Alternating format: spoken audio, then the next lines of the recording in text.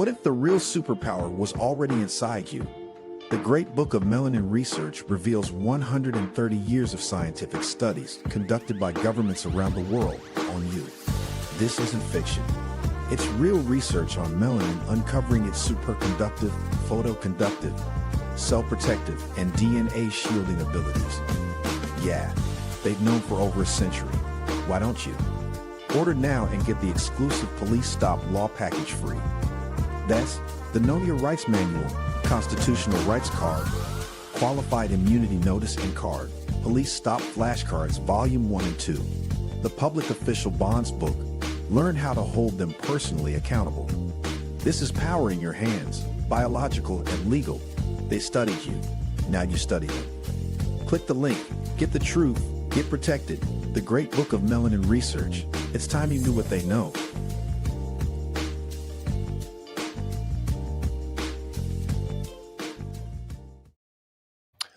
What up, people? What it do? What it do, people? On this Saturn's Day. What be cracking? What be cracking? Let me see who's in the comments. Who's in here already? What up, Mark Woods? Trayvon 76. What up, True Sat? Chaz McFly. Jason Rivers. What's cracking? Mr. Darius. I think you just ordered something. I sent your stuff off, brother. You should be getting it pretty soon. Demarius Williams or Willis. Is that Willis? Sorry, brother. Mac Films. What's cracking? True Knowledge. What up? Excuse me. What is it? Atun and Twain. Soul Sus. Spread Wealth. What's cracking? What up, Brandon Terry? Adwo L. What is that? Wizard T. What's cracking? Was that Thomas Mitchell? Bro, L Wise, what's cracking, brother? What's cracking, bro? L Wise. Trey triple twos. Jesus, what's cracking? Was that Parji 2000? I hope I got it again. My eyes is off, y'all. My eyes is off a little bit. What up, brother Hodges? Brian Bennett. What's cracking? The Godzilla. Got you, Mark Woods. Empire Foundation. What up, Chuck Diesel? Chuck Diesel. King Lemuel Productions. What's cracking? Oops. Karen Williams. What up, Broderick? Excuse me, Roderick Roche. What's cracking, brother? Archangel, and then I got you, Mark Darius. Mr. Darius, he says, dry snitching. My bad, bro. My bad. I didn't know. You didn't say it was a gift. My bad. You ain't supposed to know. You gotta give me a heads up, man. How am I supposed to know? What's cracking, bro? But appreciate you for showing up, for tuning in. What's cracking, people? And say everybody who ordered law packages or the Great Book of Melanin Research. Most of your stuff went out. I did run out of because a bunch of you bought orders last week. So appreciate you guys for taking advantage of the Melanated Friday and the Cyber Monday deal that I had going last week. So I did run out of some stuff. So a couple of people may not have gotten your order mailed last week, waiting on some stuff. So you will be getting it this coming week. So if you're waiting on it, if you're waiting on an order and you ordered it last week, I'm going to throw in an extra deck of flashcards for you. So that's how I get down. So if you're waiting on your order and it's been a little bit, get a free deck of flashcards. So again, appreciate you guys for doing that. Again, and the best way to support, you guys know how to support, is going to realnagas.com. That's the best way. As you did last week, a bunch of you guys supported. I appreciate you guys for doing that. I need it again this week. I need it every week. I got a goal every week of at least a minimum of 7 books. So who's going to help me get my goal this week? 7 books this week. Boom. 1 book for each day of the week. That's my goal for each week. 1 book for each day of the week. Seven books. Who can help me get there? Go to realnagas.com, order the great book of Melanin Research, the hard copy, and you will get the whole police stop law package for free. You seen how crazy it is. I know I don't have to tell you right now. You see how crazy Trump is going out in the world today. So if you don't understand that you need to get on this and understand and learn your rights so that you can protect yourself from what's coming in America. First of all, what's been going on in America, but that's going to ramp up. So you need to get this information so you can protect your family, your friends, and your community, so we can rise up out of the bull crap that we've been toiling in for so long because of the fear of what would happen to us if we got a little bit too far out of our comfort zone. We know they're going to send the popo, but what happens if you able to smack the popo with the law? What happens then? Uh-oh, no more limits. Uh-oh. So this is what we do. So again, you get the great book of Melanin Research, the hard copy, everybody, the hard copy. A lot of you ordered the digital copy, and I'm going to do that again for you. So if you order the hard copy, I will also send you the digital copy. That deal is still on. So if you order hard copy, you still also get the digital copy of the great book of Melanin Research, but you also get the police stop law package. That's the Know Your Rights manual. Bam. Know Your Rights manual. Everything you need to know about your constitutional rights and what will happen at traffic stops and Terry stops or pedestrian stops, which are on foot. So all stops are Terry stops, just so you know. But pedestrian stops, police stops on foot, traffic stops in the car. So everything you need to know how to handle police officers there. Also, you get the constitutional rights card. Lets police officers know what your rights are, what will happen if they violate your constitutional rights. And also you get the qualified immunity notices. That's the card plus this notice here. This lets police officers know if they violate your constitutional rights, they lose their shield. Qualified immunity is a shield that was given to them when they violate your rights and they don't know. They don't know that they violated your rights. However, when you alert them to the fact that they're in danger of violating your rights and you get it on camera, then they can't claim that they don't know. See, it's right up, it's right at the top. Do y'all see that right here? Let me move myself out of the way so you guys can see that right at the top. A police officer or public official loses their qualified immunity when they knowingly violate the law or are plainly incompetent. Bam, right there. So you keep these 3 in your car, this, and this. You keep it in your car. When you get pulled over, you tell police officers, you keep them in your pocket too, but you tell police officers, I don't answer questions, and you hand it over. And it's been getting a lot of people out of some tight situations where they were doing maybe something that they shouldn't have been doing, and they got off anyways. I'm not saying this is something that you should be doing. This is not a get out of jail free card, even though it may deter police officers from even giving you a ticket when you deserve a ticket. That's not what it should be used for. It should be used for when you believe the police officers are violating your rights, or just in case at the beginning, so that they don't violate your constitutional rights. This is when you want to hit them with it. All right. And so again, get the great book of Melanin Research. You get all of that in the package. Plus you get the flashcards, the police stop flashcards, volumes 1 and 2. So appreciate you guys for supporting. Again, I got a volume, excuse me, a goal of 7 books a week, minimum 7 books a week. So help me get my goal. Appreciate you guys. And there may be a special gift in it for you, but appreciate you. Anything you want to do. Also, thank you guys for the Cash Apps. I appreciate you. You leave the funny messages when you're leaving the Cash Apps. Y'all hilarious with that. I look forward to your messages on the Cash App. You guys are absolutely as funny as you are in the Cash App. Let me move it. Damn, where's the can move? There we go. You're as funny as you are in the Cash App comments as you are in these comments. So appreciate you guys for that. And also, during these live streams, because I do these live streams for so long, so I also have a goal, a live stream goal. Got to have some goals out there. Where you gonna be if you don't have no goals? So each live stream goal, I have at least a minimum goal of $300 in donations. So appreciate you if you help me get there. That's the Cash App, Real Nagas, the number 9, or you can hit the super chat. It all adds up, but at least $300. That's a minimum. That's nothing. You know, a lot of these cats out here killing it. They getting thousands of dollars. I'm only saying, yo, can we get to 300? So appreciate you for all you do. Let's get into the, also last thing, if you want to change your status, you want to change your status and learn how to have one foot in the system and one foot out of the system, please go to patreon.com. It's right here at the bottom. Go to patreon.com/Real Nagas, sign up to the status class level, and you will get the paperwork for free at the highest level. If you sign up to the highest level, you get the paperwork for free when you're able to explain it. All right. You set up a meeting with me. You're able to explain the paperwork. I will give it to you for free.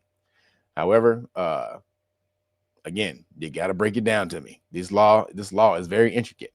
And so you want to have both types of law. You want to be able to deal with police officers when they pull you over, but you also want to be able to deal with the government when they come after you for taxes or anything like that. And as you guys know, recently I talked about how California came after me and we had to battle. So if you want to be able to do that, make sure you get over to patreon.com/Real Nagas, sign up to the Patreon or the status class level. And basically what I'm teaching you is how to have one foot in the system and one foot out of the system. All right. Everything is contracting. You are dealing with a corporation. And once you're able to identify them as a corporation, they lose their sovereign status.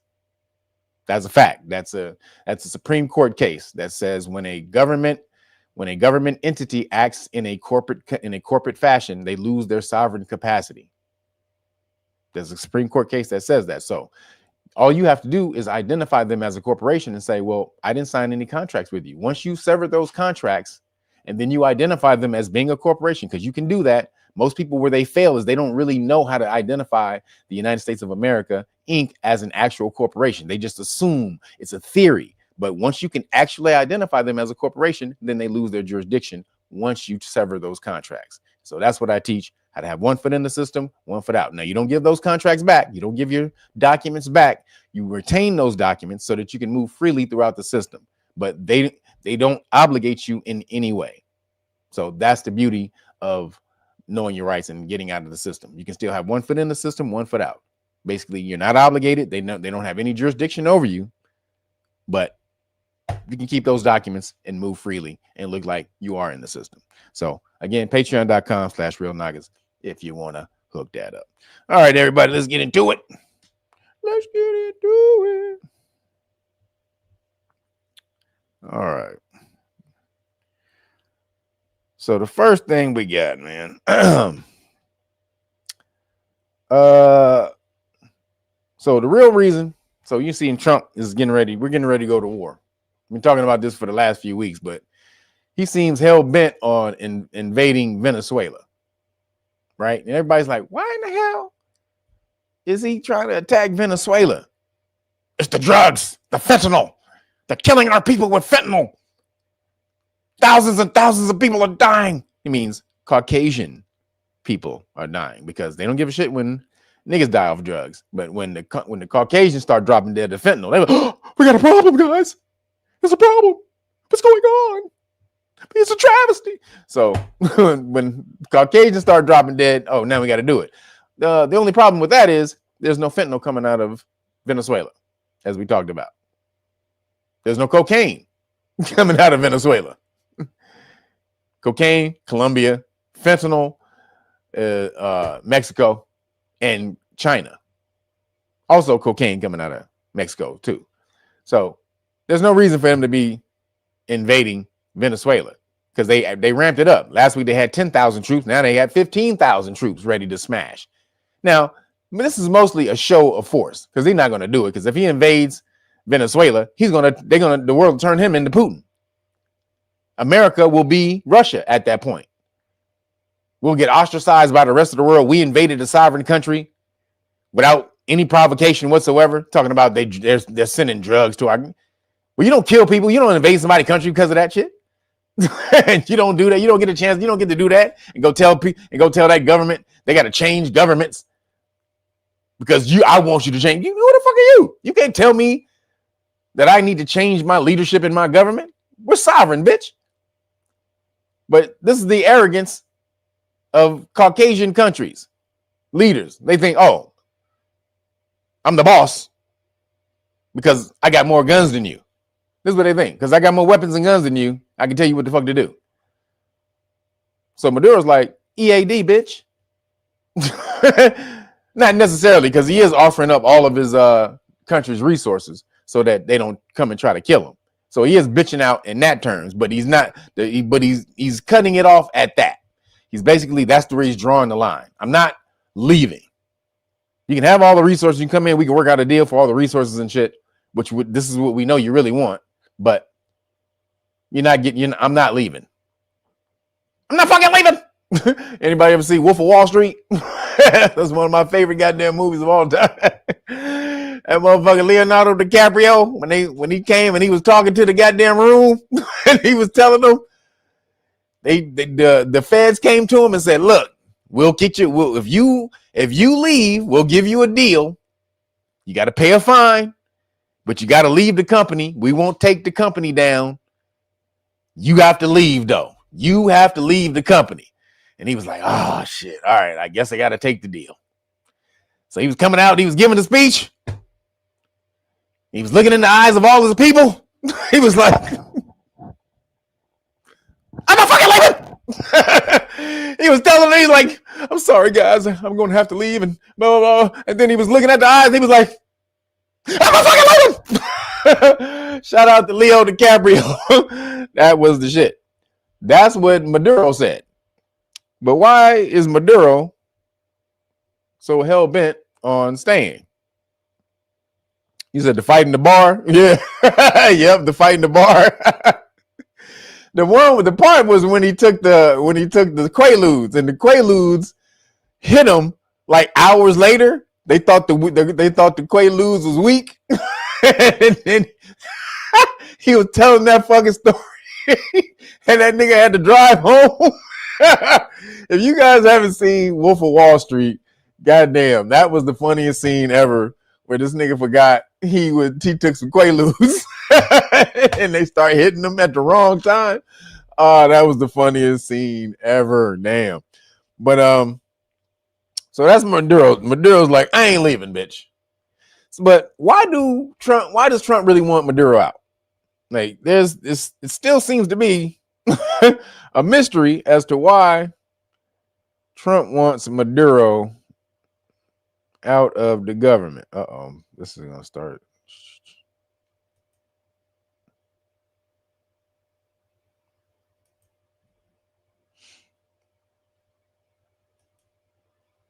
Hold on, let me see. I gotta.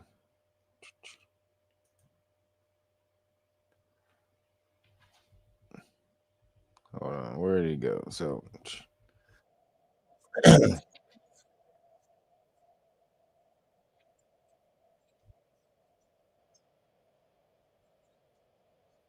Stop talking, goddamn.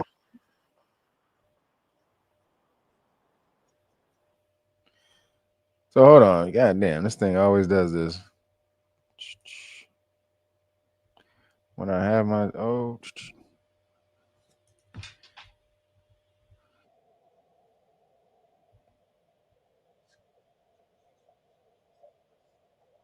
on, guys. God damn. So what I'm doing right now, this is live. This is the StreamYards, and it's always tapping into the goddamn. So I'm just gonna do this. Let me just try this then. Hold on. Because I'll just go to watch later here. All right. So check this out.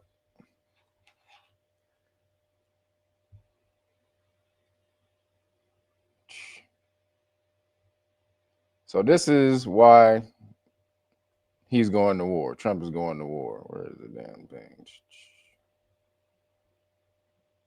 Where'd it go? Oh, come on, man.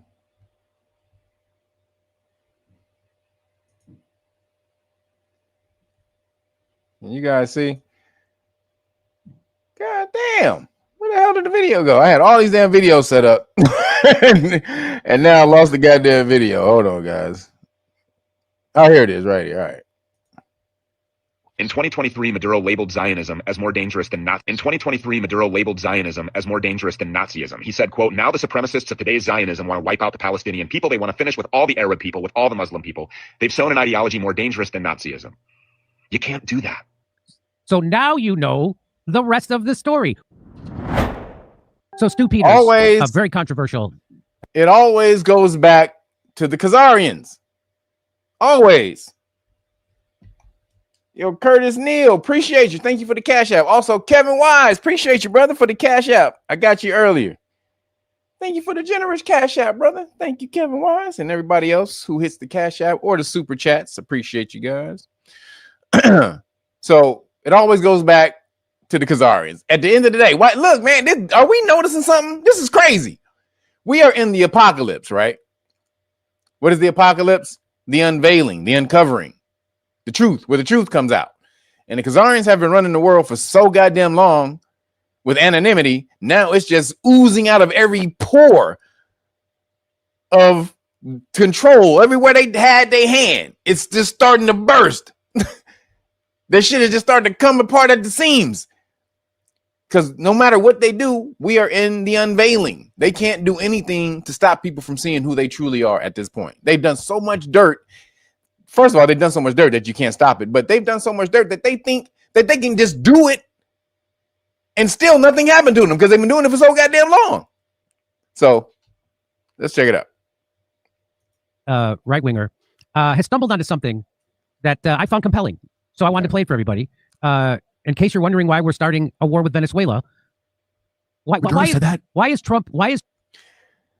Yo, 86, appreciate you. Thank you for the Cash App, brother. We on our way to the 300. Let's get that, baby. 300. Appreciate you guys for anything you do, though.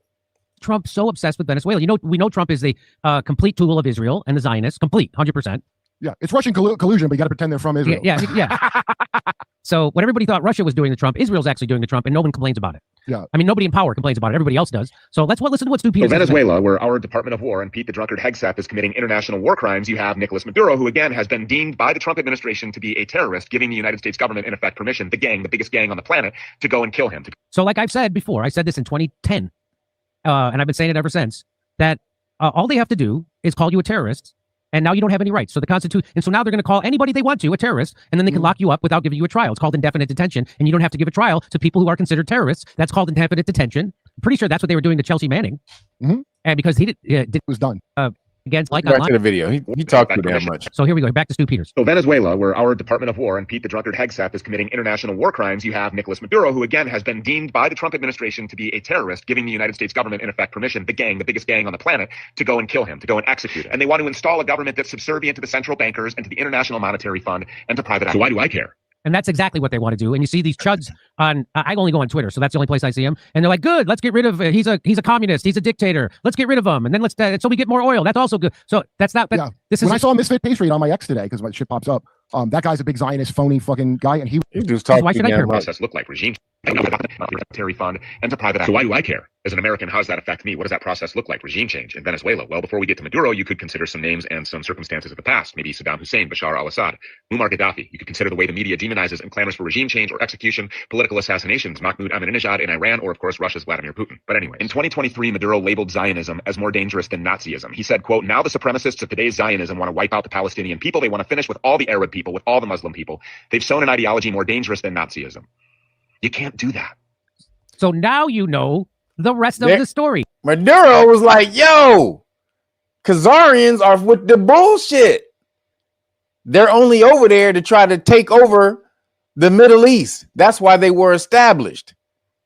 And he like, you can't say that. And remember, he also offered $50 million for the full release of the Epstein files. But he's over there crapping on the Khazarians every day. So Trump is like, so they told Trump, go get that bitch ass motherfucker. Now, there's more reasons why it's feasible for them to do that other than just the Khazarians. Rubio wants him out because he wants to take over. He wants to get rid of all the Hispanic or the Latin countries over there because of Cuba. They also, they don't want Venezuela working with China or Russia. So a lot of reasons why they don't want them to do what they don't want them over there, or they want to get Maduro out of power because they want to install somebody that's going to give up all that oil and allow them to come in and set up corporations in Venezuela. That's really what this shit is about. They want to come over there and take basically Venezuela, setting up a bunch of corporations, basically sell off the whole goddamn damn company or the country to a bunch of corporations. Khazarians, really. And so they're like, nope. Maduro's like, hell no. Which is why Trump, who's completely beholden to the Zionists, to Israel, completely to Sheldon Adelson, Miriam Adelson, his Zionist donors, completely controlled by them because he's in the Epstein files also on top of it. And he sucked Clinton's dick. Don't forget that, Jimmy. Okay. Okay. I'm all in on so that. So as far as this, you say Trump's trying to stop those files from coming out.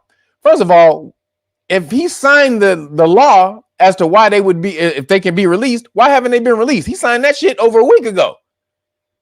But still no files have come out. Why? Because they're busy redacting the files.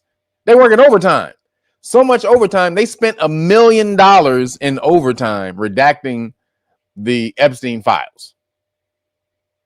Not in pay, in overtime. They spent $1 million in overtime redacting the files. So you know we're not gonna see shit in those files. But we already know you was ball gargling Bubba or whoever the hell that was. We already know you was deep throating you was goat throating throat goating Bubba. Trump, we already know, bruh. Your secret's out. I'm like, why is Trump so obsessed with Venezuela? Yeah, I know they've got more oil than Saudi Arabia. They got the most oil in the world, so that makes sense. But we didn't go get him there. So can't do that. The Israeli government is doing the same thing to the Palestinians that Hitler did to the Jews, where he said, quote, as president. We didn't go get him then, And but now it's like extra, isn't it? Yeah. You can't say these things. 2024, he said, quote, as President Lula da Silva said, the Israeli government is doing the same thing to the Palestinians that Hitler did to the Jews, eliminating them. He said that the Gaza crimes, quote, have surpassed the Holocaust. Yeah, the Holocaust inversion thing, you can't do that. In June of 2025, Maduro went on a tirade at a government workshop calling Benjamin Netanyahu, quote, the Hitler of the 21st century. He called him a fake Jew and a crook from Poland. He said that Israel was created, quote, to conquer the Middle East and colonize those peoples. You can't say that. During the post-election protests, he blamed all of the unrest on, quote unquote, international Zionism. He said that the Jews controlled satellites and the media and that they pumped opposition financing to, quote, sow discord. These are things you just can't say. So who's calling Maduro a terrorist? It's the media whose narrative is compiled by Maduro over there smashing on the Khazarians. He talking crazy about the Khazarians. Say like, bitch, who the fuck are you talking to, bitch? Hell to the motherfucking no, bitch. Go, Trump. Go get that bitch ass nigga. Show him who the fuck we are. So Trump now gotta act like he going to war with Venezuela, which he can't do. That would destroy America. If he went to war with Venezuela, that would destroy America because Venezuela not gonna give up. They have like 1 million freedom fighters over there. All their people, the people who they have fighting for them are like the people. So they would have to go and fight like the ground war, domestic war inside the villages and shit. With the millions of fighters. They have like 1 million of these motherfuckers over there. You're not winning that. So if Trump does this, he's that motherfucker's cooked. Trump is cooked if he tries to start a war with Venezuela. So this is all this posturing, and what they're hoping is that they scare Maduro enough to where he runs and they find out and they can kill him, like on the run, like they did Gaddafi and all that. So this is what they do. They try to make you move enough to where they get intel on you, and then they can hit you with a drone strike, or an assassin can get to you. One of the Jason Bournes can get to you. So they don't really want to kill him. They just want to scare the shit. They want to scare him so goddamn much till he make a move. He makes a wrong move. And when you make a wrong move, we got you without having to go in. And that's really what they're trying to do. These people. It's owned by these people. It's funded and controlled by these people. The Trump administration is calling him a terrorist who is owned and operated and controlled and funded by these people. They would love for regime change in Venezuela, just like they would love for regime change in Russia, so they could break that country up into a bunch of little tiny arbitrary nation states like Ukraine. Pump in all kinds of private equity firms, erect central banks, and install Jewish oligarchs as the president. And they do this in all of these places, wherever and whenever they so choose, with force at the end of a U.S. taxpayer-funded gun barrel. So, yeah, if you were wondering what's going on with Venezuela, that's what's going on with Venezuela. I didn't know that. Did you know that, Kurt, about Maduro's quotes? And of course, we've already reported on that's exactly what BlackRock. I knew he was bad. I didn't know he was that bad. That's exactly what Vanguard, BlackRock, and the neocons who ran the Biden White House State Department thought was going to happen with the Ukraine. They underestimated Russia. They thought that they could weaken Russia. They could get the people to go against Vladimir Putin, and they could break up. They call it balkanize. They could break up Russia into parts and sell it off to the BlackRocks and the Vanguard, just like they're doing to Ukraine. They already sold almost all the farmland in Ukraine. And see, they want to go in, break it up, and sell it off to goddamn corporations. That's what that's what the war is about, y'all. The Khazarians and the corporations, but really the Khazarians. We knew it had to be something else. Like, nigga, you tripping a little too much on Maduro talking about some goddamn drugs. What the hell are you talking about, Trump? So you said the J6 Piper Brian Cole told the FBI that he was tricked into believing the 2020 election was stolen, just like the J6 rioters. He also told them he stopped Donald Trump. Oh, he supported Donald Trump. He isn't a Democrat. Are you talking about the brother who they just found that supposedly did the pipe bombing or whatever? And they said it was a white dude. Even when they had this nigga picture on, they had his picture on the TV on the screen. Jake Tapper said it was a white man, but it was black nigga right on the screen. He said it's a white man. So, but Maduro, we can see. So Trump is trying to take us into a war. He's Mr. I don't go to war has gotten us into how many wars for Khazaria since he's been back in? Yemen, nigga bombed Iran, nigga still bombing. He's giving the money, he's giving the weapons to bomb Gaza. Motherfuckers bombing Somalia. Did y'all know Trump was bombing Somalia right now? Y'all didn't know that shit, huh? Bombing Somalia. Now this motherfucker about to go try to bomb Venezuela. Mr. No wars. I've stopped 8 wars this year. I've stopped 8 wars since I've been in office. 8 wars. And then they gave him that fake ass goddamn peace prize. Who gave him a fake ass peace prize over in Europe? Since to appease that bitch ass nigga. Because they know if they massage his balls, he'll do anything they want. You say EAD Trump.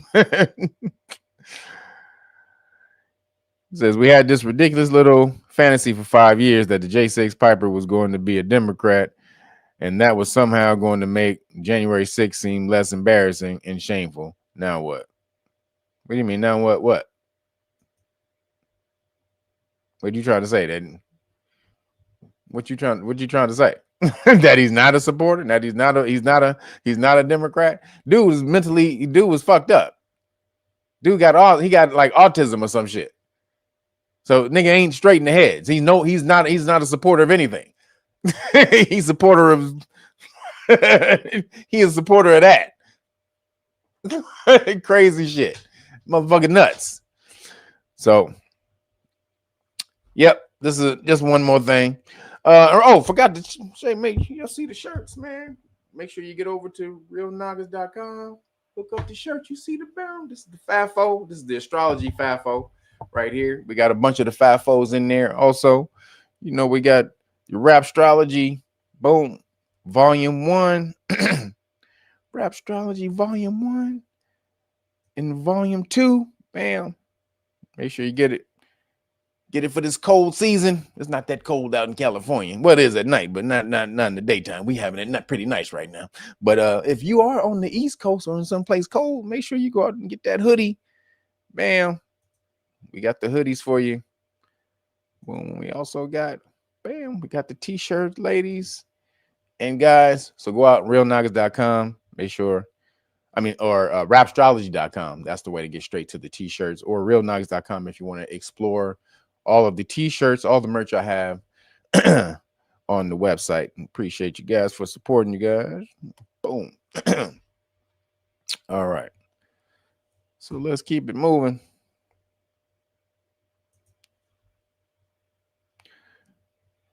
Oops. So the next thing we got, staying into politics. And speaking of the Khazarians, and somebody was just talking about, really quick, somebody said something about what happened to the tunnels So there is actually a video. Let me see if I can. Hold on a second. I have to go through these real quick. Is this it? The synagogue? No, that ain't it. Damn. Where is it? So there's a video that. So I don't know if you watch these guys' channel. Let me see if I can show you these guys' channel actually real quick.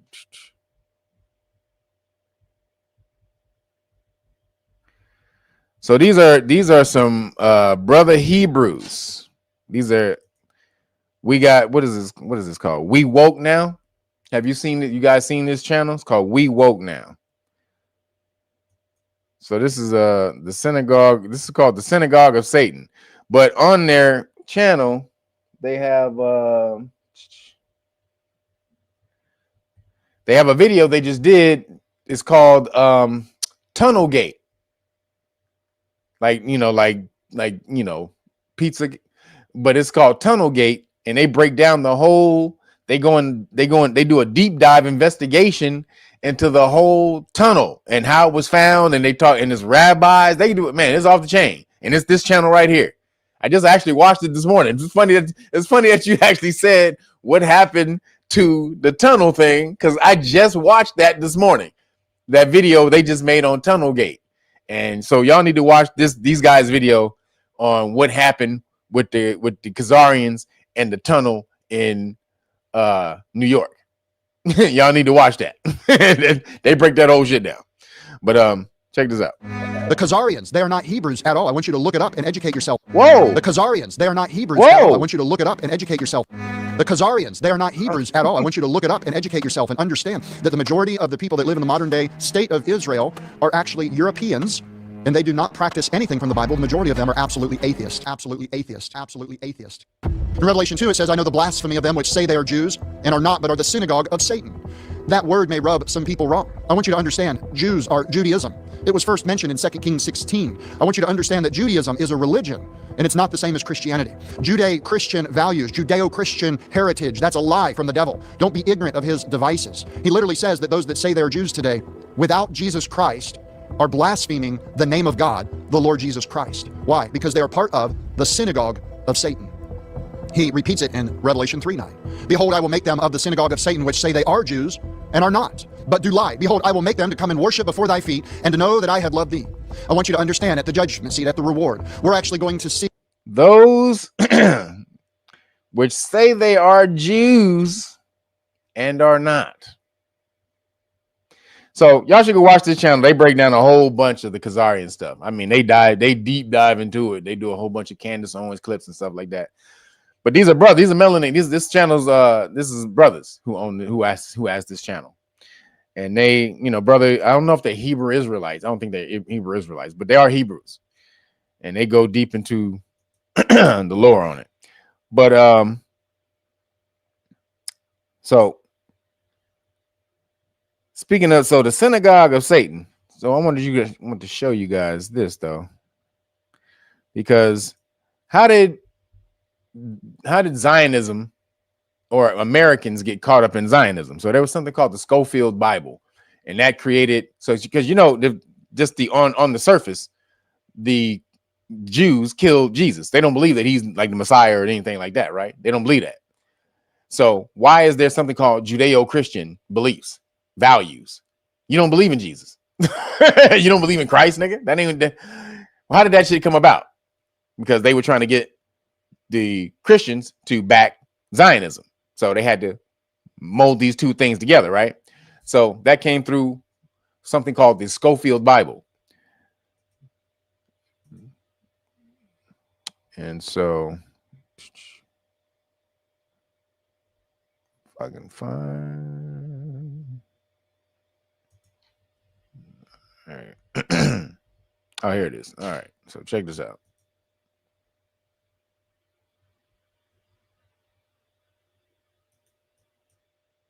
you're saying is the Schofield Bible, its theology is deceptive. A very wealthy, very charismatic preacher named John Darby came with this doctrine that's now referred to as the secret rapture or the pre-tribulation rapture. And guess who he was connected to, by the way? The Rothschilds. Interesting. Have you ever heard of a Schofield Bible? Yes, I have. Okay, so C.I. Schofield was basically a student of John Darby, and he adopted that part of the doctrine, and he incorporated that into the Bible. It was the first Bible ever made that had study notes with it. It became so popular, every Christian was reading it, every minister was reading it, including me, including my own father. For a long time, that's what we believed too. But when you start actually going back and reading line by line by line what it said that will be leading up to Jesus coming back, which is when the rapture happens, it's the inverse of what John Darby put down. My sense was the Schofield stuff, which has had massive implications for our foreign policy, for example, and in our domestic politics, was probably a lie.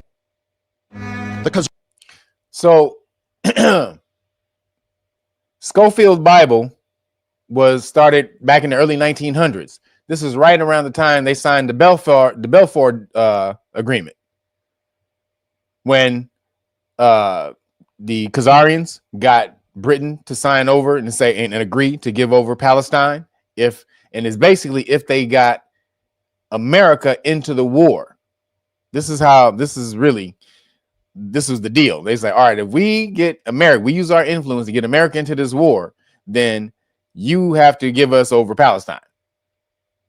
That was really the deal. Now, there's a dude named Benjamin H. Friedman. He's a Khazarian, but he was an anti-Zionist, and he was around the 50s. He was giving his speeches around the 50s and 60s. So before all this happened, he was talking about how they were Khazarians, they weren't real Jews, and all. He's breaking it off. So if you haven't heard Benjamin H. Friedman, Benjamin Harris Friedman, I think it's Harris or Harrison Friedman, and you need to do your background on him because he was breaking it off. He was going around the world giving speeches on the Khazarians because he was there at the beginning when all this stuff happened, when all this shit happened. He was a kid when 1917, when it all happened, when they agreed to do all this.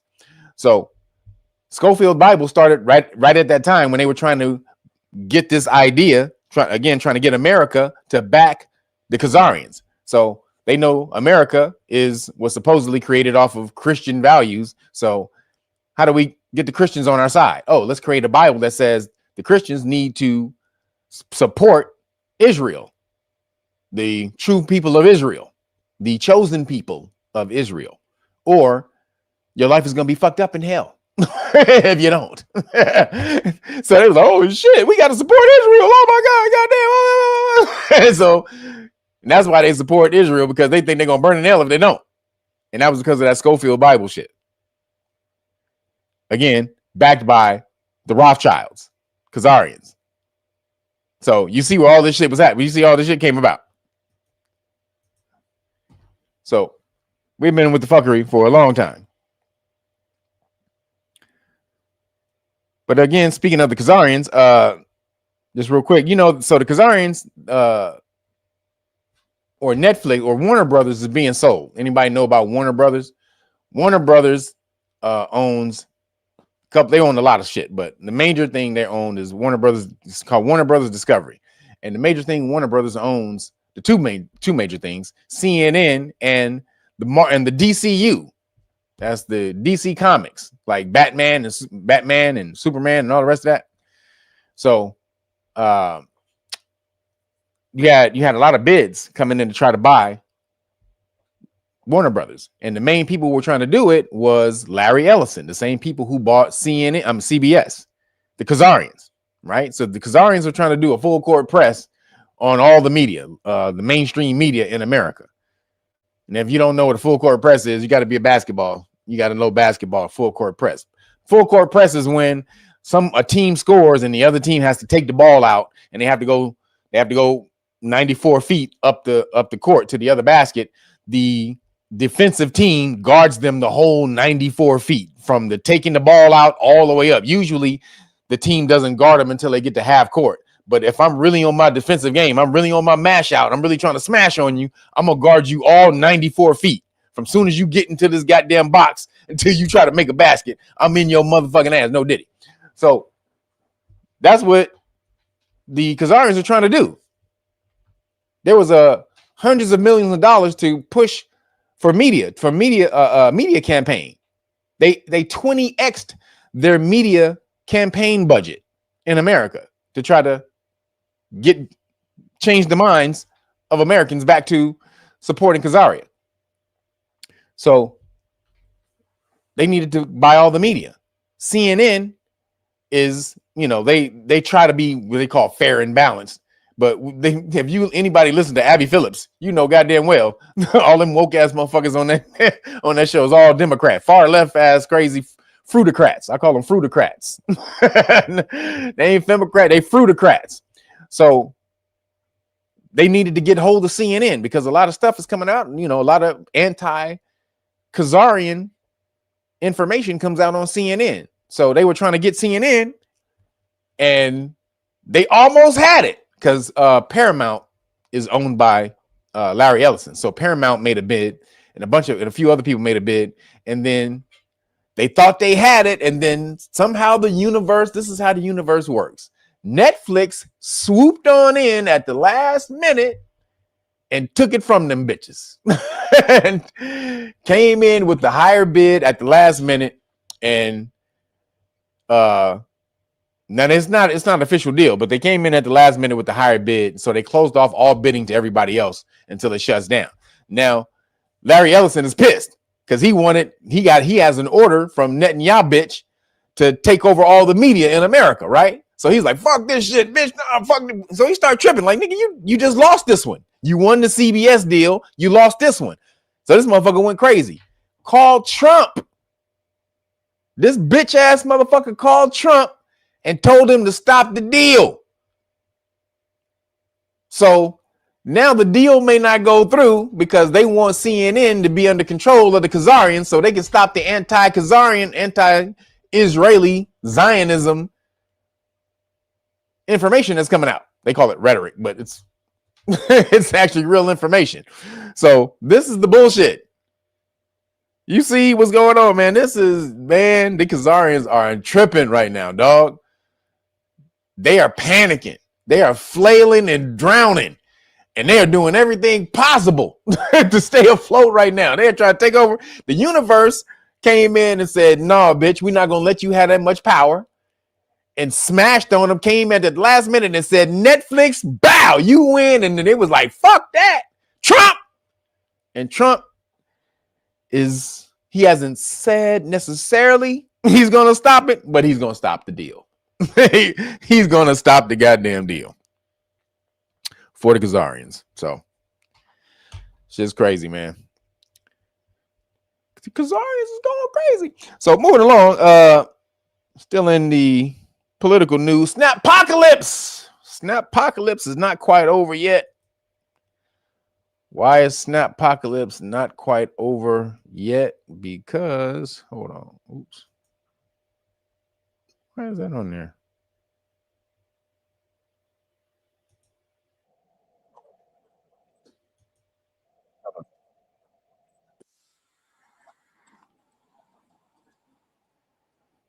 Sorry. All right.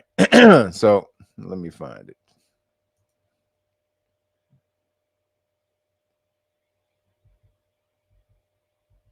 Because Snappocalypse is people thought Snappocalypse was all done. Not quite. Let's see. Hold on, where is it? All right, here we go.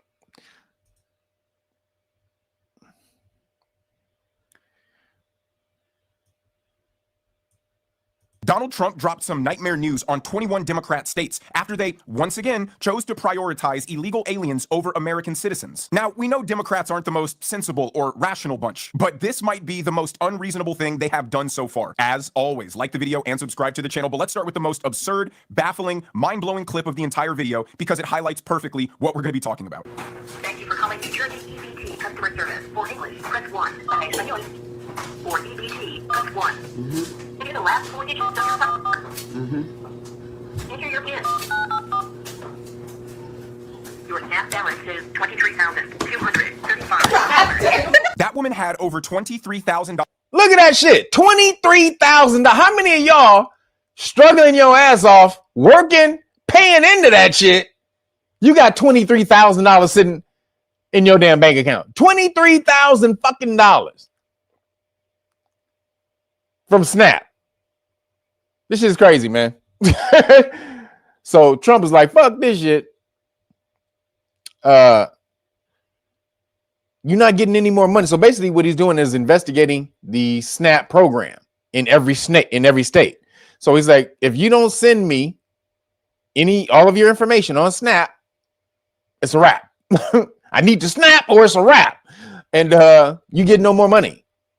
So of course, basically all the 29 Republican states, they sent in all of their information, which is how they found out all the fraud that's been going on in SNAP. It's crazy.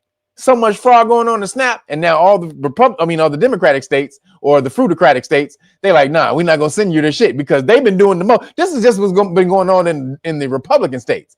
Now, if this has been going on in the Republican states, how much fraud do you think has been going on in the Democratic states? That was Jersey. The ladies that we just saw right there, that was New Jersey. So let's see. Let's keep it. In her food stamps balance, $23,000, and she lives in New Jersey, which is one of the states Donald Trump just dropped the hammer on. This is the result of rampant, almost inconceivably frequent welfare fraud, and the federal government is trying to put an end to it. That was one of many videos circulating online of people bragging about the inordinate amount of welfare that they receive, taunting and mocking hardworking, self-sufficient Americans that they're living a more comfortable life than them while not doing anything at all. Americans are tired of watching the social contract erode in real time, watching unproductive, lazy, able-bodied people shamelessly and inconsiderately advertise online that they're taking advantage of a system meant to help people in need. And the rest of us who actually contribute and take care of ourselves are just a bunch of suckers. And so the federal government is cracking down on this fraud, not just from illegal aliens, but from legal aliens and Americans. Hold on, he said, how can I get her number on Instagram? You trying to be a sugar? You trying to be a sugar daddy? Actually, you're gonna be a sugar baby with her. She gonna be your sugar mama. You gonna be the sugar baby. He said, how can I get a number on Instagram? Citizens. And so they've asked the states to turn over records so the federal government can identify fraud and remove it. And 29 red states complied, and every single blue Democrat state refused. Listen to the amount of waste and fraud they caught from the 29 red states that did comply. When we found 186,000 dead people's social security numbers being used, 500,000 people receiving benefits more than twice. We had a couple of people receiving benefits in 6 states. In February of this year, we asked for all the states for the first time to turn over their data to the federal government, to let the USDA partner with them to root out this fraud, to make sure that those who really need food stamps are getting them, but also to ensure that the American taxpayer is protected. 21 states said yes, not surprised. 29 states said yes, not surprisingly, the red states, and that's where all of that data, that fraud comes from. But 21 states, including California, New York, and Minnesota, the blue states, continue to say no. So as of next week, we have begun and will begin to stop moving federal funds into those states until they comply, and they tell us and allow us to partner with them to root out this fraud and to protect the American taxpayer. As Joe Biden was working to buy an election a year ago, he increased food stamp program funding by 40%.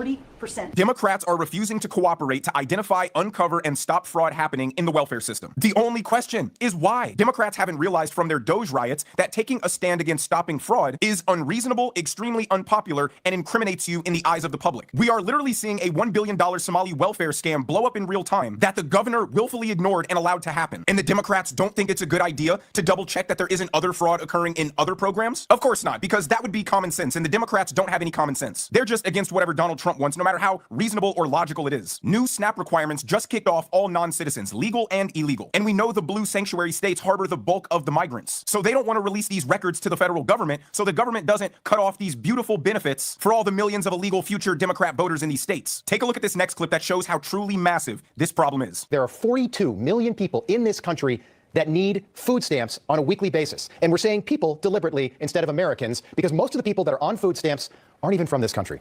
45% of Afghanistan immigrants are on food stamps, 42% of Somali immigrants, 34% of every immigrant from Iraq, 23% of Haitians, 59% of all illegal aliens are collecting food stamps, meaning that most of the people getting food stamps from the U.S. government and the U.S. taxpayer are not even Americans. Wow. Now that goes even farther. Check this out. Check this shit out. That goes even farther than that. Check this out. Pimple Stillskins. Where'd it go? Where is it?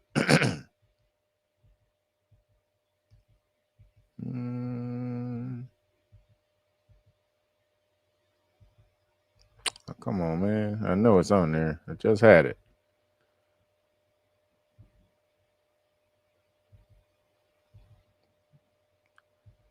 Where's the Patrick Bet David joint? Hold on. Oops.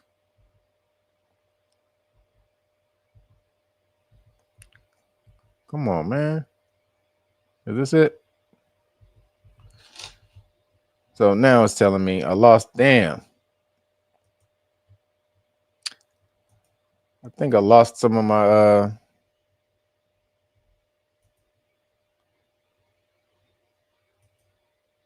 all right, so hold on. Basically what I have to do is this.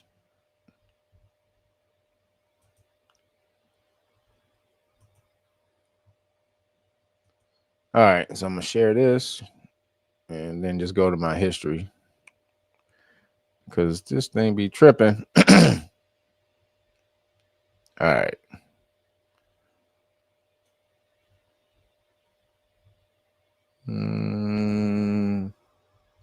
Damn it, where is the goddamn video?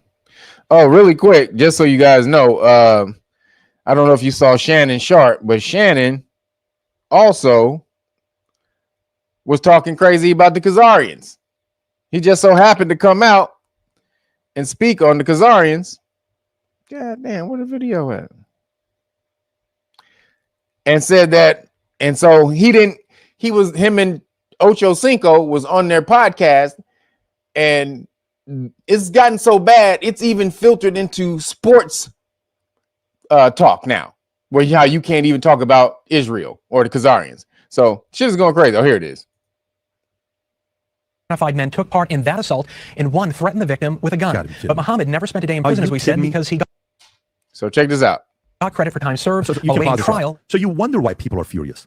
They want to keep us phenomenal souls. Red is legal immigrants, blue family receiving welfare. So purple is illegal headed households. Red is legal immigrants.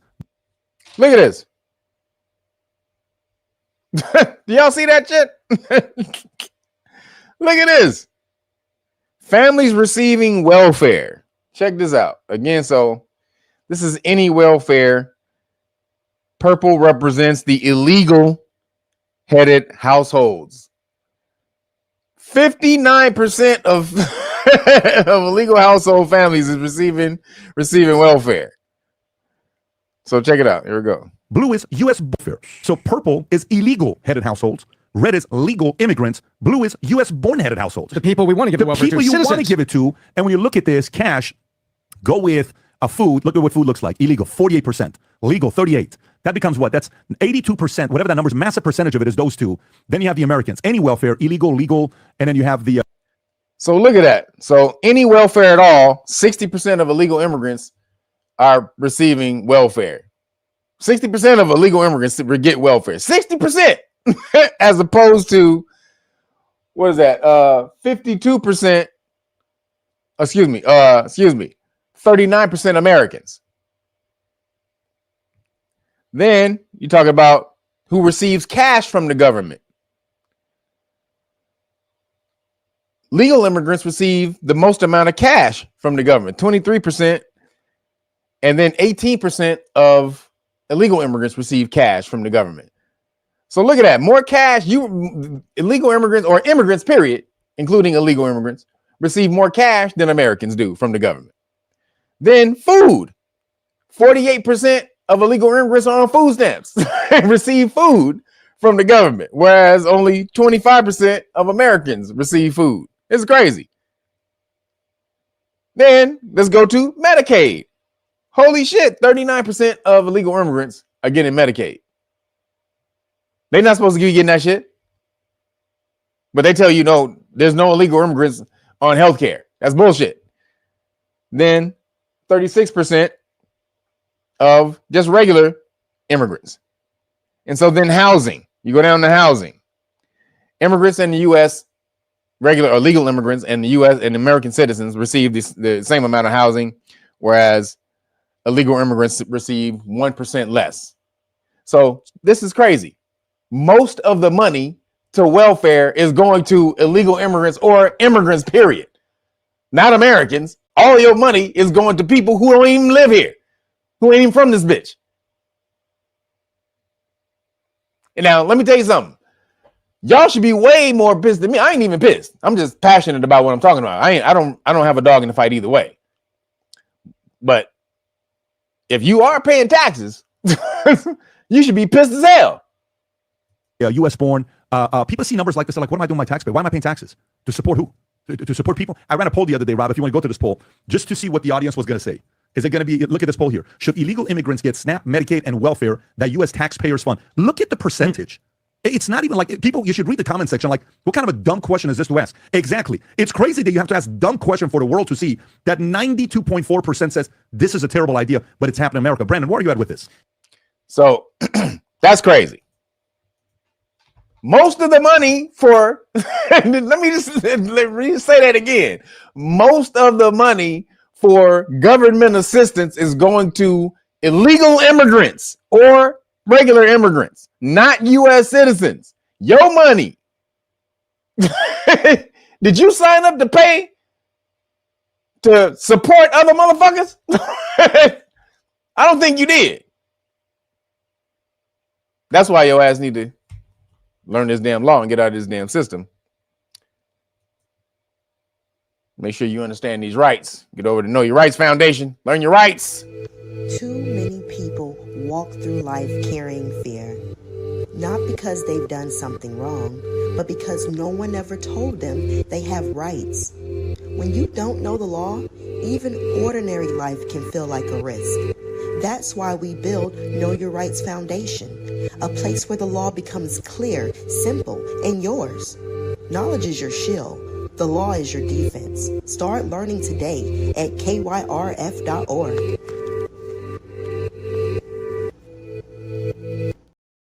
Today, not tomorrow, not 2 weeks from now, today. You understand? Call it right now. KYRF.org/volunteers. Sign up.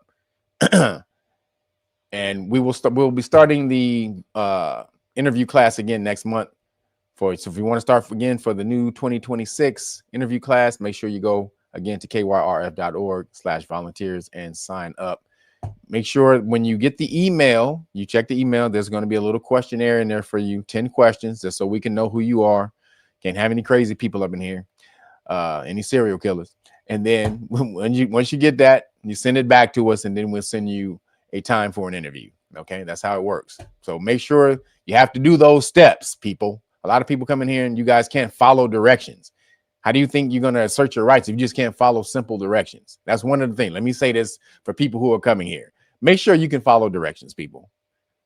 I mean, if you're trying to come to learn the law, we can teach you the law, but you can't learn the law if you're not serious. And you have to be serious. You have to be disciplined. You're coming here to do something that you haven't done before. That means you have to be something that you haven't done before, which is discipline. If you haven't been disciplined in your life enough to learn something like this, then you have to be that now when you come over here. So again, people, we want motivated people. We want strong-willed people. People have great character and are passionate and motivated to get back out there and teach this stuff. We will teach you the law for free. And I don't think y'all understand how valuable that is, because I'm doing it. Most melanated people don't value shit that's free. It's sad, but it's a fact. Even conscious people. Now, let me say this. Having said that, most people, period, don't value things when they get it for free. However, you do have other people who understand, oh, that's a jewel right there. Let me pick that up before somebody else does. And so that's what we're doing. We're dropping a bag of jewels on the ground for y'all to pick up for free, to be able to protect yourself and your family and protect yourself from what's getting ready to come down from Trump. That's really what you want to, whatever's getting ready to come down from this damn system, this governmental mashup that we're getting ready to have. You want to be able to know the law and protect yourself from it, or be able to recreate the government if it does fall. This government, it ain't guaranteed that it'll stay up, but for something new to come up out of it is going to be people who know how to organize. People have order, law and order. So get over here, learn your rights, learn the law, so that we can take advantage of this damn system like we have not been for this whole goddamn time. So everybody else taking advantage of the system but us. We've been here the longest. All the damn laws were created off your turmoil, your strife, your suffering, but everybody else gets to use those laws but you? Come on, man, this is dumb shit. If y'all don't feel dumb as fuck right now, man, for wasting time and letting somebody else use all of the goddamn momentum that you created in this damn system. What the hell's wrong with y'all? See, this is what I say. They placate you with the conscious shit. This is melanated people on the conscious side of the game. They feel good not about not working in the system or the system not working for you because you conscious, you God. Everything gonna be all right. Once you leave this place, once you ascend, you're gonna be God again. But what about now? Be God now. That's where we get our concept of that shit from, is our ancestors doing things that people thought couldn't be done. Do that shit today. Get out of the conscious bullshit, because it is a conscious bullshit if you just pontificate on it. It's mental masturbation until you do something with the information. So get off your ass and do something is what I'm saying. So moving along. The Somalis. Got to talk about the Somalis. Or no, hold on. I'm still not. Oh, no, I still hold on. My bad. See, I forgot about this. When Trump does something bad, he does some good shit. So I forgot about that. I got to tell you the good stuff. I said I got to tell you the good with the bad. So Trump is also doing some good stuff. So I got to show you the good stuff that Trump is doing. Like I said, excuse me. He does good stuff and he does bad stuff. But you gotta say when he does the good stuff. Hold on, let me find it.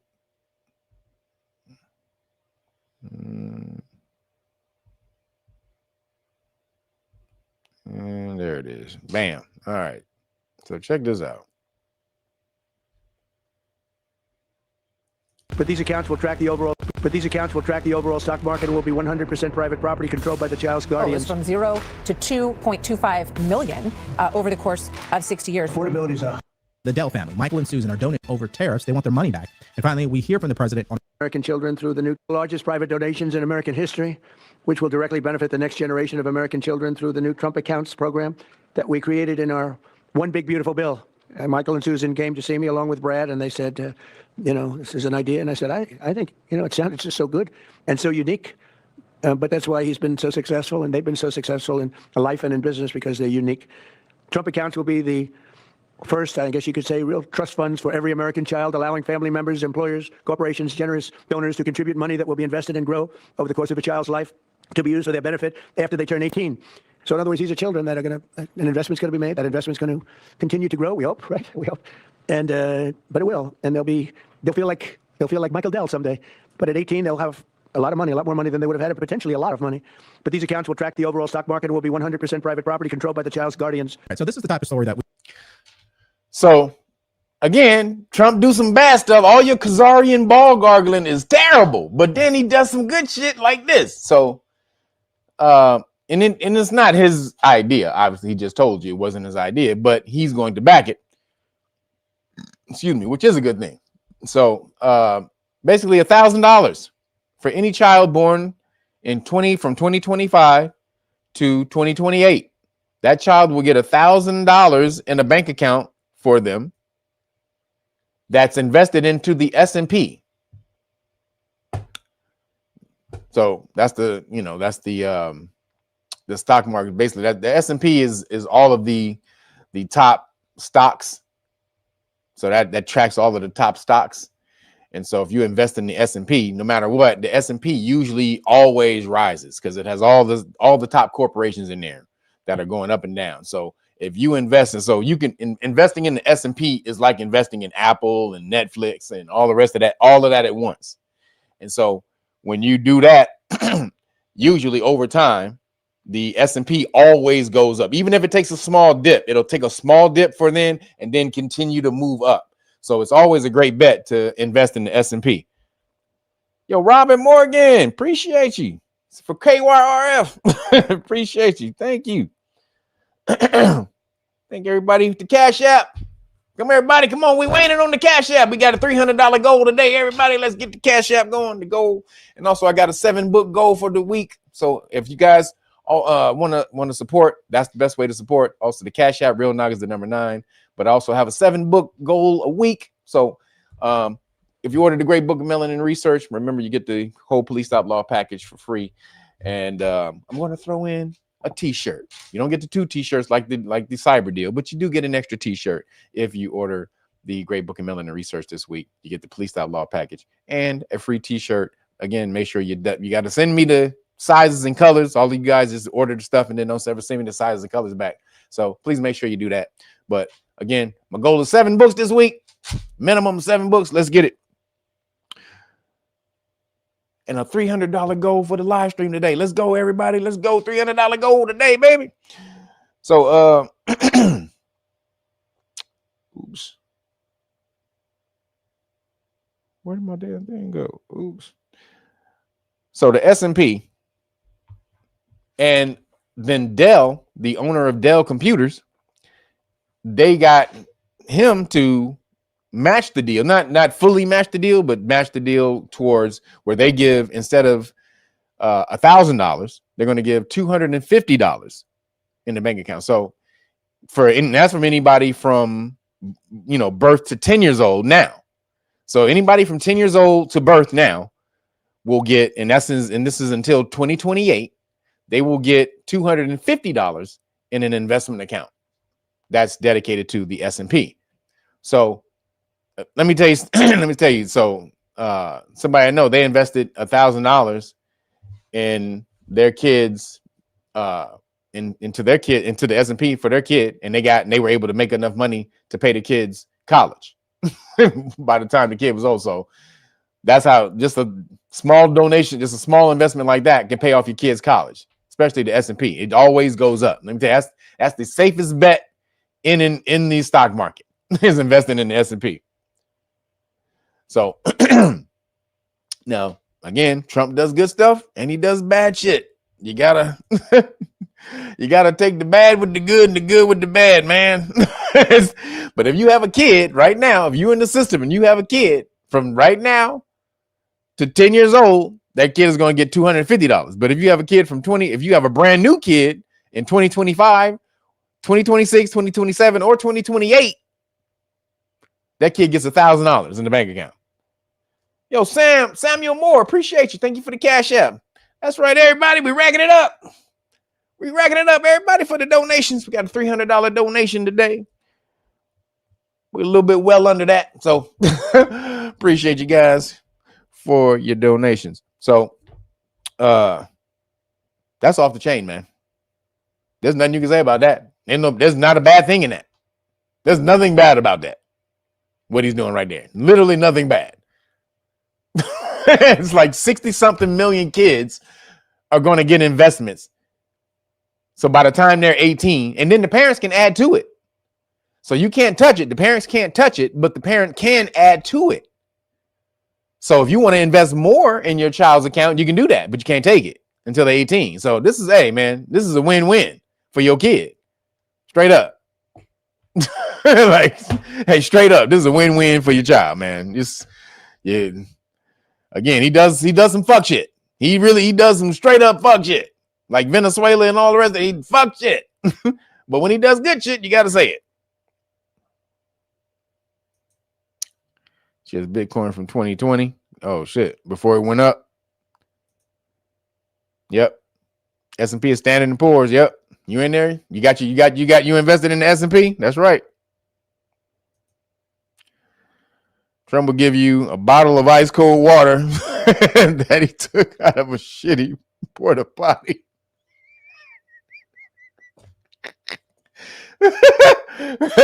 Yes, he will. And he's straight and tell you it's goddamn Alpine crystal glacier water. Like, nigga, this is alkaline crystal glacier.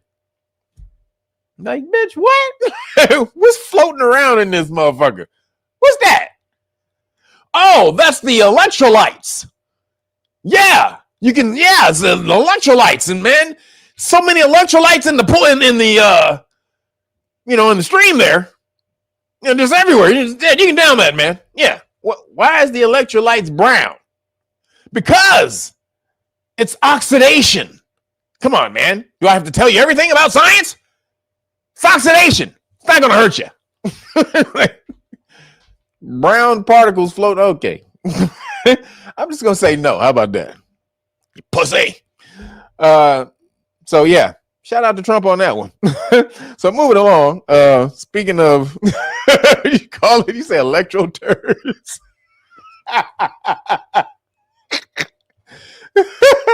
he said electro turds. Oh, that's funny. He said physical gold and silver, not the EFT or the futures. Yes, buy physical gold. You have it in your hand. Yes, man. Have it in your hand, man. Silver is going from $30 at the beginning of the year to $58 yesterday. Whoa! Thank you to me. Very good for me. Just saying. You should invest in all of that though. Elvavette Gibson, thank you for the Cash App. Appreciate you. Says towards the 300. Let's get it, baby. 300 today, everybody. That's the goal. That's the donation goal for the day. So appreciate you guys. So moving along, the truth comes out about the Somalians. We talked about $1 billion. They scammed $1 billion, a bill ticket. Was a little bit more than a bill. May have been a little bit more than $1 billion. Oops. Yeah, it might have been a little bit more than $1 billion. Just make sure I didn't leave anybody out on the Cash App. Did I get you, Curtis Neal? I think I got you, brother. Appreciate you. So thank you, everybody. So hold on. So let me share this because this is crazy. The Somalians.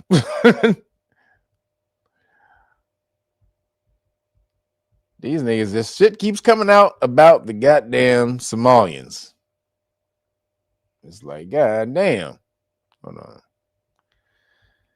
Let me tell you right now. Let me say something about the Somalians. The Somalians are pretty smart, man. They're pretty goddamn smart, actually, because we didn't do this. We didn't have an idea of doing this. Hold on. Where's my damn?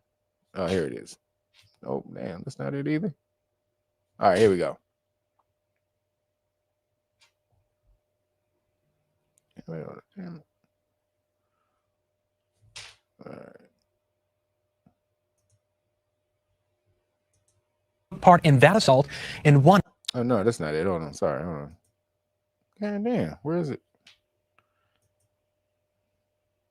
Hold on 1 second.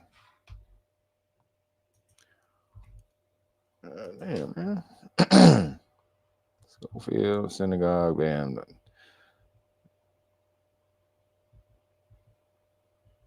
Where is the 8 billion? Oh, come on, man. So it looked like I can't find the damn. Oh, Darius Foster, appreciate you. Thank you for the Cash App. Thank you, everybody. We on our way to the $300 goal. Hold on a second, though. I'm trying to.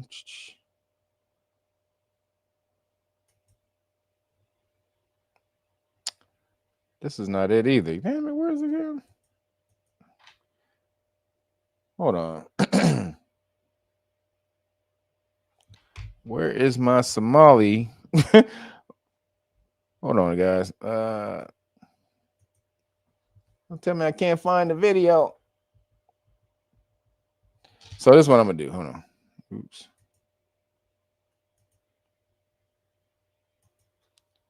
Because I have it in here somewhere. In my watch later. Come on, man. Damn, man. Seriously.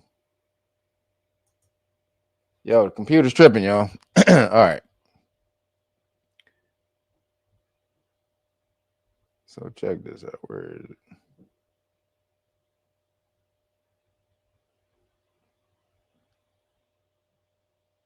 So these where's my?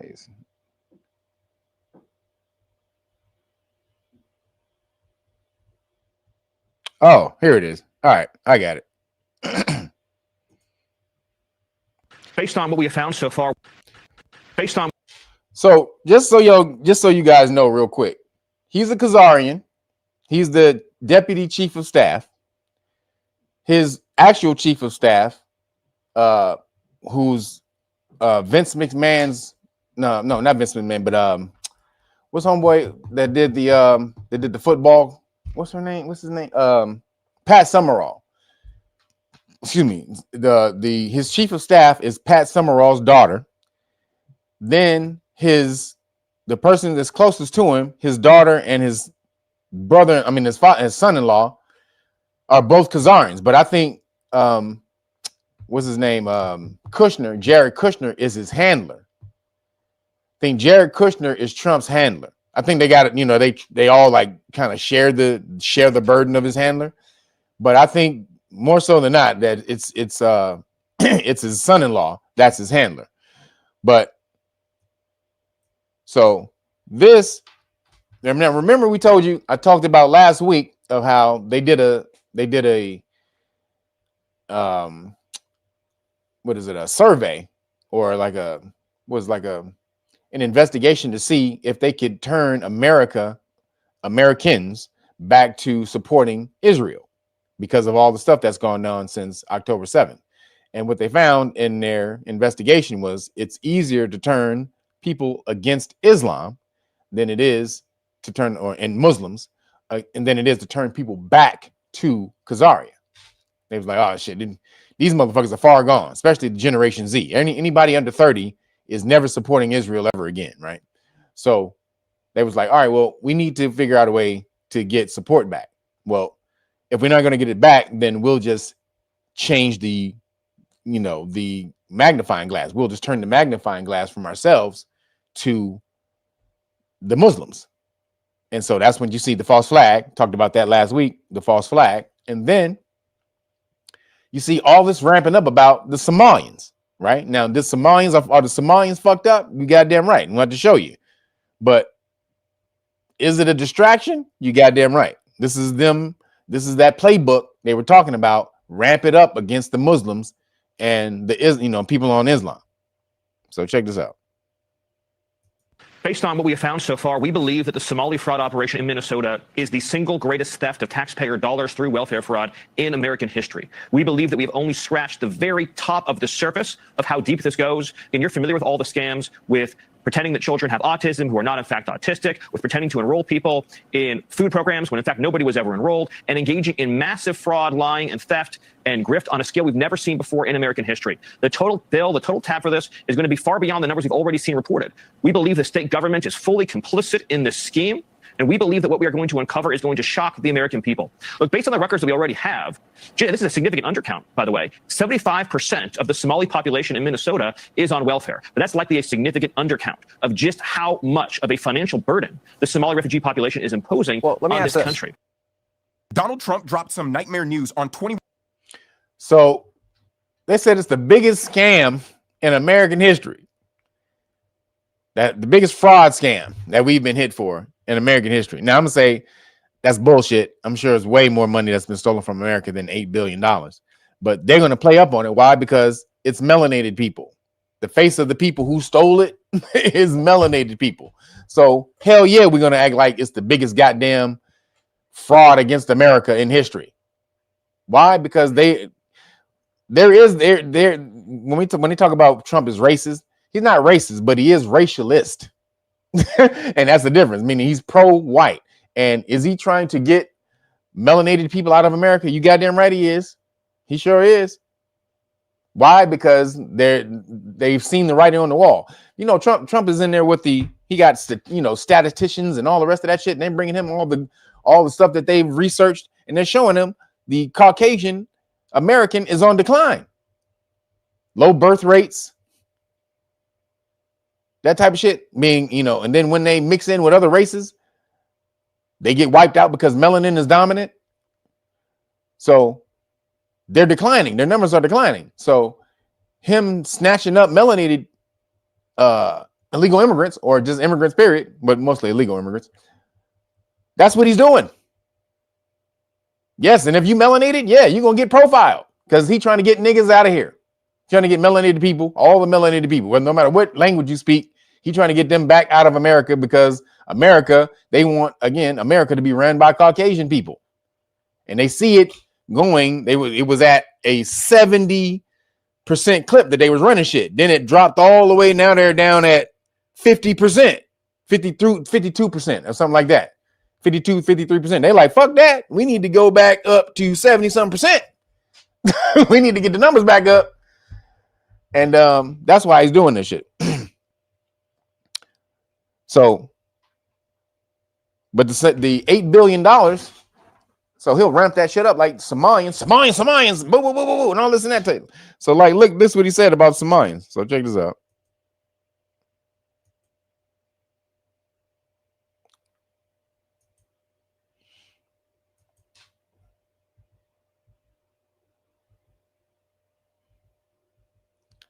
That nigga be tripping. Hold on. Where are you kidding me?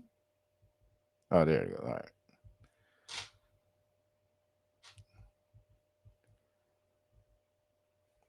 So check this out.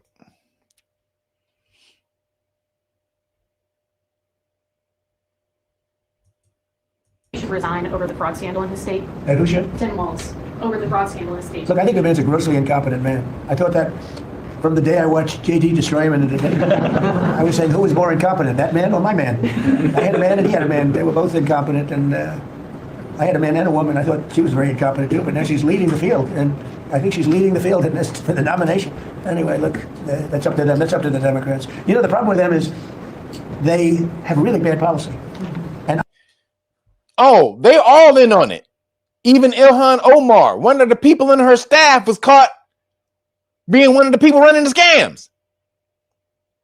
One of the people on Omar's staff was one of the people running the scams. And the place where she held her victory speech, where she won election in 2018, the dude who owned the goddamn restaurant, that nigga was part of the scam. So Ilhan Omar knew this shit was going on. This motherfucker, she about to get flambazled. She all in this shit. How the hell you go from $45,000 in debt to being worth $30 million on a $200,000 a year salary? You full of shit. $30 million on a $200,000 salary, bitch? You full of shit. All these Somalians was in on this shit. Now, then the Somalians coming back talking about, we stood up for you black people when it was Black Lives Matter, when George Floyd got, no, you're not standing up for us. Nah, then all the damn viral videos start coming out about how they was talking about they're not black. We're Somali, not black. Oh, wait a minute. Yeah. What about that shit? You're not black, remember? You ain't black. So, Ilhan Omar knew exactly what was going on. They gonna get her ass. I'm not going to say what it is because I don't want him to change it necessarily. Because I want to run against it. Whether it's not going to be me, it's going to be somebody that's going to probably sitting at this table. It could be a couple of people sitting at this table. Could be a couple of people running together sitting at this table. You know, but I want them to win because we've done a great job for this country, and I want that to be carried forward.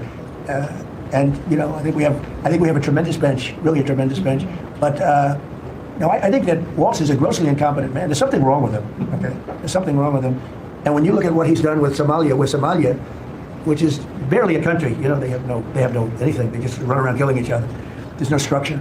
And when I see somebody like Ilhan Omar, who I don't know at all, but I always watch her for years. I've watched her complain about our Constitution, how she's being treated badly. Our Constitution, the United States of America, is a bad place.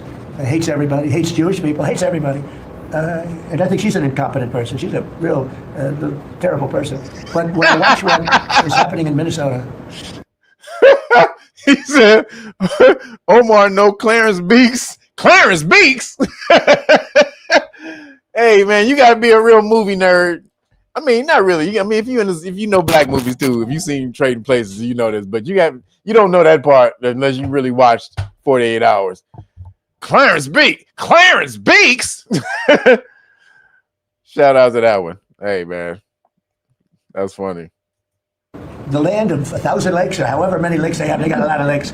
But this beautiful place, and I see these people ripping it off. And now I'm understanding, and you're going to look at, I hear they ripped off Somalians, ripped off that state for billions of dollars, billions, every year, billions of dollars. And they contribute nothing.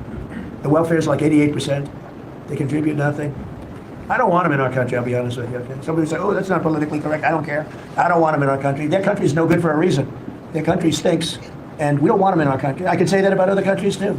I can say it about other countries too. We don't want them to hell. We have to rebuild our country. You know, our country's at a tipping point. We could go bad. We're at a tipping point. I don't know if people mind me saying that, but I'm saying it. We could go one way or the other. And we're going to go the wrong way if we keep taking in garbage into our country. Ilhan Omar is garbage. She's garbage. Her friends are garbage. These aren't people that work. These aren't people that say, let's go, come on, let's make this place great. These are people that do nothing but complain. They complain. And from where they came from, they got nothing. You know, they came from paradise, and they said, this isn't paradise. But when they come from hell, and they complain, and do nothing but bitch, we don't want them in our country. Let them go back to where they came from and fix it. Damn. That nigga said, get the fuck out, bitch. That nigga said, get the entire fuck out then, bitch. Hey.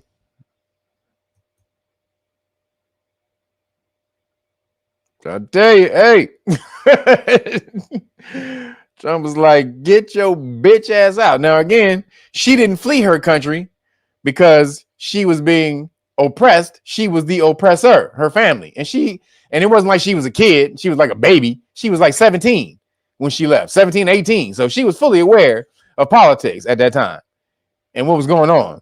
So she was fully indoctrinated into Marxism and communism, really, by the time she left. And so she came over here to be an agent and change this shit. That's what she's doing. If you've seen her speeches, these Somalian niggas are crazy. Ilhan Omar, she doesn't come over here. She didn't come over here for America. She didn't come here for Americans. She's Somali, and she's Somali for you. And she is in America for working for your interest. And I'm like, just saying crazy shit. Like, nigga, what? You don't give a shit about America. You using America to build up Somalia. Oh, okay, nigga. They're just blatantly arrogant that they just say it out in the open. Like, fuck it. They're not gonna do nothing. So, I hope Trump smash on these bitches. Straight up, smash on them, motherfucker. Smash on them.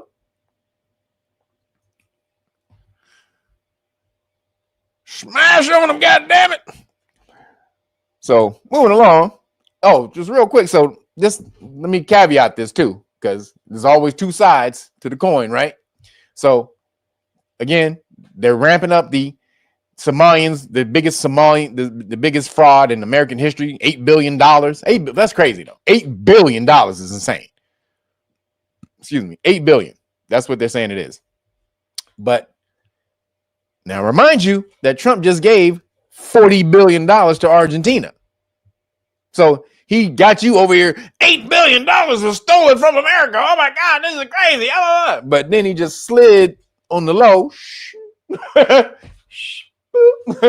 nigga just slid $40 billion to Argentina. Him and his Ofuera homeboy. Remember that nigga Ofuera that was throwing off somebody? I'm gonna get rid of every goddamn department in the government. Then the motherfucking had fucked the whole government up in Argentina. Now they went broke right after. So then they need to borrow money from America. So Trump gave him $40 million. Trump gave him $40 billion with a B, not a million, 40 billion with a B.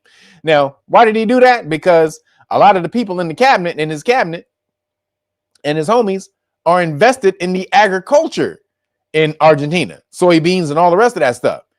And so they were getting ready to fall. They were getting ready to go bankrupt. And if Argentina goes bankrupt, all of Trump's homies lose their money. One of the people invested is allegedly is the Secretary, the Secretary of Treasury? What's his name? I forgot his name. The Fruitopian. And I'll say this on the side of Fruitopians. This is how you should act. Y'all should, what's his name? Scott Bessent. That's his name. The Secretary of Treasury. Scott Bessent is a perfect example of how you should conduct yourself. See? Fruitopians. He Fruitopian. But you don't hear nothing about him being Fruitopian. He just go and do his goddamn job. He do his job. You ain't heard not one goddamn question about him being Fruitopian. But he is. But that's not what his identity is built around. I just do my job. I'm a dope motherfucker. And I do my job. And I make money. So he's a great example of how to conduct yourself without talking about your identity, without making your goddamn identity your politics. But having said that, that motherfucker's invested in Argentina and gave Argentina $40 billion so that they wouldn't go bankrupt, so they didn't lose his money, his investment. So y'all can talk all that shit all you want, that Somalians is stealing $8 billion. Now, one thing doesn't, you know, it doesn't justify the other thing, but you got to speak on both of them, Trump. Can't be giving $40 billion to Argentina and yelling at Somalia is stealing $8 billion. You tripping. That don't go. Those two things don't go. You say booty. What you doing? I ain't say that. You said that. I didn't say that. I'm just saying he don't be talking about it. He just go do his damn job, and you don't hear nothing about that nigga being Fruitopian. Nothing about it. You and there probably never know, unless they said it when he first came out and he was nominated. That's the only time I heard about it, when he was nominated, and you ain't heard nothing about it since, because he just do a good job. So shout out to him. Moving along, Gavin Newsom, he's having a hard time with Trump. I told you Trump wanted to cancel $17,000 commercial driver's licenses. So that's a big scam. The CDL, the commercial driver's licenses, that's a big scam in America. They come to California, and California give these illegal immigrants these damn CDLs, and then they go the rest of the damn country where they don't even know how to read signs and cause accidents and shit. But these trucking companies out here, they're the ones who making all this damn money. They don't really train them. They just need them to get that CDL. You're a legal immigrant. You come over here, boom, you get that CDL license, bam. We come over, we train you for like a week or two, and you go out and you try to make your money. These motherfuckers making money hand over fist. So Trump was like, we about to stop that shit. These goddamn drivers, these truck driving companies, y'all niggas letting these people out here, and they just killing people. So what did Gavin Newsom have to say about this? Hold on. Let's see what Gavin Newsom, bitch ass. I mean, he's the goddamn worst piece of shiitake has ever been in America. Especially California, definitely California. So check this out. Did you hear the news? Gavin Newsom just caved in a big way to President Donald Trump on the issue of illegal immigration. I'm Carl DeMaio, chairman of Reform California and a California state representative. And this week, Newsom quietly canceled 17,000 commercial driver's licenses that his state inappropriately issued to illegal immigrants. You might have heard some of the tragedies that have occurred because illegal immigrants who are not properly licensed got into accidents and killed people across the country. The Trump administration threatened California that if they didn't clean up their mess, that they would revoke all commercial driver's licenses in the state. Well, guess what? Newsom conceded. And this comes at a time when Newsom is trying to be the alpha male against Trump, criticizing Democrats for reopening the government during the government shutdown. He's trying to... Basically, Trump said, no money, bitch. Like, nigga, if you don't cancel them driver's licenses, bitch, you get no money, bitch. So, on the low, without saying anything, real quiet, Gavin Newsom bent the knee. My Lord, my Lord. Yeah, now you know you wasn't going to get no money. No more money. No more Fed money. So he had to bow down and cancel the driver's licenses. Pretend like he's a fighter, when in fact, even Newsom this week caved in to Donald Trump. Good news. Wait. So we got to talk about yet again another crackdown from the Trump administration. Exactly what I voted for when it comes to getting rid of the waste, fraud, and abuse that exists.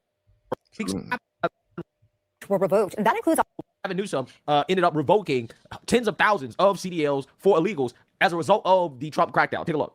Well, today, the driver's licenses for thousands of commercial drivers across the state were revoked, and that includes operators of semi-trucks, school buses, and even some construction workers. Transportation Secretary Sean Duffy says this is because they were illegally issued to, quote, dangerous foreign drivers. But the Trump administration and Governor Gavin Newsom's office have different stories about why this happened. NBC4's Alex Rosier joins us live from the Commerce truck stop with those details. Alex. Yeah, today the Department of Transportation put out a statement saying that those 17,000 CDLs were revoked in the state of California because they were illegally issued. But the governor's office quickly responded, saying the Department of Transportation just isn't sharing the truth. Today, truck drivers got back on the road after filling up at the Commerce truck stop. On the same day, U.S. Transportation Secretary Sean Duffy said the California DMV revoked 17,000 commercial driver's licenses in the state because Duffy said the CDLs were illegally issued to, quote, dangerous foreign drivers. This morning, the California DMV asked the governor's office to respond, and Governor Newsom's spokesperson said, quote, once again, the Sean Road Rules Duffy fails to share the truth, spreading easily disproven falsehoods in a sad and desperate attempt to please his dear leader. The governor's office says the impacted drivers are not illegal immigrants and that the licenses were withdrawn due to, quote, inconsistency with California law. The DMV didn't respond when asked for further clarification on what that means. But the news comes 1 month after a semi-truck driver who was in the United States illegally was accused of causing a crash that killed. Look at that. This is why I showed this. Look at this. This is not even the one where dude made a U-turn on the freeway right in front of cars coming, driving 60 miles an hour. This fool made a U-turn on the freeway in front of cars driving 60 miles an hour. And a car ran into a dude and he killed all 3 people in the car. This is another dude that this happened like a couple of weeks after that. That was in Florida, I think. I think this was in California. This dude just didn't stop and ran right into the back of them cars. Killed like all 3 people in the car. Just like killed them, made them like an accordion. So Trump was like, y'all tripping. Y'all lost your damn mind. 3 people in Ontario. And it follows the California DMV's announcement in September that the DMV cannot issue or renew CDLs to people who are here legally in the United States but are not permanent residents or citizens. We have definitely seen the impact on our students. Rosie Trujillo is the office manager at the Los Angeles Trucking College. We've had students here, and he had already his license, was working, family man, so he just had to go to the DMV and renew his license. He had a DACA, he went, and when he tried to renew it, he couldn't anymore. They said that they don't accept it unless he has residency or citizenship. And Rosie says most of their students weren't born in the United States. Not a lot of people that have the citizenship or residency want to do this. Look at this. They're acting like there are no Americans who can drive trucks. See, this is a scam, man. You know how many my nephew is a truck driver. He would love to get these goddamn jobs. What the fuck is going on? Truck driving is a lot of money. Just so y'all know. And if anybody out here who is trying to get some money for the future, you should be doing jobs like this, truck driving, like blue collar jobs, learning how to build shit, plumbing, welding, electrician, even personal trainers.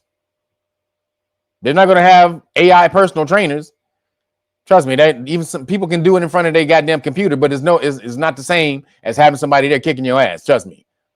Personal trainers will always have a job.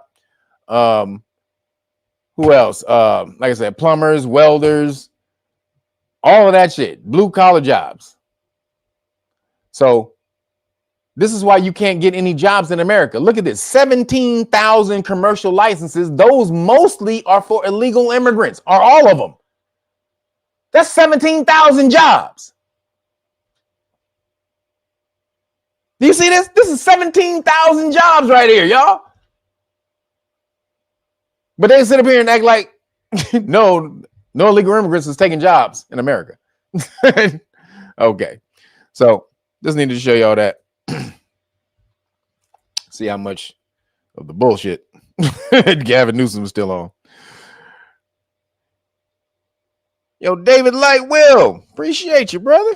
Says Kev, any thoughts on Without History channel attacking Tariq for saying most melanated people didn't come from Africa? Wait, who said that? Tariq said most melanated people didn't come from Africa? I don't know if Tariq said that. And if he said that, you don't know what we're talking about.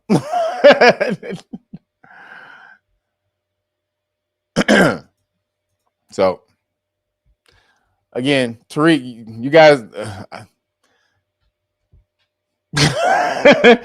you guys take Tariq's information how you want it. However, does Tariq, you ask yourself, is Tariq a real historian, or does he do history just so he can talk about it? But I know the answer to that. You need to ask that for yourself. He says, dude, what? Do provide a tether. What is that? See, I don't even know what damn tether is. See, I ain't into that bullshit. I just get shit done.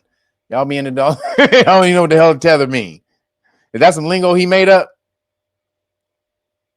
Well, he says Tariq Nasheed is a joke. He's not necessarily a joke. He's not a joke. I wouldn't call Tariq Nasheed a joke. He has his purpose. He has his purpose. Everybody has their own little purpose. Now, does he get on, some of the stuff? Does he go a little bit overboard, over the top? Or everybody, he's an influencer. He's trying to get his money. But, for the stuff that he did, I ain't gonna shit on Tariq. Tariq brought out Hidden Colors. And that was one of the most transformative things that hit the community. So you got to give a shout out to Tariq just for that, just for the Hidden Color series. Just for that alone, Tariq get a pass in the hood forever just for the Hidden Color series.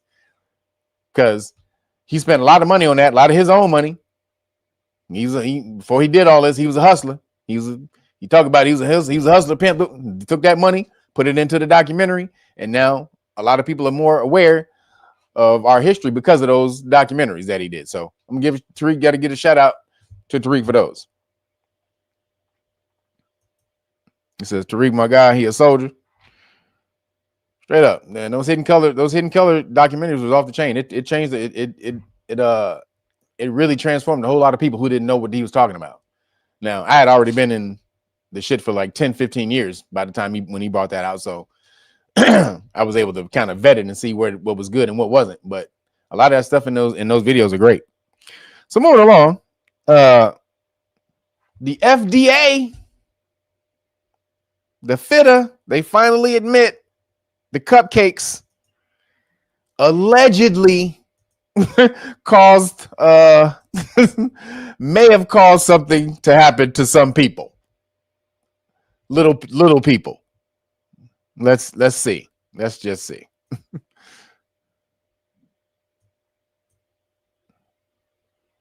Oh, wait a minute. This ain't the one. Hold on. That's not it. Hold on.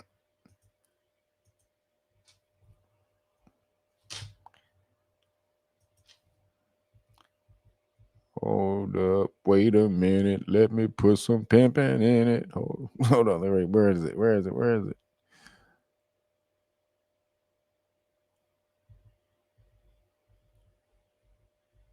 Oh, really quick though, before I go on that, I had to show you guys this. Sorry. So this is dealing with, we're talking about Black history and all the rest of that. So while we're on Tariq Nasheed, let me show you this. Let me show you guys this real quick before I get to the FDA. So check this out. Speaking of melanated people. So you guys need to check this out. This is a new dude. I don't know his name, Mr. TA, but he had this video, and this video kind of went viral last week. So 250,000 views. And this is a bunch of Asians talking about, so most Asians are racist against Black people, melanated people. So there's a bunch of Asians telling how Asians are racist against melanated people, but they try to copy Black people. Check this shit out.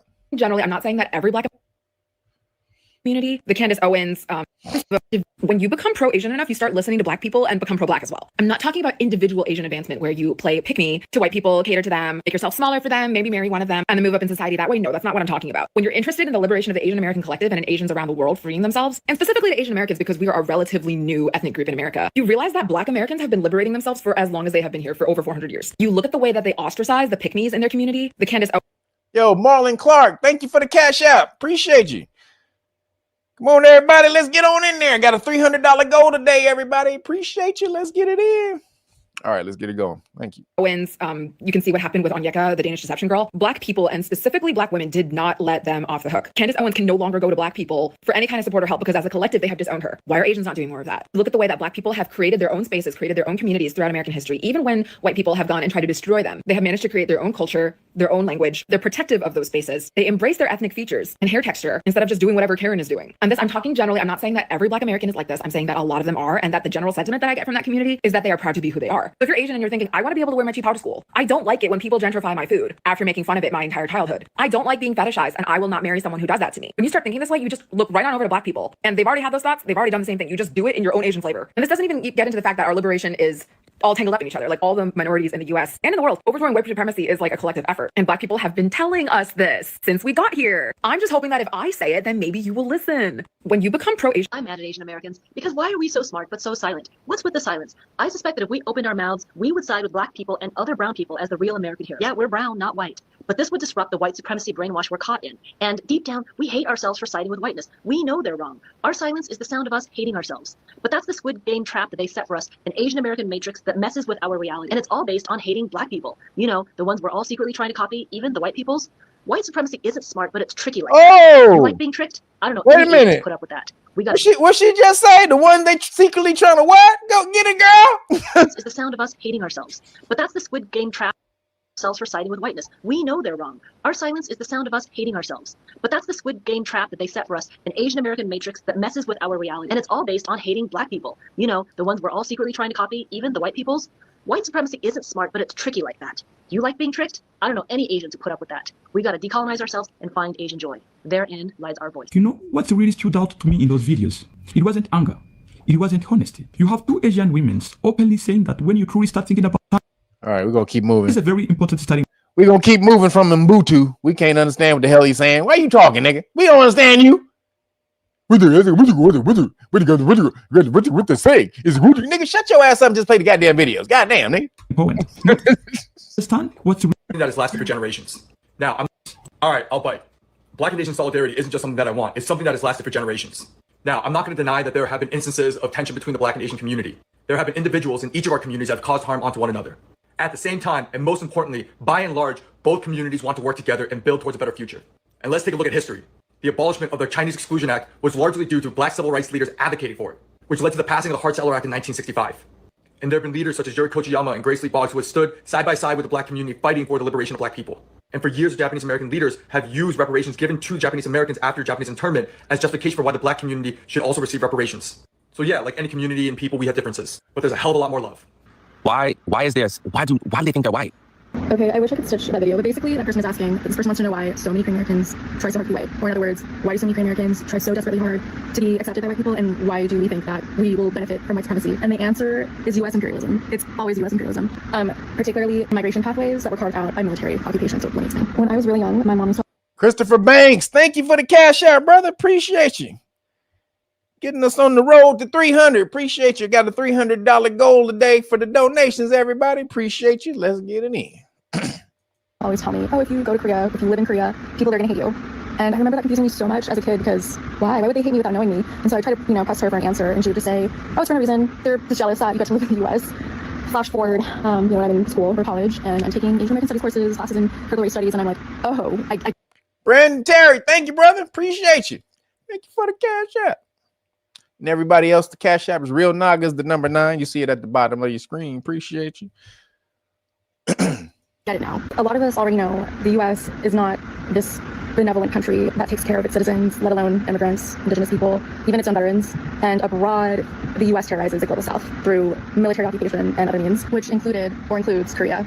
You don't ever hear about or see people in Korea, Korean people in Korea, protesting U.S. occupation, but it's there. And there's still this dream or hope of both Koreas one day reuniting or being reunified. Very generally speaking, more recent Korean immigration into the U.S., or maybe I should say from the 1970s onwards, these are people who have the means to. They have the money, the capital, the resources, the social. Let me move on to the other thing. Hold on. Things a lot. Fuck, I love and respect in the Black community first. Seeing a lot more content about Black and Asian ends of the political spectrum. But, and again, I'm simplifying things a lot, but I also think that this. I've been seeing a lot more content about Black and Asian solidarity, so I want to share my story. Before I was embraced by Asian folks, I found a sense of belonging in the Black community first. It's where I learned about brotherhood and camaraderie, and also how to rap. And even now, as someone who's unapologetically Asian as fuck, my love and respect remains the same. Because honestly, if the Black community in Atlanta didn't support me and encourage me to rap when I was a teen, I probably wouldn't be an artist right now. By the way, these type of cultural exchanges have been happening way before me, and it's more common than you think. So don't let social media make you think we're all against each other. Asian people in the US are so weird at liking white people more than their own people. Think of it like this. When COVID hit, remember all the anti-Asian rhetoric that was going around America? Now imagine that. If y'all don't understand, see, I live in Koreatown, and you live around a lot of Asians. You see there's a lot of Asian, Caucasian worship. And he's about to break it down, though. I think he's about to break it down really good. Energy stretched over a lifetime. When COVID hit, remember all the anti-Asian rhetoric that was going around America? Now imagine that energy stretched over a lifetime. Growing up, I'd hear that Asian men are not attractive. We only know how to do math. We can't drive. We have the funny accents, the slanty eyes. It's really hard, given all of that, to grow up as an Asian man in America and be proud of who you are. Now imagine coming home and the people in your house are Asian parents who don't express their emotions, who lay hands on you, who don't ever apologize, who make you feel less than for not wanting to be a doctor or engineer. Mine also called me stupid. Oh, you'll never get into this school. You'll never do this. Look at my friend's son and what he's doing. And so when both your indoor and outdoor environments make you question your self-worth, of course you're going to try and be someone else. I think that's human nature. And in America, what group do you look towards? White people. They are the heroes in all the movies. They're on all the magazines. It is very easy to put them on a pedestal, which I did, admittedly. And my story isn't unique. Now, these days, I am proud of who I am and my heritage and my facial structure. But it's like a... So that's why they're using Caucasian people as a surrogate for the life that they want to lead, because in the Asian world, this shit is pretty fucked up, their home life. Long time and a lot of personal growth and a lot of help from cultural phenomena like K-pop. There is so much more to say about this topic, like, for example, how a lot of Asian Americans don't feel connected to their extended families because they're not Asian enough, or how I, in college, saw up close white people with their close families and how that impacted me. But I want to keep it short. I hope this helps you and other Asians who didn't grow up in America. But let me show you the more why there's the one that where one girl, here we go. This is the superstar of the whole goddamn video. This is why I'm showing this is, and we're going to stop it after this. But this next girl is the superstar of this whole video. We need to find her and we need to pump this girl up. You understand? Whoever watching this, find this girl and blow this girl the hell up right now. Check this out. Mediocre to even enter the conversation. Y'all want to know something that nobody's ready for in 2025 except for those who already seem to fucking know it? Black people are the aboriginals of every continent. Whoa! Huh? What? Say what? Huh? Hold on, girl. Because his demographic is too mediocre to even enter the conversation. Y'all want to know something that nobody's ready for in 2025 except for those who already seem to fucking know it? Black people are the aboriginals of every continent. The aboriginals of every continent. That's what I'm talking about, girl. You know what's popping. Hey, that's why she the superstar of this whole goddamn video. Dark-skinned people are the aboriginals of every continent. Native Americans migrated over the ice bridge from Siberia, that would be Asia, and became what we now know as Native Americans. Yes, they lived off the land. Yes, they knew how to give back to it, so therefore they should be considered indigenous. But the people who were on that land before them and the ice bridge even formed were black people. Oh, hey, girl. Oh, no, girl, you about to blow some shit up around here, girl. Don't you do it. God damn it, girl, don't you do it. Hold up. On that land before them and the ice bridge even formed were black people. Let me go back. Yes, that would be Asia, and became what we now know as Native Americans. Yes, they lived off the land. Let me go back. Yes, they knew how to give back to it. Hold on, let me go back. I go back. Fucking know it. Black people are the aboriginals of every continent. Dark-skinned people are the aboriginals of every continent. Native Americans migrated over the ice bridge from Siberia, that would be Asia, and became what we now know as Native Americans. Yes, they lived off the land. Yes, they knew how to give back to it, so therefore they should be considered indigenous. But the people who were on that land before them and the ice bridge even formed were black people. Oh! Black people also built pyramids on every continent. Oh! That's why there are pyramids on every continent. Oh! Well, what's up, dark-skinned man? The Chinese, we have a lot of trouble denying that we come from melanin. We do. We've tried. We have not succeeded. The difference between us and every other group is that we can admit to the fact that we came from melanin. Why can't everybody else? It's not erasure to say that black people were the aboriginals of every country.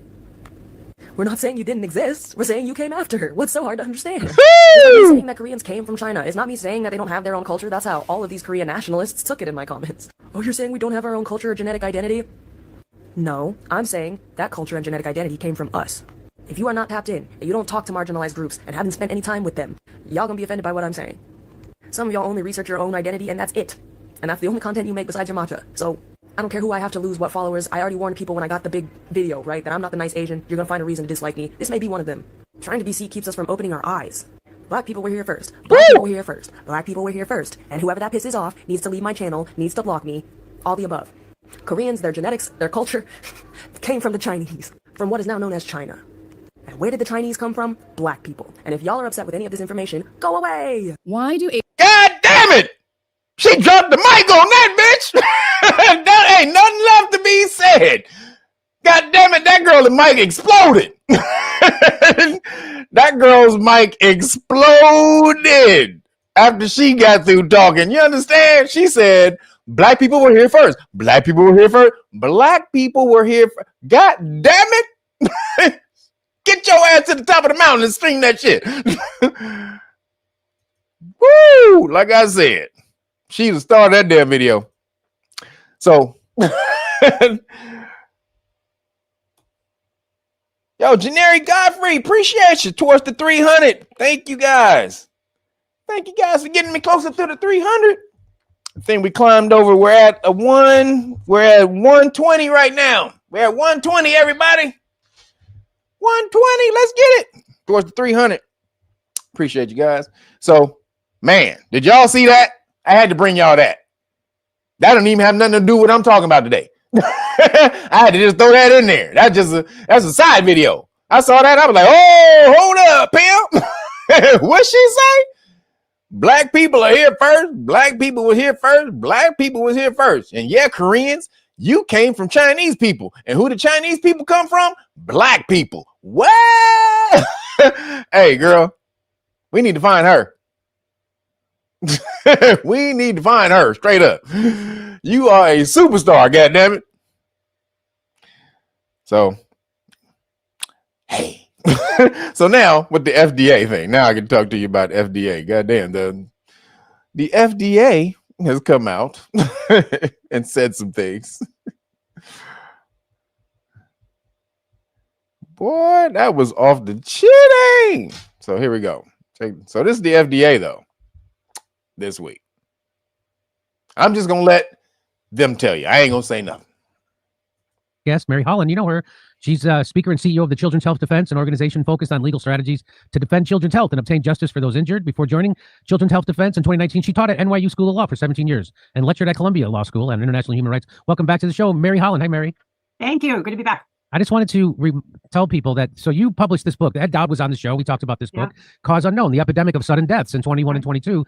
And this is from the book description on Amazon. It says 2020 saw a spike in deaths in America, smaller than you might imagine during a pandemic, some of which could be attributed to COVID and to initial treatment strategies that were not effective. But then in 2021, the stats, people... Gail Lowe, thank you for the Cash App. Appreciate you. Thank you, everybody, for the Cash Apps towards the 300. We're at 130. Let's keep it going. Went off the rails. The CEO of One America Insurance Company publicly disclosed that during the third and fourth quarters of 2021, death in people of working ages 18 to 64 was 40% higher than it was before the pandemic. Significantly, the majority of the deaths were not attributed to COVID. A 40% increase in deaths is literally earth-shaking. Even a 10% increase in excess deaths would have been a 1 in 200-year event, but this was 40%. And therein lies the story, a story that starts with the obvious questions. What has caused this historic spike in deaths among younger people? And what has caused the shift from old people who are expected to die to younger people who are expected to keep living? Well, now the FDA is backing up that book. So that book was saying that it was caused by the vaccines. Is that what the book was saying? COVID shots. It said unknown, and it wasn't confirmed by the government. But suddenly we saw this epidemic in young children, Jimmy, as well as in adults, of people dying shortly after getting these mRNA COVID shots. And that's what this leaked memo is about that we'll talk about that happened a couple of days ago. And so now the leaked memo from Vinny Prasad at the FDA is confirming the thesis of that book and what that book was saying and the questions. Basically, what we knew all along, the cupcakes was taking people out the game, allegedly. Allegedly, people was eating toxic cupcakes. And it was taking the children out the game. The children, the little kids. It was taking the children out the game who didn't even need the cupcakes. They didn't even need them. But they were telling us that the kids needed them. And then the kids were getting after they ate the cupcakes. Yeah, pretty much it is. He's saying that, that people in the FDA have now looked very carefully at the adverse event records for 96 kids, and that they found that at least 10 of them definitely were caused by their COVID shots. And then he sort of in this memo wrings his hands and says, how can this be that we were recommending something that killed people? Jimmy, this may be news for him to be dealing with. It's not news overall. And, real quick, Terrence David, appreciate you, brother. Thank you for the Cash App.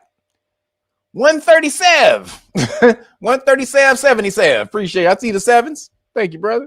And actually, as Meryl Nass, we published an article in our publication Defender today, as Dr. Meryl Nass, a friend to us in the movement, has said, it's not so much that he needs to change policies. They just need to enforce the policies they have around honest science. It's pretty clear that having not come forward with this evidence until now, the end of 2025, they were going out of their way at the FDA not to see this information. And actually, even Dr. Peter McCullough in the article we published today questions whether Dr. Prasad and Dr. Makari were really, if they have their eyes open, because in May of 2025, Senator Johnson issued a report from his subcommittee on investigation saying it's pretty clear that COVID shots killed kids. So before we get to that, I appreciate all that info.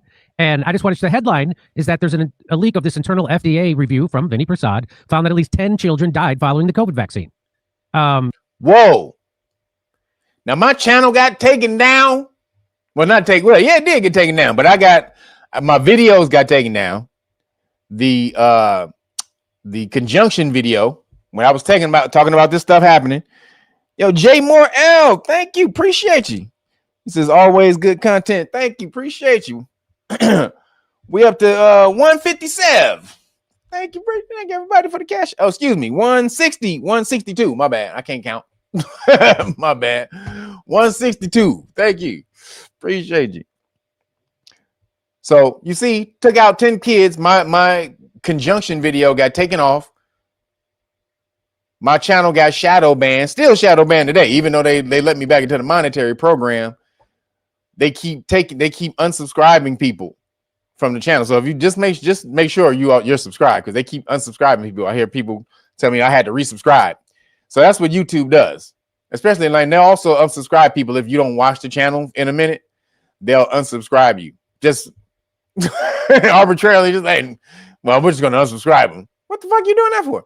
So just make sure I'm subscribed, but they do shadow ban. And then because of mostly my content are the three main things that they don't want you to talk about on YouTube, which is Khazarians, cupcakes, crack scenes, and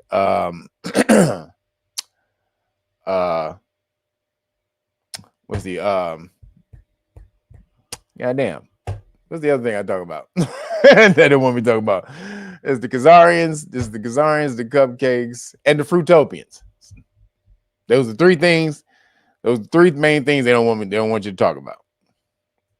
And so for the first time, the USDA will acknowledge that the COVID-19 vaccines have killed American children.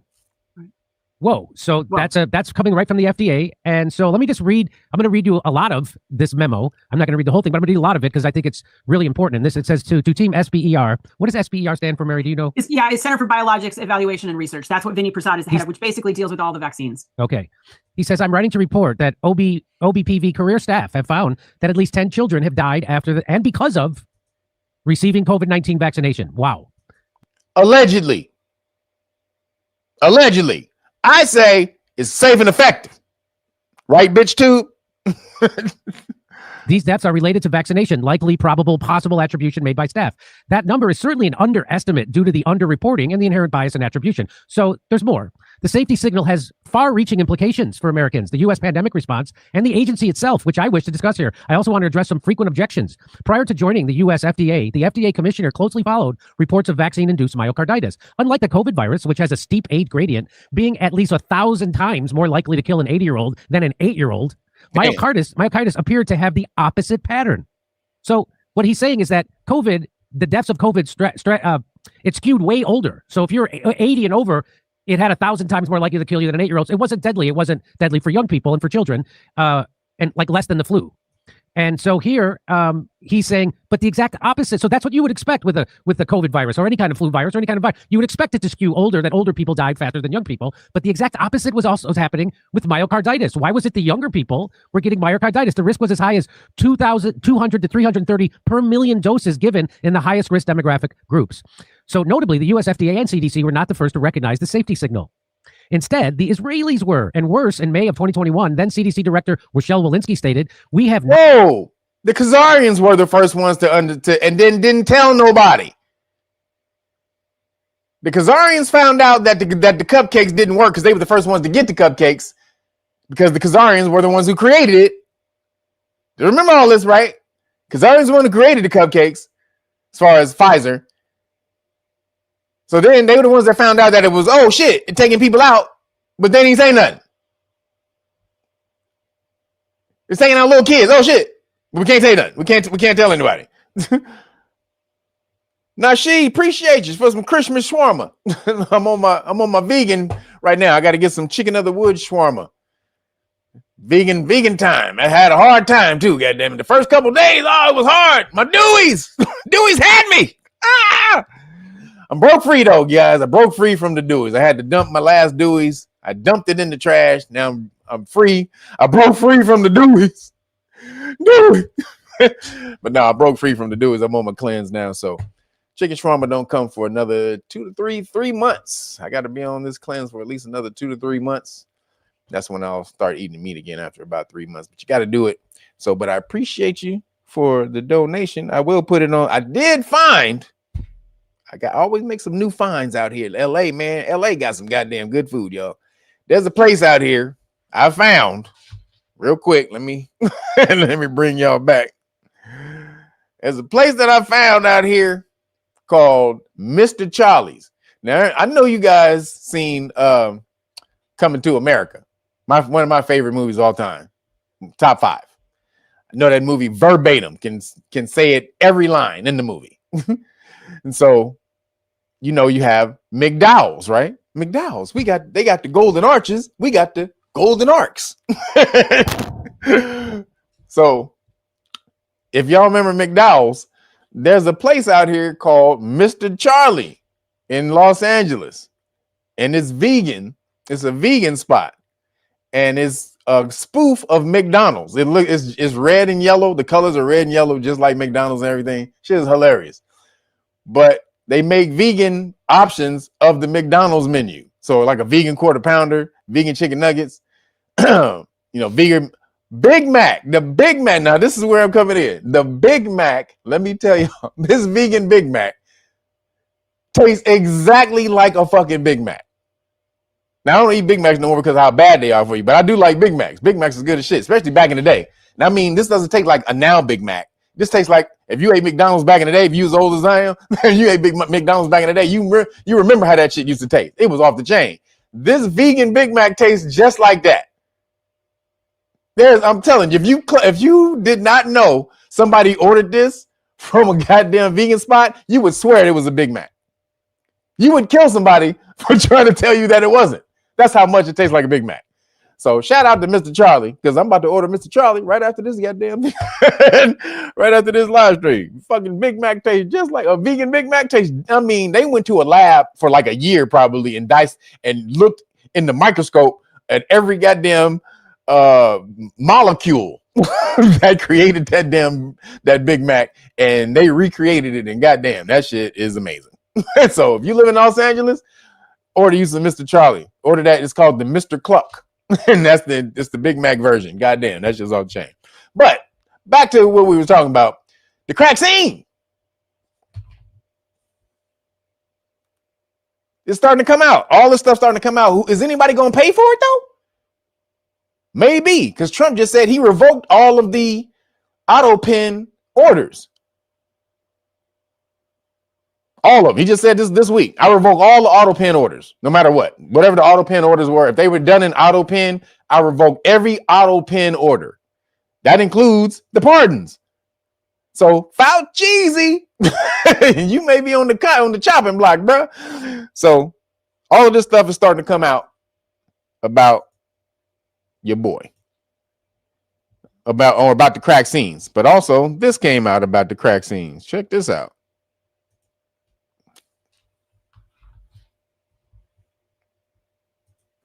The owner of the LA Times, Patrick Soon-Shiong, I should say Dr. Patrick Soon-Shiong, has come out saying that. Owner of the LA Times, Patrick Soon-Shiong, I should say Dr. Did he say Shang Tsung? Your soul is mine. Anybody know what I'm talking about? That sounds like a lot like Shang Tsung to me. Your soul is mine. You know what I'm talking about? Put it in the comments. But right back. Also, this dude is the owner of Los Angeles Times, but he's a doctor.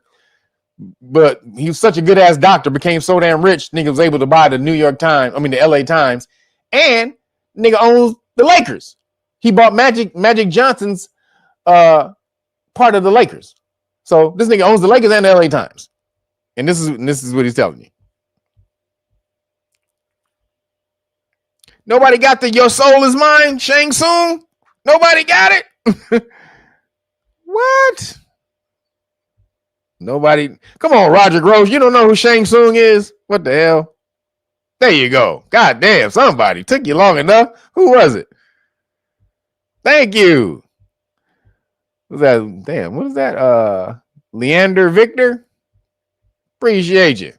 So this is the doc from that owns the LA Dr. Patrick Soon-Shiong has come out saying that spike protein has been found all over cancer tumors. Oh, that's right. God damn. Thank y'all for damn. I forgot Shang Tsung. He did die this week. Oh man. That's right. My man Shang Tsung did die. I didn't even put that together. You're right, because I just caught it like not too long ago. It glazed over it. But you're right. So shout out RIP to Shang Tsung. Homeboy, the actor who played Shang Tsung, though, he was in a bunch of dope ass movies in the 80s and 90s. If you've seen the movie with Wesley Snipes and Sean Connery, Rising Sun, he was in that movie, Off the Chain. But he's been in so many dope ass movies, and that's a dope ass actor. So again, shout out to that cat. Man, go miss that dude. I was messed up when I saw him too. When I saw that he messed up, but or that he died. But peaceful journey to you, brother. You brought us some great joy in these movies, man. Here we go. All inside of cancer tumors. Quite a bombshell, he says. He is a surgeon, by the way, who inside the LA Times, Patrick Soon-Shiong, I should say Dr. Patrick Soon-Shiong, has come out saying that spike protein has been found all over cancer tumors. All inside of cancer tumors. Quite a bombshell, he says. He is a surgeon, by the way, who invented the nanoparticle chemotherapy. Abrexane sold companies for billions of dollars. He now owns the LA Times. He appeared on both Charlie Kirk's show and also Chris Cuomo's show, saying that spike protein has just been found all over the place. Let me just play for you this clip from Chris Cuomo's show. No evidence that when you actually biopsy the tumors, there's the spike protein inside those tumors. From COVID. And then there's what happened with Jim Johnson. In 2022, he'd survived his HPV-related cancer for 7 years, and he'd taken the COVID vaccine. Then his doctor gave him some shocking news. The cancer was back with a vengeance. First person that they know of on the planet that had HPV metastasized onto his liver. And they didn't know why. I have no idea why. This is why I worry when I'm now seeing HPV. Ain't that supposed to be for ladies? Don't they get that? Women get HPV in the vagina? I thought that was a lady thing. 10-year-olds with colon cancer. I had a 13-year-old. Wow. This is why I worry when I'm now seeing 10-year-olds with colon cancer. I had Wow. a 13-year-old died in a clinic with pancreatic cancer. 10-year-olds with what the Worry when I'm now seeing 10-year-olds with colon cancer. I had a 13-year-old died in a clinic with pancreatic cancer. I'm seeing a lady who's very close. A 10-year-old with pancreatic what the? Wow. Close to me, who had a thymoma 30 years ago, never had remission for 30 years, got COVID, and now it's got metastasis. Okay, so it's important to note that Dr. Soon-Shiong is talking about COVID itself, but not. So a lady had a tumor, was in remission for 35 years, nothing ever happened to her, took the cupcakes, and then it came back, metastasized. Wow. And we knew this all along. All this information was coming out back in the day, but they would cut your ass off of YouTube for saying this shit. You still really can't say a lot. That's why I'm not saying a damn thing. Not a damn thing. I'm gonna let them do the talking. Not just COVID. He's also going to talk about the vaccine, and I'll show you that clip. But in this segment with Chris Cuomo, he's talking specifically about COVID, saying that something about the spike protein has caused maybe these turbo cancers. It's caused cancer to spread to places it normally wouldn't spread, or it's caused people that were normally in remission. They've been in remission for a long time, and suddenly they're out of remission. So he's saying something is up with this COVID spike protein. But when he was on Charlie Kirk's show, he actually talks about the vaccine itself and how this. Now remember, because people who got the vaccine also got COVID. It didn't stop them. So now these people have not only gotten COVID and the spike protein from COVID, but now they've got the spike protein from the vaccine. And a lot of them were turned into spike protein making factories, because that's what the mRNA vaccine told your body to do, was to turn itself into a spike protein factory. And now Dr. Soon-Shiong is saying, yeah, and it turns out those spike proteins are super, super dangerous and potentially causing turbo cancers. Watch this. So let me just ask the elephant in the room question, if I can, doctor, which is some of our audience is saying, Charlie, this must be the COVID shot, that it's the mRNA shot. I'm sure you get this question a lot, doctor. In your expertise, is there any truth to that? Is that something worth looking into? Help us laymen understand how you're thinking about this. it is very much something we have to look into. And it's not a political thing, it's a really scientific issue. So for us to understand the COVID vaccine as it currently was presented, which was the spike protein, that spike protein was what they call stabilized. And by so doing, it would enter any part of the body together with these, without going too deep into the technicalities, the lipid carriers. So the question is, would these spike proteins, together with a combined infection, cause replication in the body? And does that explain the myocarditis? Does it explain the autoimmune disease? Does it explain the brain fog? Does it explain the residual replicating viruses in the colon? So absolutely, this needs to be understood and explored. I don't think there's a coincidence between this, what I call turbo cancers.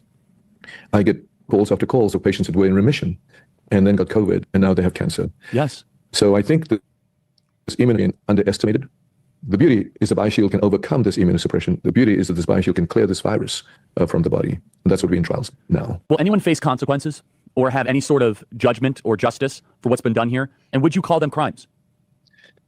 Well, look, I have clear information in my possession of the blockage that has been happening over the last 4 years. And, you know, you notice I said it's not a conspiracy if it's true.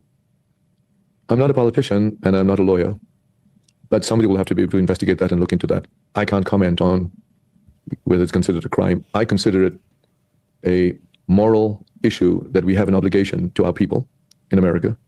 And it wouldn't be right if this got approved in the rest of the world first, when actually the innovation came from our country. So there you have it. He says, look, I'm not a lawyer, I'm not law enforcement, so I can't tell you if it's a crime, but morally seems pretty wrong. And he has evidence that people did know. And he's saying these spike proteins are causing turbo cancers, that it looks like that's what's happening. And this is a guy that has developed a cancer drug. This is a guy that... What you say? First of all, who the fuck is... First of all, see, this is the laptop gangsters. I need my goddamn shirt on. Laptop gangsters getting EADs. So you want to talk shit in the goddamn chat where nobody can see your bitch ass. I've already explained my eye. I was born like this. Lazy eye muscle doesn't affect my third eye, which means I can see more than most people in the goddamn universe, which is why you here in my damn shit. So I ain't gonna block your bitch ass because you know you full of shit already. And if I did, see, I ain't no sensitive ass nigga like that. I don't give a fuck about that. I don't give a fuck what you think of me. But show your picture so I can clown your bitch ass. Cause you know damn well I know you ain't funnier than me. So show your picture, motherfucker. So I can talk shit about your bitch ass too, nigga. Cause if we want to have a battle off of funny, we know who gonna win that shit. Nigga. So let's get back. This is what he's been doing. He's been a transplant doctor and has been, so he's been very familiar with organs and tissues and tumors. And he's saying the spike protein is everywhere. And yeah, the vaccines, of course, especially the type that make spike protein, that turn your body into spike protein factory, are highly problematic and suspect, and that should be looked into more. And this guy owns the LA Times now. So, so the owner of the LA Times is saying these cupcakes were fucked up. The FDA just came out and said the cupcakes are fucked up. Now, are they going to stop pushing these cupcakes? Are they going to stop pushing them? Back in the day, if you had like one injury from these cupcakes, they would stop it. In the 70s, if you had one injury from it, it would stop. They would no. Now, it's only 5,000 people. It's only 10,000 people. Come on, man. Come on, we'll just pay them. Let's pay off the. Just pay them off real quick. No, motherfucker. No, you ain't doing that shit. So, you see what's going on. They're not going to pull anything. Oops.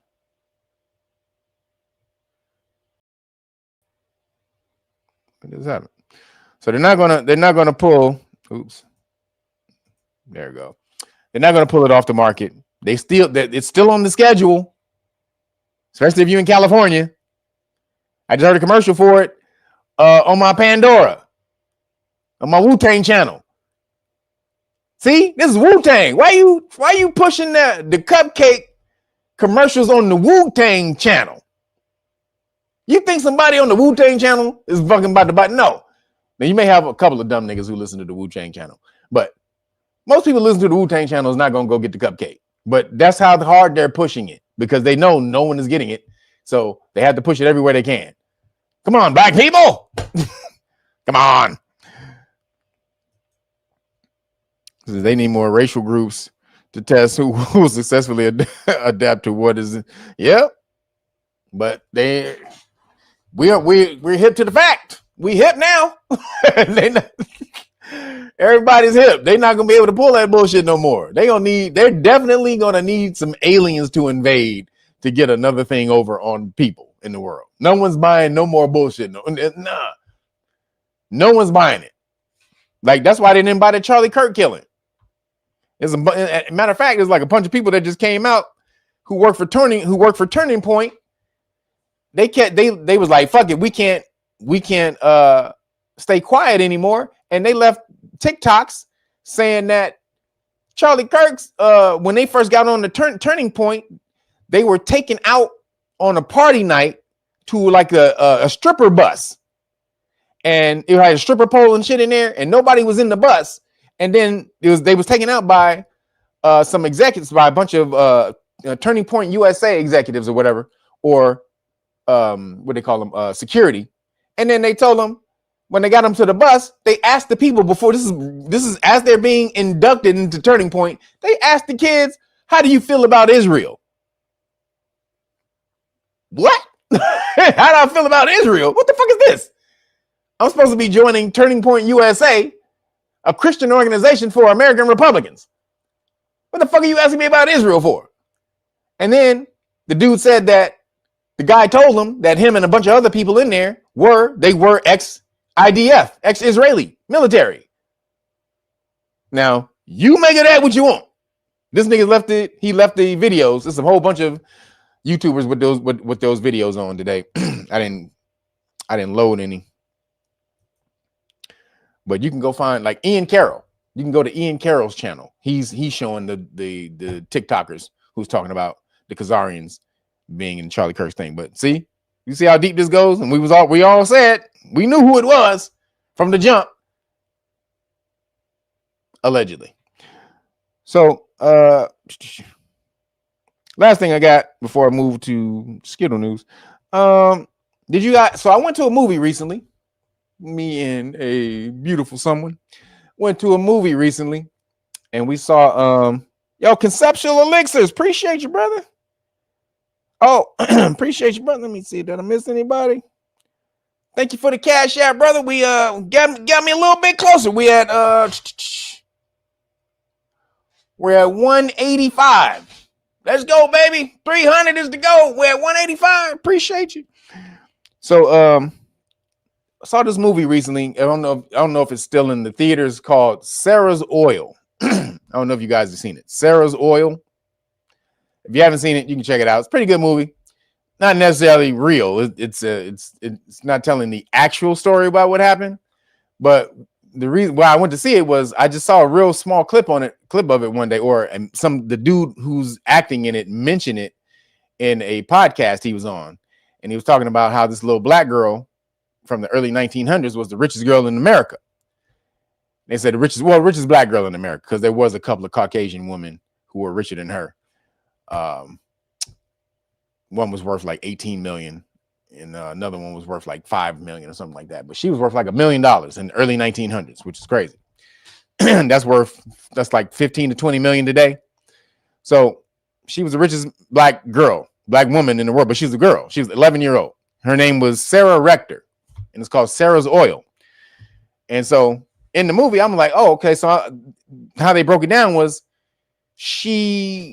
this in the podcast, which is why I went to see it, was they talked about how she was descendants of some Aboriginals, and that's how she was able to get the land. And then on the land, they found oil and made her rich. So I was like, holy shit. So we went to see the movie, and the movie didn't say anything about the Aboriginal history. It just talked about the oil and all that. So I thought it was going to say something about the Aboriginal history, but not really. But she was descendant of the Creek. And now I'm about to show you the video that breaks this down, but it says that her ancestors were slaves, and then once America got rid of slavery, then those slaves were forced to become citizens of the Creek Nation. You just can't make the Creeks make somebody the citizens. These people were the same people. Which is that this is what they understand. These people, they're trying to make it seem like they were different people. These were all the same people. But did Aboriginals were involved in slavery? Absolutely. Aboriginal nations were involved in slavery. And yes, they did have some African some people who came from Africa as slaves. Yes, they did. That's absolutely a thing. But a lot of those people, though, they look the same. The melanated people from Africa and the Aboriginals look the same. So let me show you.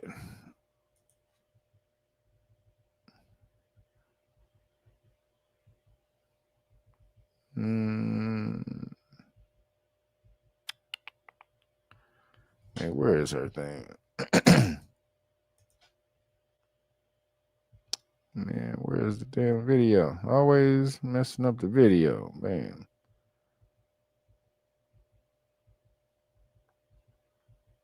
Uh-oh. Where the video? Man, always doing that. All right. So what I got to do is I'm gonna reshare that and then just go here. This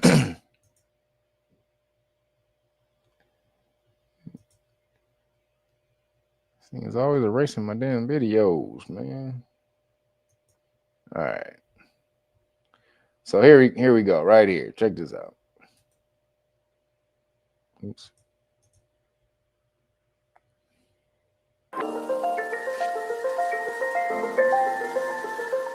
Sarah Rector was born on the 3rd of March, 1902.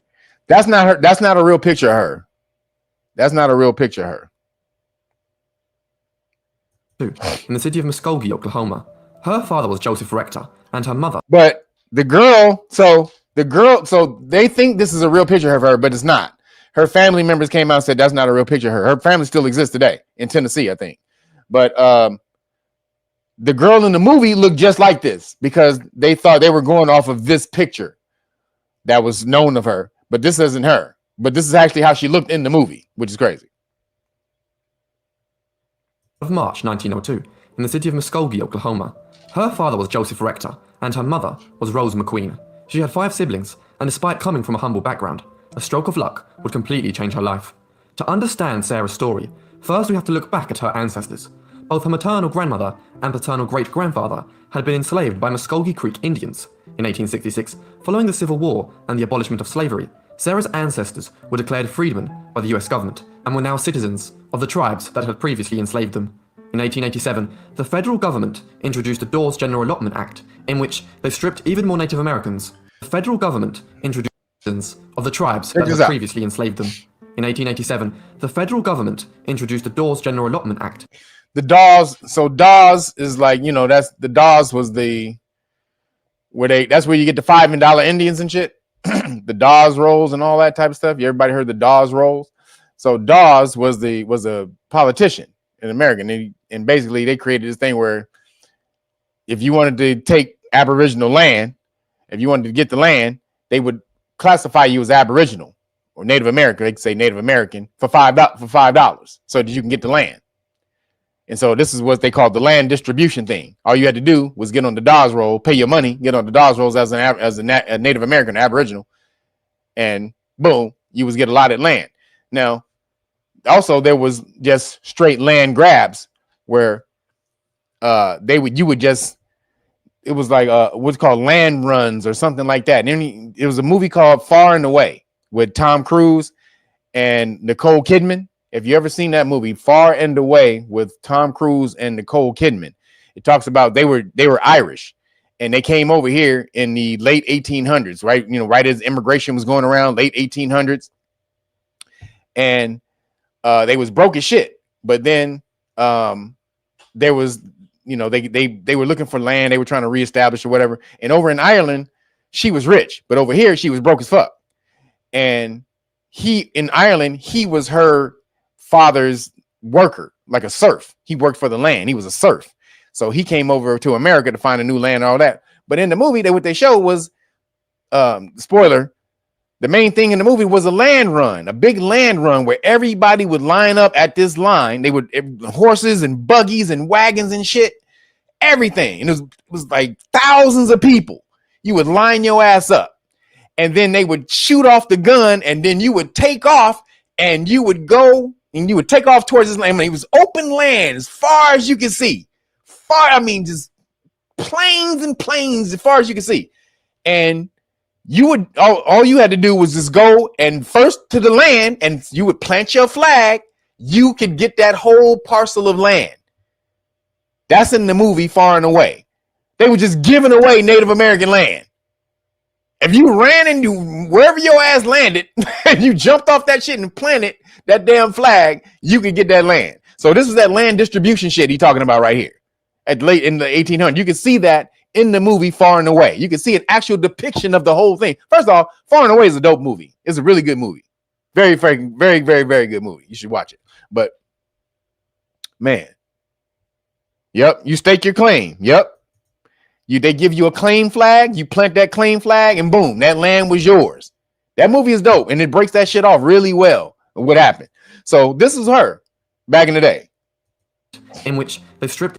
In 1887, the federal government introduced the Dawes General Allotment Act, in which they stripped even more Native Americans of their land.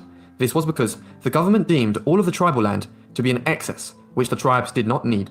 Thus, it was divided and transferred free of charge to white settlers. Wow, divided and transferred free of charge to American settlers.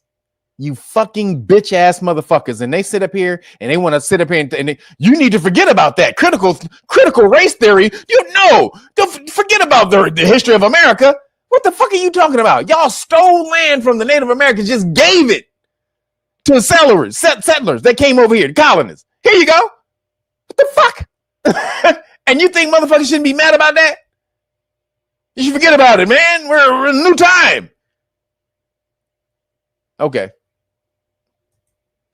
Congress passed the Curtis Act, which amended the Dawes Act. This new legislation divided Oklahoma, which was transitioning from Indian Territory, to state status. This was an obligatory step in order to form the new state of Oklahoma. However, a major difference was... So the whole state of Oklahoma was Indian Territory until that happened. And they moved everybody off the Trail of Tears. They said, get the fuck out. And then they turned it into the state of Oklahoma. But all of Oklahoma is Indian Territory. Cherokees. My people. Cherokees is also North Carolina, in the Carolinas. So those are my people. And Georgia. It's also Cherokees. So Cherokees everywhere. Cherokee Nation was all over the place. That not only white settlers were granted free land from what was former Indian Territory, the unassigned lands were also given to tribes residing in the area. As a descendant from Creek slaves, and later having the status of freedman, Sarah, as well as two of her siblings, were each entitled to a plot of land. Sarah's was approximately 160 acres. This distribution took place between 1898 until 1906. As a result, nearly 1 million acres of land in eastern Oklahoma was granted as land allotments to children from the Creek Nation. This included around 4,400 black children and thousands of Muskogee freedmen miners. In total, the Curtis Act stripped tribes of about 90 million acres. Furthermore, upon distributing this excess land, the Curtis Act, that was another act that came in after the Dawes Act that took more land, but they were trying to say, all right, we're gonna preserve this amount of land for y'all. We're really trying to preserve land for y'all, so we just gonna take this over here, but y'all can have that. But they took way more land. It was acting like, all right, we're gonna conserve some land for y'all since we just kicked y'all off the first time. So in this act, we're gonna give y'all a little bit, but we're gonna take a little bit more, just a little bit. Just a little bit. The federal government gave tribal members such as Sarah undesirable land which was considered to be rocky, have infertile soil, and thus not suitable for farming. Meanwhile, the more valuable, fruitful pieces of land were reserved for white settlers. However, what the government hadn't predicted was that under the surface of much of the land given to the younger generations was an extremely valuable fossil fuel. The land issued much of the land given to us. However, what the government hadn't predicted was that under the surface of much of the land given to the younger generations was an extremely valuable fossil fuel. The land issued to Sarah Rector was located in Glenpool, about 60 miles from her family home. Growing up, she and her family were quite poor, with her father not being able to afford the annual property tax on his children's allotted land. The $30 that Joseph Rector, Sarah's father, had to pay for his daughter's land was a burden. Due to this, Joseph petitioned to the Muskogee County Court in order to sell the land. However, as Sarah was still a minor, this $30 in 1900 or 1909, back then, that shit is like that shit was like a couple $100. That's like $500 today. That's a lot of fucking money. They was like, we ain't got that money. But the dad was smart, even though he wasn't educated. This request was denied. He had to continue paying the tax. However, as Sarah was still a minor, this request was denied. They tried to sell the land. She was too young, so he had to keep it. Had to continue paying the tax, which was a heavy strain on the already poor family. In February 1911, Joseph came to an agreement with a Standard Oil Company, leasing Sarah's land to them, finally relieving him of financial strain. 2 years later, B.B. Jones, an independent oil driller known as the Millionaire Oil Man, drilled a well on the property, which produced a gusher. Luckily for Sarah, under her land was crude oil. Jones started to operate the property, and within a few months, tens of thousands of barrels of oil were being produced each day. At this point in time, the law in Oklahoma required that all children who were citizens of Indian Territory with significant property and money be assigned so-called well-respected. So this is how Standard Oil became big. She produced the most oil. Her oil wells produced the most oil. The Rockefellers got rich off of this little black girl. All that oil. No, first of all, they became rich. There's a video that shows how they became rich basically off of negotiable instruments. They created an entity. They created a negotiable instrument of a whole lot of money, then locked that and then sold that negotiable instrument to one of their, literally created money out of nothing. The Rockefellers did this. They created like millions and millions of dollars out of nothing by just creating corporations and creating something called negotiable instruments, and then selling that negotiable instrument to somebody, to the other corporation that they had, and then putting that negotiable instrument into like an account, and that negotiable instrument drew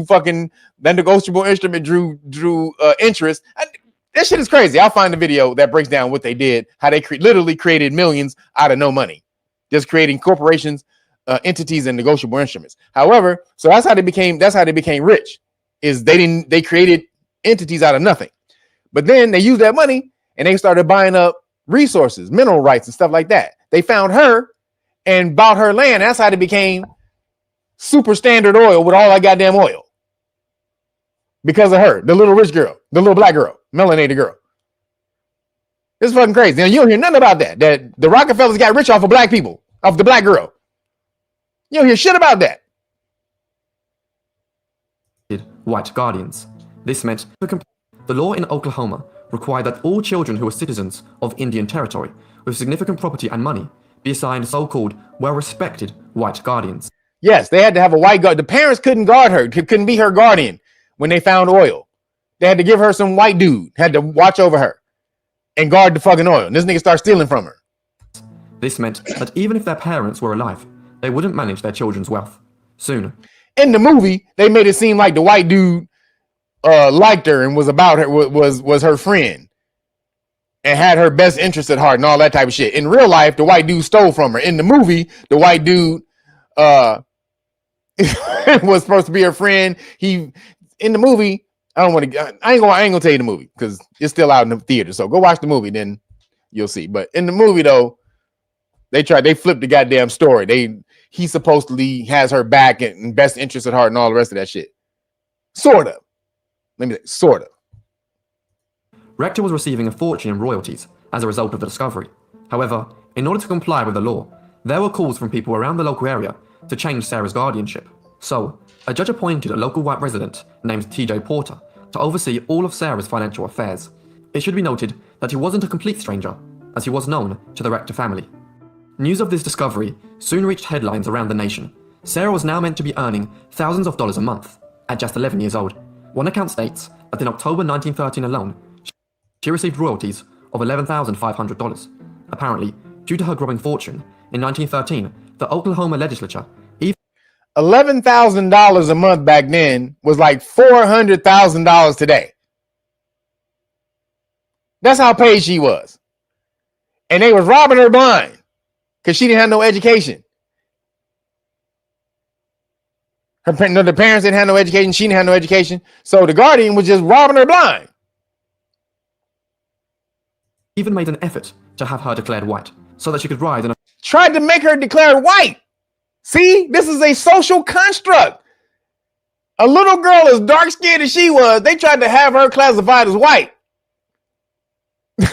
You see how this is bullshit? When you rich and you got resources, oh, come on over here, brother. Come on over here to the good side, brother. We can use those resources. We sure good. But then you broken, you black, you down, you Hispanic, you down and out, Native American, get your bitch ass over to the broke side, bitch. You ain't white. Fuck out of here. You ain't white, motherfucker. So tried to change her status to white back in the day. This is so fucked up. Hold on. In a first-class car on trains. Newspaper reports stated that Sarah's income exceeded that of the president's and that she became known as the richest black girl in America. Yet, despite her massive income, rumors persisted that her living conditions remained the same. Supposedly, she continued to live in a two-room shack with her large family. Still impoverished, many began to question what was happening to her wealth. In 1914, the African-American newspaper, the Chicago Defender, heard of Sarah's story and the rumors surrounding her poverty. They later published an article which claimed that Sarah, as well as her siblings, were uneducated, had poor living conditions, and that her wealth was being mismanaged. The article caught the attention of several prominent African Americans who became concerned for her living conditions and guardianship. W.E.B. Du Bois is the one who saved her. So shout out to him. The NAACP, which they ain't shit now, but back then they was mashing. They was off the chain. And W.E.B. Du Bois, or Dubois, really is how you say that name, is French. But W.E.B., he went and saved her. Petitioned the court, got her guardian, got it all hooked up. They would have robbed her blind if it wasn't for him. So shout out to W.E.B. Soon after, an investigation was launched to determine whether or not T.J. Porter was properly handling Sarah's wealth. In June, a memo was sent by James C. Waters Jr., who was an agent affiliated with the National Association for the Advancement of Colored People. William Du Bois received the memo, and in it, Waters detailed that Sarah's estate was in fact being mismanaged. According to him, Sarah received no education, wore cheap dresses, and no shoes. Meanwhile, her guardian earned a large sum of money. Waters went on to add, "Is it not possible to have her cared for in a decent manner, and by people of her own race, instead of by a member of a race which would deny her and her kind the treatment accorded a good yard dog?" It wasn't long until papers across the country challenged the position of... So that's a picture of her oil fields. That's a picture of her oil field. Look at all the oil wells they had on her oil field. That's crazy. Rockefellers robbed this chick blind. They was making billions, barely giving her anything. They making billions. They giving her fucking $11,000 a month. How much do you think Standard Oil was making a month off of that oil? $11,000 a month. They had to be making like $11 million a month, or at least $1 million a month. Back then, I would probably say they were making probably $1 million a month off of that shit, and gave her $11,000. Fuck out of here. Sarah's guardian. Furthermore, other similar cases to Sarah's were being highlighted. Hundreds of native black children had found wealth due to oil discoveries on their land, and just like Sarah, had been appointed a white guardian who frequently mismanaged their estate. See, they didn't tell you that. A whole bunch of melanated people became rich back then because of land well. But we would own America today. We sold off the fucking rights to the goddamn corporations. The ancestors sold off the goddamn rights. We had the land and they sold it. Son of a bitch. Where the fucking money at today? And they knew niggas would never be able to X that money, multiply it, because they had no damn financial education. So we'll give you this money. You're going to spend it up and be broke. So we know that. We're not creating a new financial class, a new status, a new what is it? Stratification, social class in America. We're not doing that because y'all gonna be broke as fuck after we give you this money. You're gonna give it right back to us. Literally, melanated people would own America right now if they didn't sell off all their goddamn mineral rights to the fucking land. That's crazy. And a lot of it was stolen. Papers across the nation questioned why it wasn't possible for a black guardian to be appointed. Sarah's case became the focal point for this issue. It should be stated that the exact details regarding Sarah and her guardian remain unclear. Shortly after the press brought this issue to light, a correspondence between Du Bois and the Judge Leahy revealed that Sarah, along with her family, had moved into a 5-room cottage and that she was attending school in... They didn't know, but you got to know that your land is worth something. Like, come on, you can't be that dumb to not know. They're more broke. They were more broke than anything. They knew their land was worth something because they sold it. But do you understand when you say, well, they didn't know it was oil under the land? I get it. They didn't know it was oil under the land, but land is always worth something because you always need a place to lay your head. Land will always be worth something. So the fact that they sold it for so cheap, man, I just wish they, the enlightened, the educated brothers back then could have went and helped them before this happened. In her hometown of Taft, along with all her siblings. The judge also told Du Bois that it was the family who had chosen Porter to be the guardian, and that he only received 2% of Sarah's income. Also, white-owned papers stated that Judge Leahy was very strict on guardians if any discrepancies occurred. Even if the situation regarding Sarah's guardianship was greatly exaggerated, the NAACP's investigation brought to light the existing issues of guardianship and the corruption that came with it, meaning less children would be neglected and exploited. Furthermore, Du Bois later established the Children's Department of the... They made $5.28 billion in 5 years off of her land. Now, that's in 1913. What is $5.2 billion for $5.28 billion worth today in 2025? Somebody find that out and put that in here. What is $5.2 billion in 1913? What is that worth today? The NAACP, which investigated claims of white guardians who were suspected of depriving black children of their land and wealth. Sarah and her older sister then left school in Taft and received a better education, being enrolled in the Tuskegee Institute's children's school. While at the school, a group of criminals had plotted to kidnap Sarah and demand a ransom. Fortunately, various students prevented the abduction.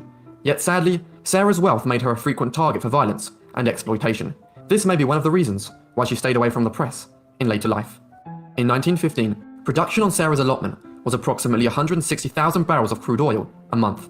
As Sarah had a 1/8 share, she earned about $18,000 a month, around $460,000 today.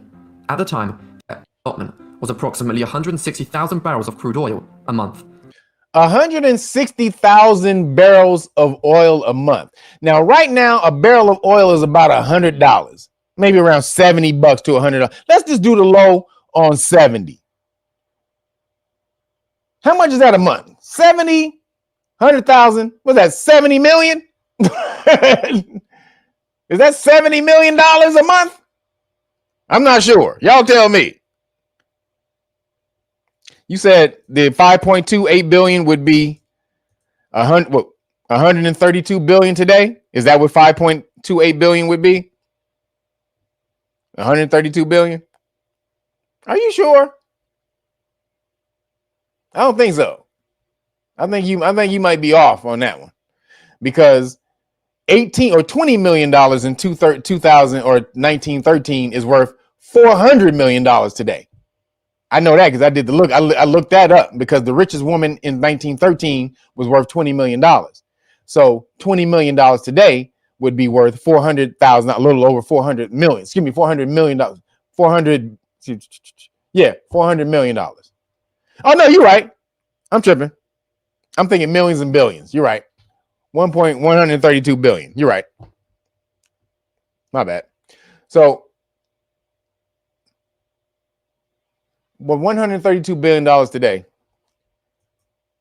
That's just her. Was that just her oil field that they found that on? If that's just her, think about all the other melanated people that they found oil on? How many, or how much oil did they find on those people's land?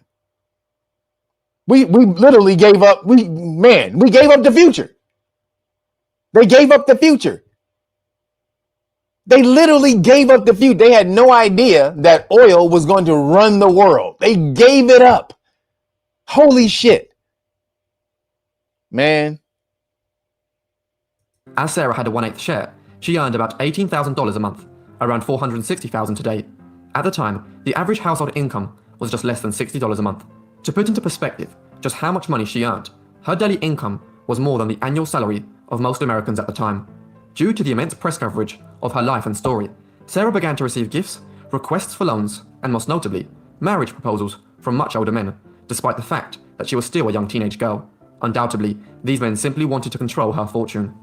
In 1917, the family moved to Kansas City, Missouri, and within a few years, they moved into a beautiful brick mansion known as a Sarah Rector Mansion. By the time Sarah was 18, she was easily a millionaire. She owned various businesses and assets, including stocks, a boarding house, and land.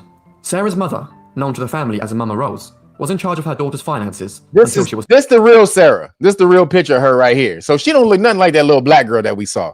So this is a real picture of her. The little black girl wasn't a real picture. The little dark-skinned sister was not a real picture. So the rest of the story is after the crash in the stock market, the crash of the stock market, they lost most of their money. And so she had to go back to work and all this and that. She didn't lose all of it. She lost a good portion of it. And she got remarried. She had a few kids, then divorced, got married, got remarried, and then ran a store with her new husband and just lived kind of moderately off the money she had left from the land. But they don't have no land rights left. Her family right now, they got none of the land rights left, none of that shit. No royalties off of oil, nothing. Melanated people would have been the sovereign ruling class in America had we not given up that goddamn oil.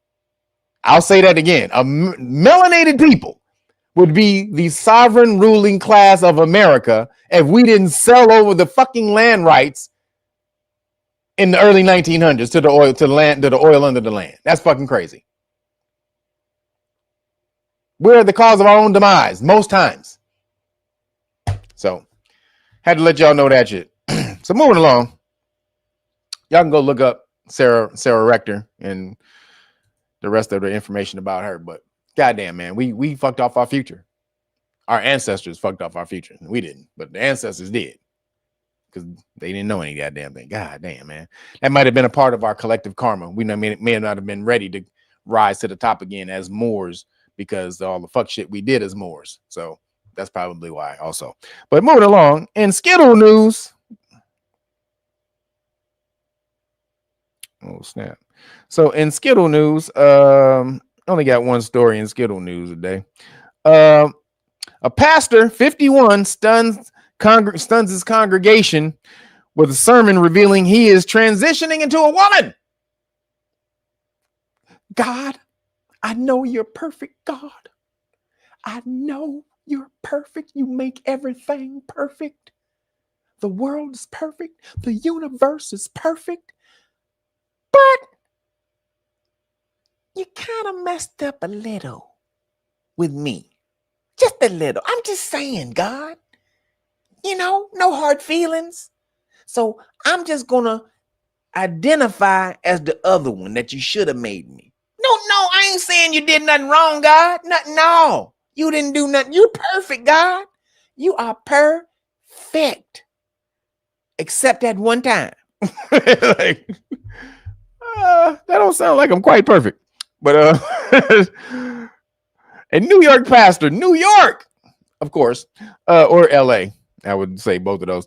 A New York pastor surprised churchgoers with the extraordinary revelation that he is transitioning into a woman and will now use she, her pronouns. Reverend Phil Fanoff, 51, who was born male, shared that she, God damn it, has been undergoing a gender transition with her, quote unquote, her congregation at North Chile United Methodist Church during Sunday service. And this is a quote. I get to announce with joy that I am transitioning. I am affirming and saying to all of you that I am transformer. The veteran pastor wearing a rainbow stole declared this past Sunday. The best way to put this is that I'm not becoming a woman. I'm giving up pretending to be a man. I'm not going to pretend to be a man anymore. I know I'm 6'5", 275 pounds, but so what? So what? I'm still a woman. I'm just a very big woman. Very, very big. Very, very, very, very, very, very. So it says Fainoff, who told listeners that her new name will be Philippa Faye. Philippa Faye said she will continue to go by Reverend Phil. Okay. I'm not going to be the pronouns police or the pronoun police. She told the crowd, I don't think that anybody will misgender or mispronounce out of malice. The religious leader assured church members that the only changes stemming from her transition will be physical ones, noting that she has been undergoing hormone replacement therapy for about 3 months already. Still, she said that her commitment to Jesus Christ and the ministry will remain the same, but Jesus is wrong.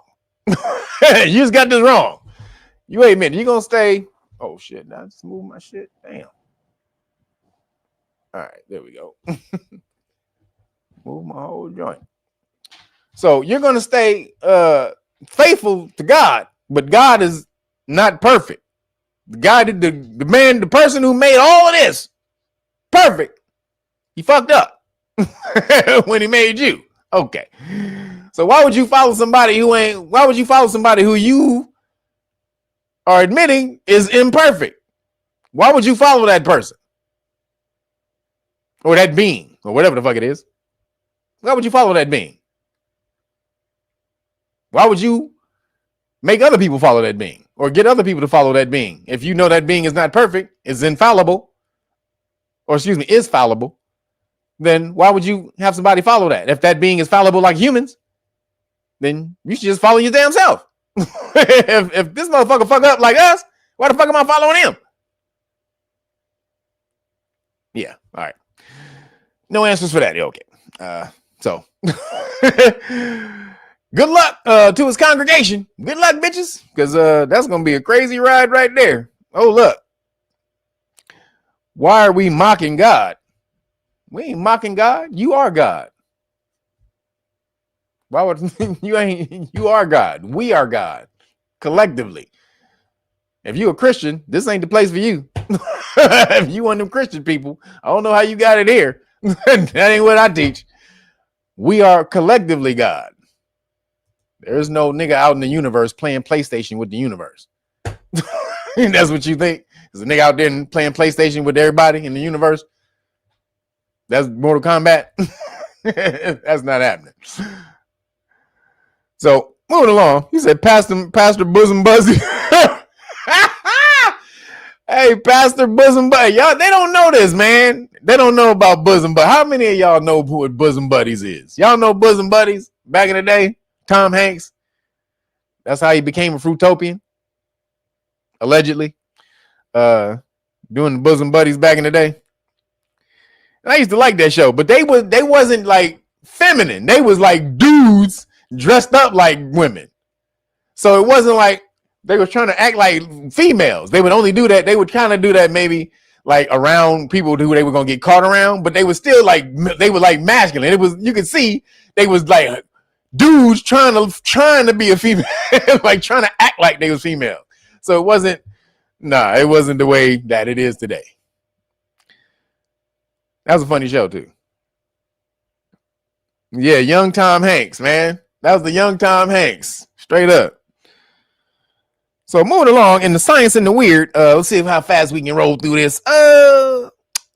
Says a species, I've talked about this before, but there's new discoveries on this story. A species in Chernobyl, in the Chernobyl disaster zone, is mutating to feed on nuclear radiation. And I talked about this before, about the fungus. So nearly 40 years after the Chernobyl nuclear disaster in Ukraine, always going back to Ukraine, scientists have discovered a form of life that's thriving on the radiation that's been left behind. The strange black fungus called Cladosporium spherosporum.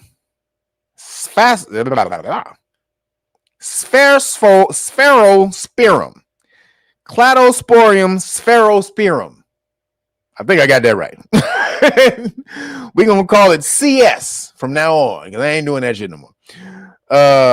Found growing on abandoned reactor walls, hasn't just learned to survive the deadly fallout, but several strains now grow faster when radiation is present and even move towards it. So this is before it was just feeding on it. Now they're saying that the fungus is actually seeking out the radiation. It's using it as food. It wants it as food. It's as its preferred source of food. The radiation. Recent studies of the fungus at Chernobyl noted that only a small fraction of the dark fungi, 9 of the 47 strains tested displayed this radiation hunting behavior. So only if they said only 9, there's that number, 9 of the fungi sought out to eat the radiation. They like, nigga, give it to me. Give me more. It was like the fucking the plant from Feed Me Seymour. What was that? Little Shop of Horrors. That's what it was like. It says these strains were found to turn gamma rays. This is it. These strains were found to These strains were found to turn gamma rays, the most powerful, and dangerous kind of radiation from nuclear explosions, into chemical energy, just like the normal plants convert sunlight during photosynthesis. Gamma rays. Gamma is now going through the light spectrum, the visible light spectrum, you go from infrared to ultraviolet, but you go beyond that, you get X-ray. Then beyond X-ray, you get gamma ray. Gamma rays are black. Gamma rays are black, dark, void of color. Now, who fed off of gamma radiation that we know of, everybody? That should have been black. Who was that? Who was that feeds off radiation? Radiation is his co-pilot. There you go. Bam. They were showing you the Hulk is supposed to be black, but they couldn't make him black. That would have been too goddamn obvious. The melanin absorbing every goddamn thing, absorbing radiation, gamma radiation. Come on. That'd have been too goddamn obvious. So they made him green. But Hulk is supposed to be black, and he's you. If you don't see that side, the smartest nigga in the room, but also the most killer nigga in the room, he's both of those. Y'all don't see that? The Hulk is the smartest nigga in the room every time. David Banner is the smartest motherfucker in the room every time. And then also the most gangster nigga in the room every time. And that's you, melanated people. You're both of those. So it says the CS is believed to get its radiation eating superpower from dun dun dun melanin.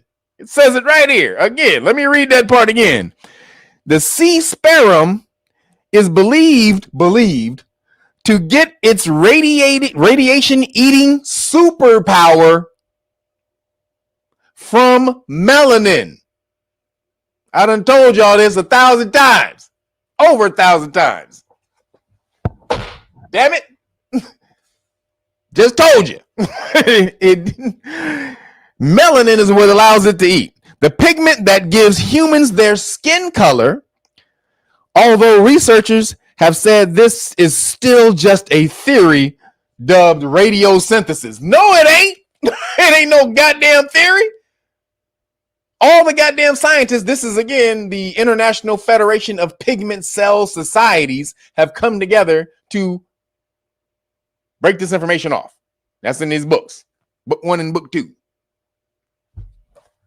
Talks about that straight up. It's not a fucking theory. They working on this in the lab. Now, scientists at NASA, this is why I put this in here. Scientists at NASA are exploring how to create fungal bricks. Melanin bricks. Not fungal bricks, they mean melanin bricks, using the mold, which would serve as lightweight building materials that could protect Moon or Mars bases from cosmic radiation for better than heavy lead shields. Far better than heavy lead shields. So they're going to use melanin to protect niggas going into space. Well, what do you know? They're going to use it on the space stations. The Mars space station and the Moon space station. Melanin. Huh? Well, what do you know? Yes, melanin is worth way more than gold. It's $750 a gram. It's not on the stock market, though. You got to buy it at a lab. If you try to buy melanin, it's $750 a gram. Gram, not an ounce. Gram. It says, on the International Space Station, this fungus grew 21 times faster when exposed to space radiation and blocked a large amount of it from penetrating other surfaces, making it a serious candidate for defending future astronauts. So it absorbed the radiation, then blocked it from getting in. Just like it does for you. Y'all better understand, you got superpowers. I'm trying to tell y'all better order this goddamn book. You understand? Y'all better order this goddamn book. What the hell's wrong with y'all? You have superpowers I've been telling y'all about for the longest of time. What if the real superpower was already inside you? The Great Book of Melanin Research reveals 130 years of scientific studies conducted by governments around the world on you.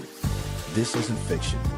It's real research on melanin uncovering its superconductive, photoconductive, cell-protective, and DNA shielding abilities. Yeah, they've known for over a century. Why don't you? Order now and get the exclusive Police Stop Law Package free. That's the Know Your Rights Manual, Constitutional Rights Card, Qualified Immunity Notice and Card, Police Stop Flashcards Volume 1 and 2, the Public Official Bonds Book. Learn how to hold them personally accountable. This is power in your hands, biological and legal. They studied you. Now you study them. Click the link. Get the truth. Get protected. The Great Book of Melanin Research. It's time you knew what they know.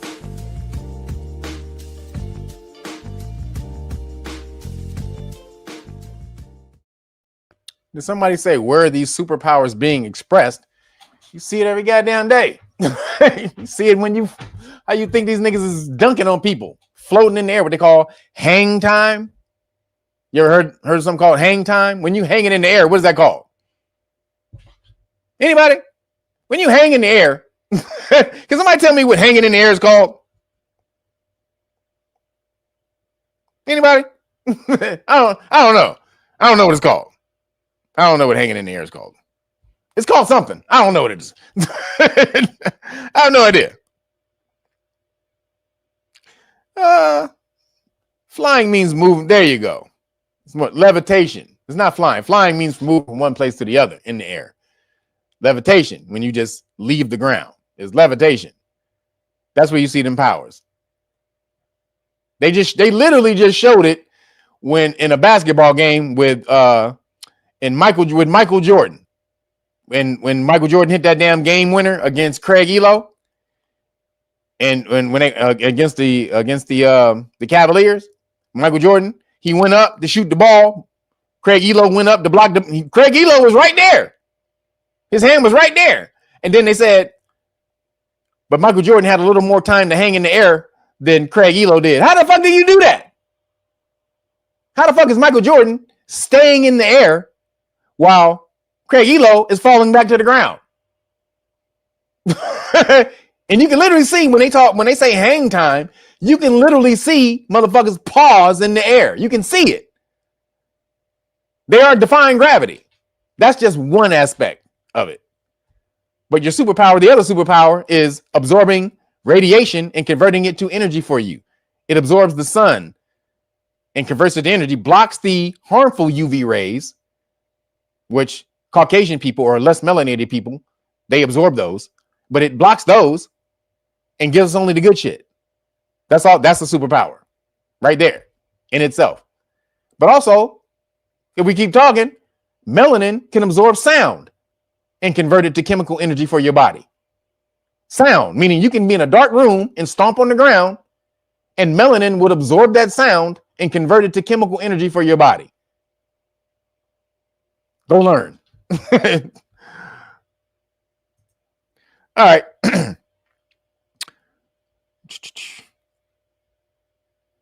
So, yep, they about to use it on the space station. So that's crazy. So moving along, a clothing CEO promises to give away a $3 billion, excuse me, let me read that again. Clothing CEO promises to give away $3 billion and his company for proof of the earth is flat. This nigga's got a $3 billion company. He said, yo, if you can prove to me that the earth is flat, bitches, all you mouthy mouth bitches, you flat earth bitches, if you can prove to me that the earth is flat, you can have $3 billion and my company.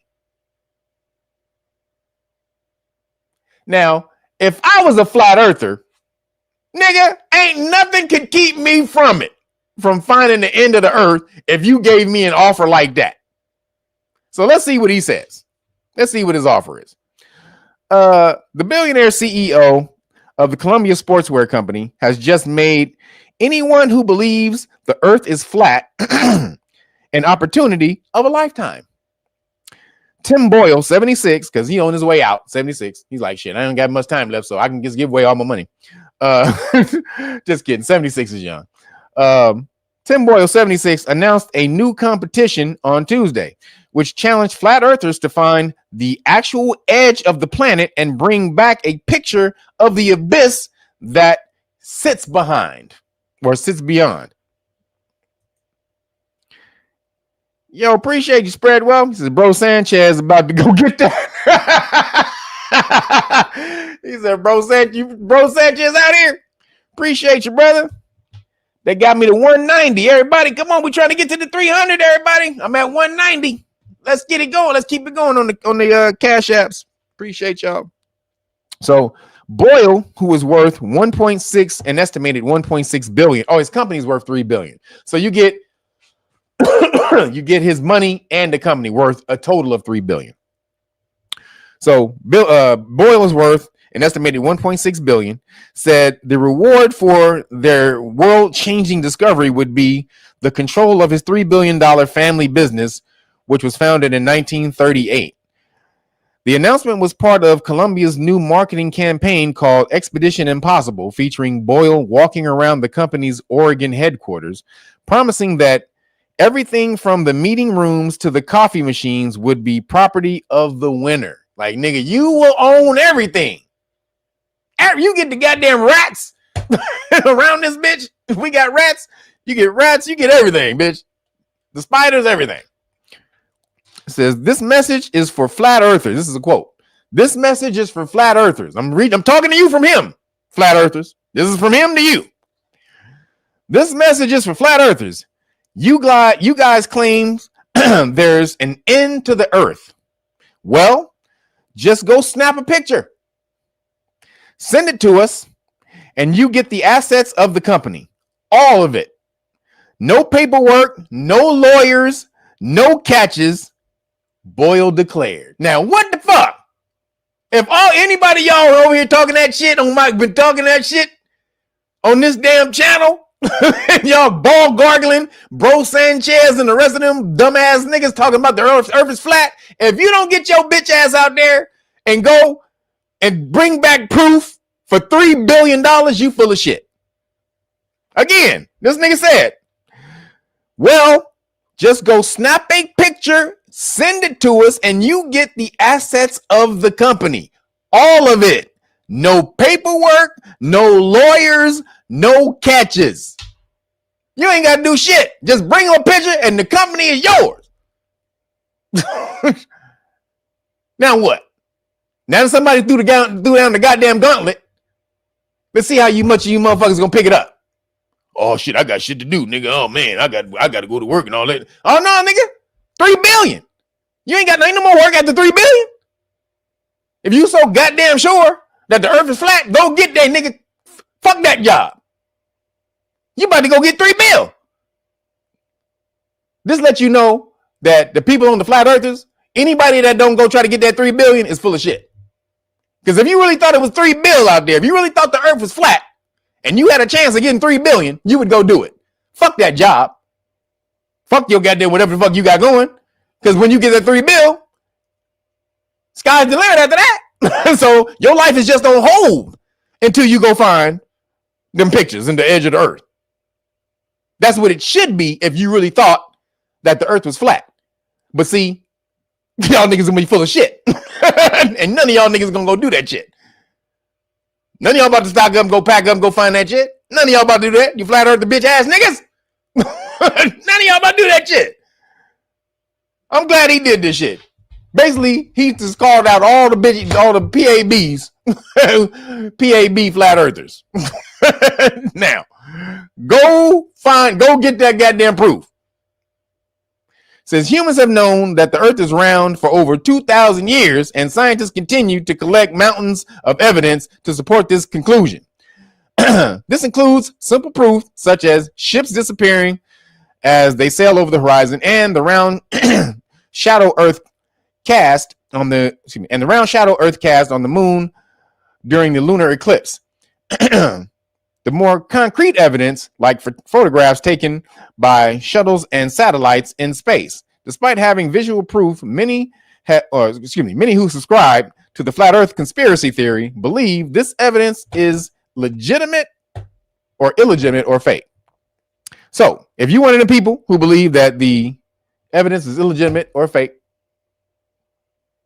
and you damn sure know that the earth is flat, go get me $3 billion. Hey, go get that $3 billion. I'll throw an extra couple. I'll throw an extra 10,000 on it. I'll give you an extra 10,000. How about that? I know I ain't gonna have to fucking have the money. I ain't gonna even need the money. So just saying, it's not an edge. It's an intuitive plane. Okay. All right. They go into the inner earth area. They block from view. Wait a minute. They go into the inner earth area. They block from view, not more plane. I don't know what the not more plane means, but I'm sure it was a typo. Let's see. What'd you say? If Superman flew around the earth, if Superman flew around a flat earth, if Superman flew around a flat earth, would he tip it over? First of all, let me tell y'all guys, people, y'all have to learn how to use punctuation in your words.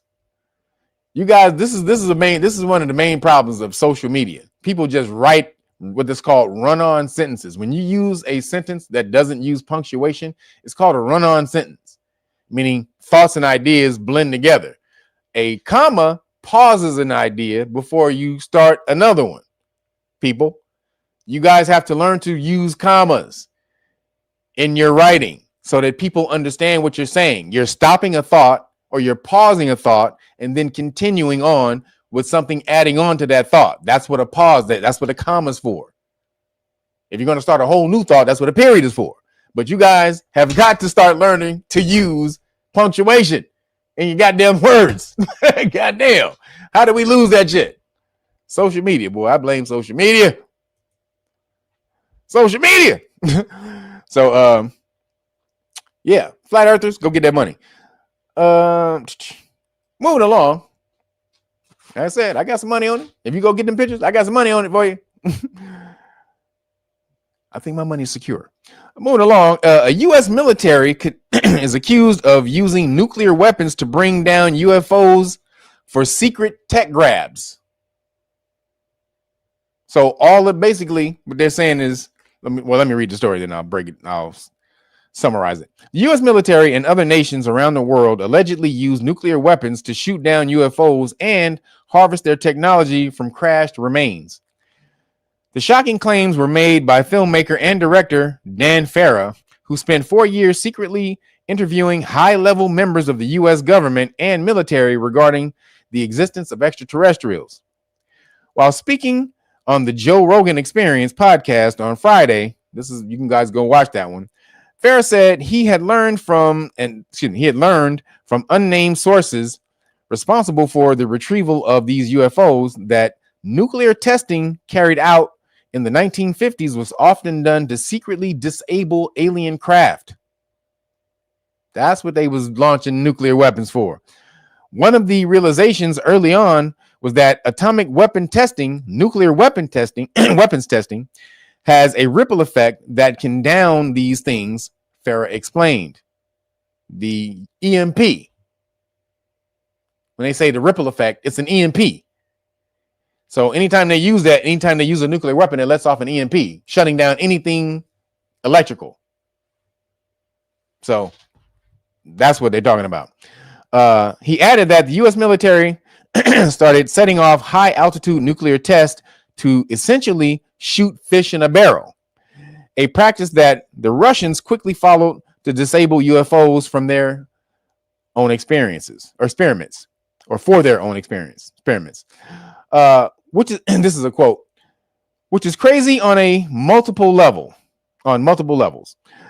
A, you could accidentally provoke a nuclear weapon, provoke a nuclear weapons conflict with another party that doesn't know what you're doing. B, you're picking a fight with a more intelligent, superior species. But if they're more intelligent and superior, then violence is low vibrational. Violence is the weapon of an unintelligent person. Meaning using violence first. Violence as a first choice, a first option. Or even a second or third option. That's usually the choice of someone who's not intelligent or unconscious. Now, is there a use for violence? Absolutely. I teach the shit. But that's only when you're in self-defense. You should only use violence for self-defense or defense of other people, family, and shit like that, but for defense. But other than that, violence is very low vibrational. So if they're far more advanced than we are, they're not going to be like that. They're not going to be as warlike as the unevolved humans. They would be thousands of years, if not hundreds of thousands to millions of years older than us. More wise. Speaking of, if these are the beings. So, no, they're not going to, they ain't come here to kill you. And if they did, they would have retaliated. After you down one of their vehicles, they would have retaliated if they were hostile. So that shows you that they're on a higher vibration, a higher consciousness than you. You took them out. And they didn't do it, and they didn't retaliate. Let me tell you right now, you fuck with me, nigga. You fuck with me, nigga. I ain't millions of years evolved. I'm gonna beat your motherfucking ass, bitch. Straight up. So it says the revelations came from his documentary called The Age of Disclosure. If y'all haven't seen that, it's on Amazon. Released this month, that allegedly detailed the 80-year global cover-up of alien life and the technology humans have created using pieces of UFOs. Despite the claims from a plethora of high-ranking government officials, the U.S. government has said proof of alien life has never been found, and the military has added there's no verifiable evidence they've ever recovered an alien spacecraft. Bullshit, first of all, about the evidence. There's no verifiable evidence. We just had Anna Paulina Luna on Patrick Bet-David. She said, without revealing anything that I've seen in the skiff, the secret compartment thing, they're real. This is a government official in charge of releasing secrets. She's the government secret releasing person. She said, yes, they're real. So, fuck what you talking about, person on the goddamn on this article. They full of shit. So they're basically having secret battles with with aliens behind the scenes. Now I bet you they can't take out UFOs with EMPs no more. I bet you the UFOs have figured that shit out. I bet you they figured that shit out. They ain't not doing that no more. And plus they're not long. But then Trump did just say we want to start nuclear testing again. He just said that. Wait a minute. That did just come back up. This nigga just said about 3 weeks ago that he wanted to start nuclear testing again. Hold up, Pimple Stillskin? Wait a minute. Don't let me start putting 5 and 7 together. Okay. Now that makes a little more sense. You want to start nuclear weapons testing again? Okay, now it makes sense that you use nuclear weapons testing to take out aliens. Ah, okay. Now we got it. You said Section 7. Yep. Yep. What you know about Section 7? Don't act like you a nerd. You ain't no damn nerd. Stop it, buddy. You ain't no damn nerd, Mr. Darius. Stop acting like you a nerd, boy. So, moving along. Yeah, it's crazy, man. So moving along, reveal the exact age your brain starts to decline. Did I do this story already? I think I might have done this story. I think I've done this story. Just in case, let me just give you just a real quick summary of the story. So basically, you're not considered an adult in the brain until you're 32. 32 to 66 is when you're an adult. Then 66 to 66 to 83 is considered your beginning elderly years. And then after that is when your brain starts to decline. After they're saying 83, usually, like your brain matter, your white matter starts to go out and whatever. Now, I'm gonna say, I do this. I've done this lectures and talks on your brain being a tuning fork, basically just to pick up the different frequencies and vibrations that are in the universe that surround you. Everything that you want to know about the universe, everything that has existed or ever will exist, all that vibration and frequency is right there with you in the universe, sitting right next to you, just flowing through you. It doesn't register because you don't have anything to make it register. And what does that in the body is the brain. That's the tuning, not necessarily a tuning fork. It's just more like a receiver. It's a receiver of frequencies. And then you have to tune the brain to the correct frequency, harmony, frequency to pull that in. And that's to whatever knowledge you want to learn. You have to start by going out and seeking that information. Then the information will seek you. So when they say that your brain, so this is basically, again, from 32 to 66, that's when you're killing it. That's when you're at your tip top brain shape. But I'm going to say, even after when they say your brain declines, that's not necessarily so. That's if you don't use your brain. If you are constantly learning new things, you're creating new synapses, those brain fibers that will register information. So all you have to do, and this is why retiring is bad. People who retire, they automatically usually die within a couple years after retirement. Why? Because your body shuts down. It needs to be used. It's a car. If you stop using it, it shuts down. Just like any other car, just like a car would. It breaks down. Your brain is no different. You stop using your brain breaks down. Which is why you have to constantly learn things. Learn new things, everybody. I'm telling you the secret to keeping a sharp brain. Learn new things. Don't sit and be comfortable with the shit you know. Learn something new all the time. Even if it's do something new all the time. It restructures your brain. Like if you go home a certain way all the time, go home a different way.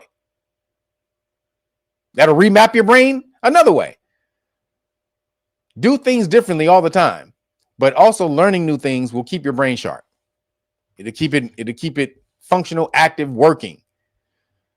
If you're constantly learning, there's no way your brain can break down because it's constantly building the brain matter that it needs to understand things. But when you just sit on your ass and start watching TV all goddamn day, doom scrolling through YouTube, your brain is breaking down faster than than a motherfucking snail under salt. Anybody ever seen a snail under salt? You seen that nigga melt like a motherfucker. That motherfucker melt quick. That's your brain. When you don't do shit, your brain is a snail on salt. So keep using it, keep learning. Don't ever stop. Don't ever think you are at the point where you know every goddamn thing and you don't need to know anything else. No. A true teacher knows that they know nothing. I'm telling you, a teacher knows, a true teacher, a real teacher knows that they don't know anything. That the information I know now is only the information I know right now and is liable to change. And in fact, when they say that at some point in time, the student will overcome the teacher. You ever heard that phrase? At some point in time, the student beats the teacher. That's only when the teacher ceases to be a student. You understand that? If you are a teacher, your student will only overcome you when you cease to be a student. If you are a teacher, you should be a student and a teacher at the same time. If you reach the point to where you can teach something, you should also be a student as well, because you're constantly adding things to your reservoir, to your bank. But when you stop doing that, that's when somebody can catch up with you. So keep on learning, keep building that brain. Moving along. This is the real story right here. Revealed the key sign that indicates a woman might be a psychopath. When she start talking, who said that? Who said that? Who said that? God damn it! You ain't supposed to say nothing like that. Who said that shit? When they start talking, that's a terrible thing to say. Who said that? I don't know. Let's see. Psychopaths are typically portrayed as men in blockbuster hits, whether it's Patrick Bateman in American Psycho or the Joker in The Dark Knight. But a new study, I love these new studies, boy. I love these new studies. A new study shed light on female psychopaths and the key traits they possess. Crazy than a motherfucker. Researchers at the Université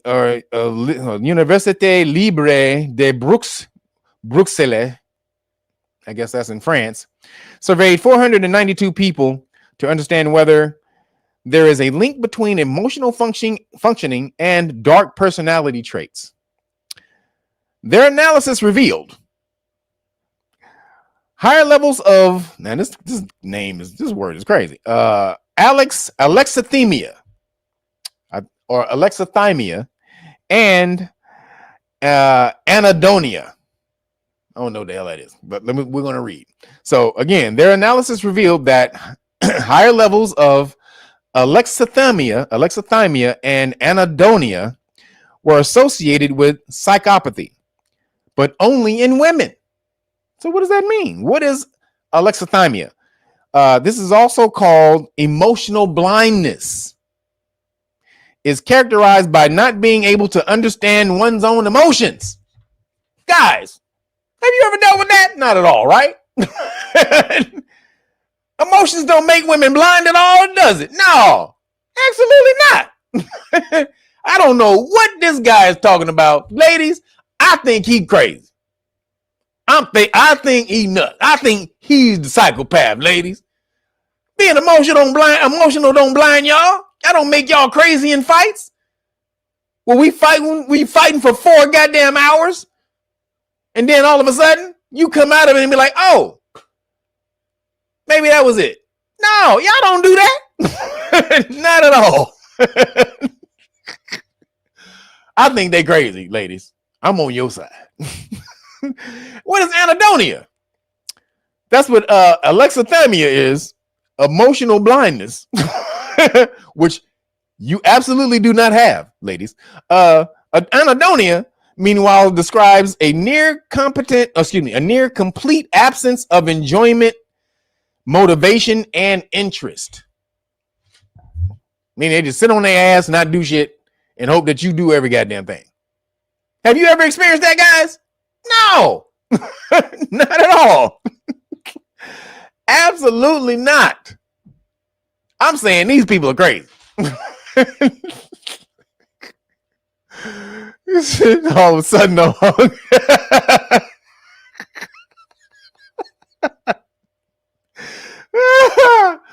Oh, that's hilarious. Oh, wait, what'd you say? I knew my ex-wife was crazy when I had to jump out of the way in that speeding Mustang. Damn. Holy shit. She tried to run you over? God damn. I think they got, what is that? Echotaxia or echolalia and what is that? Munchausen by proxy disorder coupled with edible. God damn, you gave him like 50.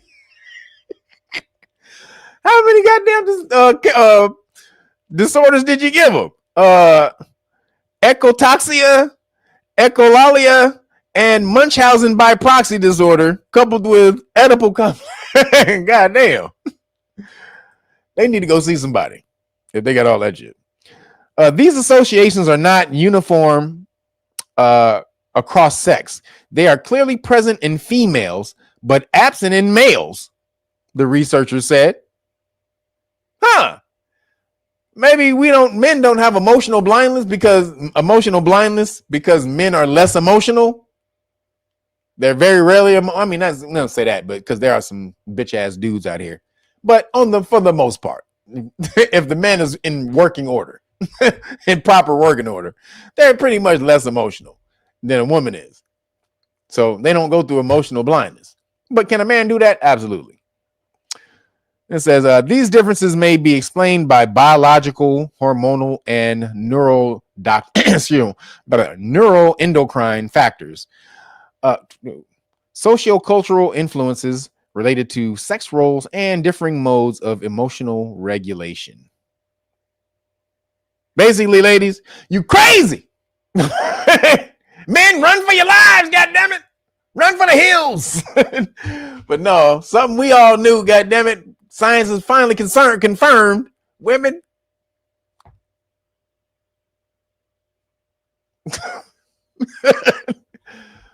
Just saying. Just playing with y'all. Y'all know I'm playing. Y'all know I'm just playing, ladies. Just playing. But I'm just serious. Moving along. In nigga news, last thing I got. The nigga news. The nigga news. So a Caucasoid kicker from Alabama. I don't know if y'all saw this, but a Caucasoid kicker from Alabama was kicking the ball on the field during the playing of the Tuskegee marching band. So Alabama Tuskegee was playing. And during the marching band, the Tuskegee marching band, this bitch ass motherfucker from Alabama gets on the field and starts practicing kicking. He's the kicker, the punter, or whatever. He starts practicing kicking the ball while the band is going. Now, anybody from a melanated college, when the band is on the field, what is that? First of all, what don't you do when the black band is on the field? What don't you do when the black band is on the field? The band is bigger down there than the eight. Thank you. You ain't seen Drumline, bitch? What the fuck? The band is bigger than the college. People don't watch HBCU football games to see football. They watching for the band. That's how dope the fucking band is in the black colleges, melanated colleges. We only watch for the band. And this bitch ass motherfucker comes out and starts kicking the goddamn ball during the band. Let's see. Let's check it out.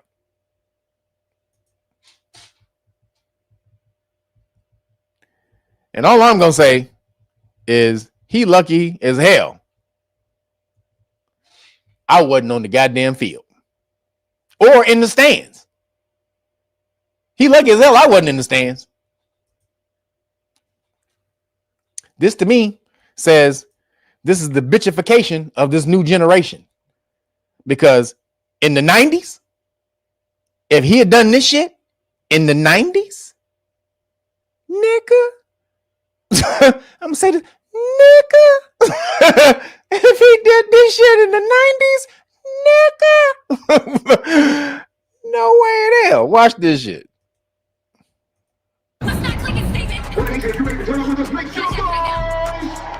Hurry up. Let's go.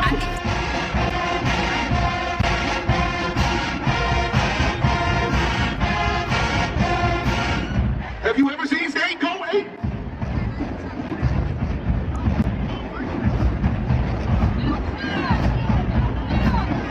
Now, first off, let me set the background. Tuskegee, Alabama. Tuskegee, traditionally melanated college. Alabama, Caucasian racist college. Get it?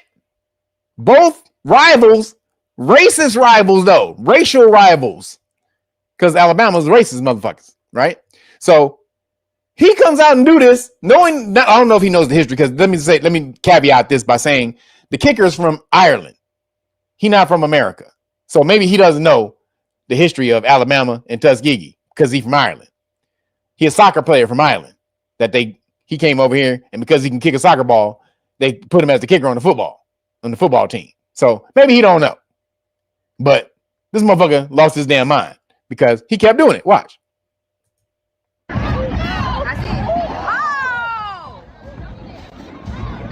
Absolutely not.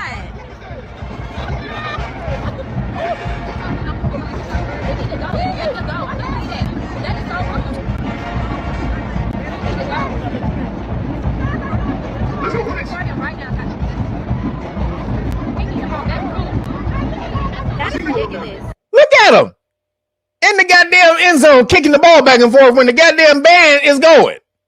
But that ain't the worst of it. Watch.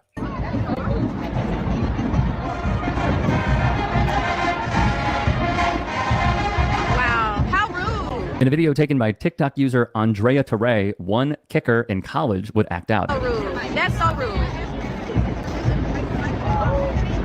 And the coach not gonna say nothing? He's standing right there.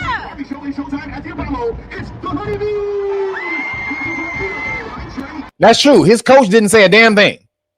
His coach didn't come get him, so that means the coach wanted him to do it. The honeybees look good. Look at that. Are you serious? There's no way. This bitch ass motherfucker kicks the ball in the middle of the band as they doing the performance.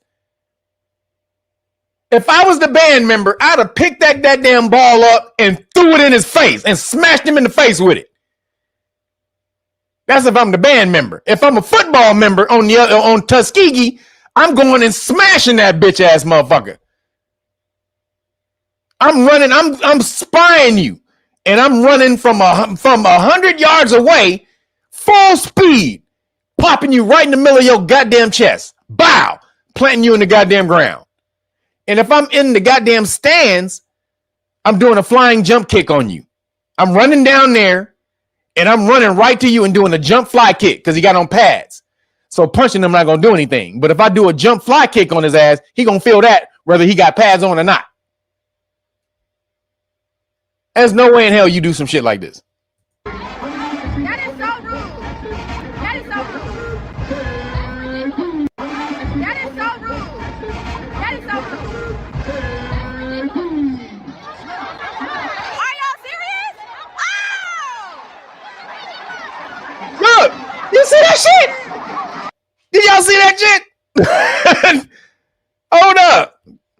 y'all see that bullshit? Look, goddamn. Look at this. Look, kicks right in the middle of the goddamn main, the whole band.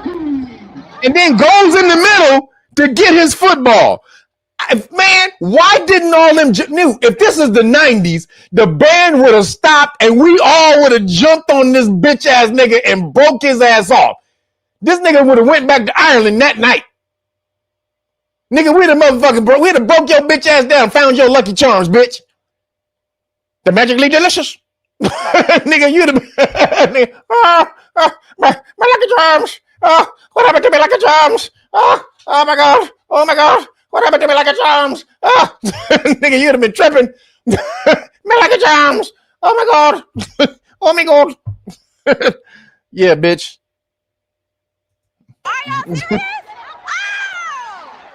In a bed of potatoes.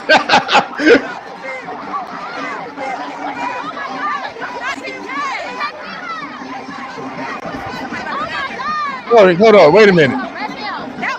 Y'all can't see, my bad. I thought I had the thing back on, my bad. Hold on. Let me put it back. Y'all still can't see, my bad.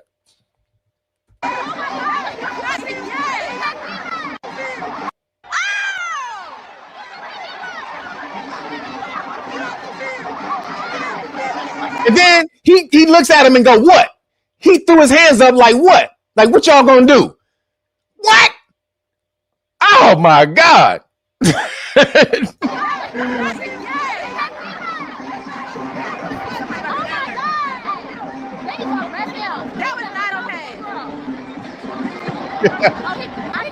Now, this story has gone viral. So who exactly is this individual? Lorcan Ryans, a junior from Ireland who serves as Tuskegee University's kicker. He did this in Montgomery at halftime of the Tuskegee Alabama State football game. The vice president and director of athletics for Alabama State, whose name is Jason Cable. He's a junior from Ireland, so he's been here a minute. That means he does know.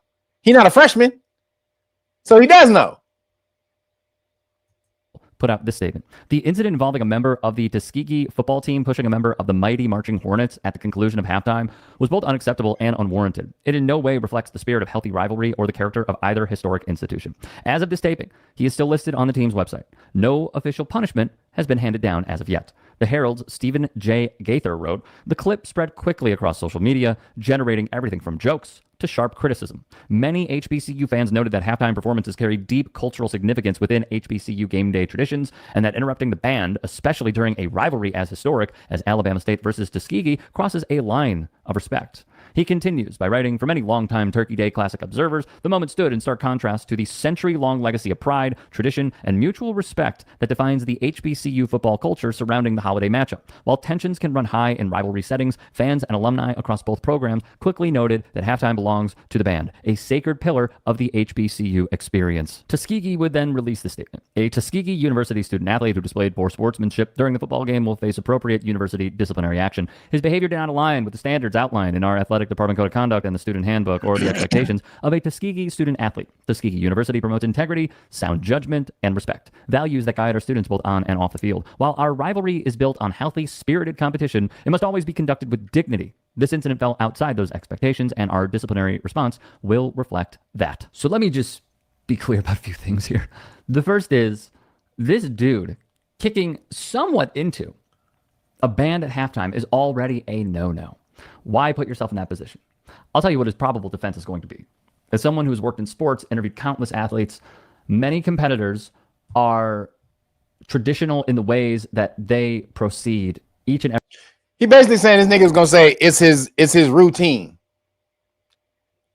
And so he needed, in order for him, so a lot of players have routines, putting on same socks at the same time, the same way, all that type of shit. So if they don't do that, they feel jinxed. So if this was his routine, if he doesn't do it, then he can feel jinxed, is what he's trying to say. Dude, we ain't trying to hear that.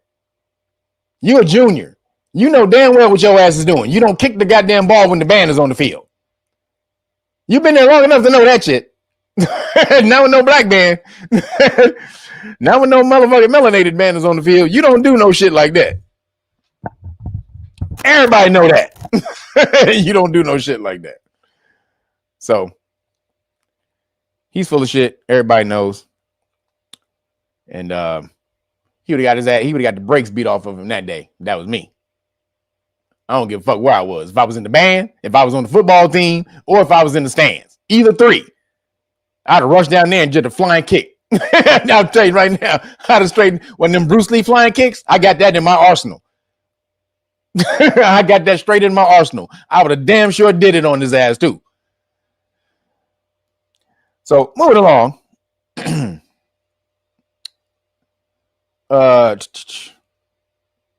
Real quick. So this came out. So it was backlash from Nick Fuentes because he said that races should have stayed segregated. Is that true? Do y'all believe that? He said races should be segregated. Do y'all believe that? Or they should have stayed segregated. It would have been better for the races if they had stayed or black people if they stayed segregated. Y'all agree? Do y'all agree?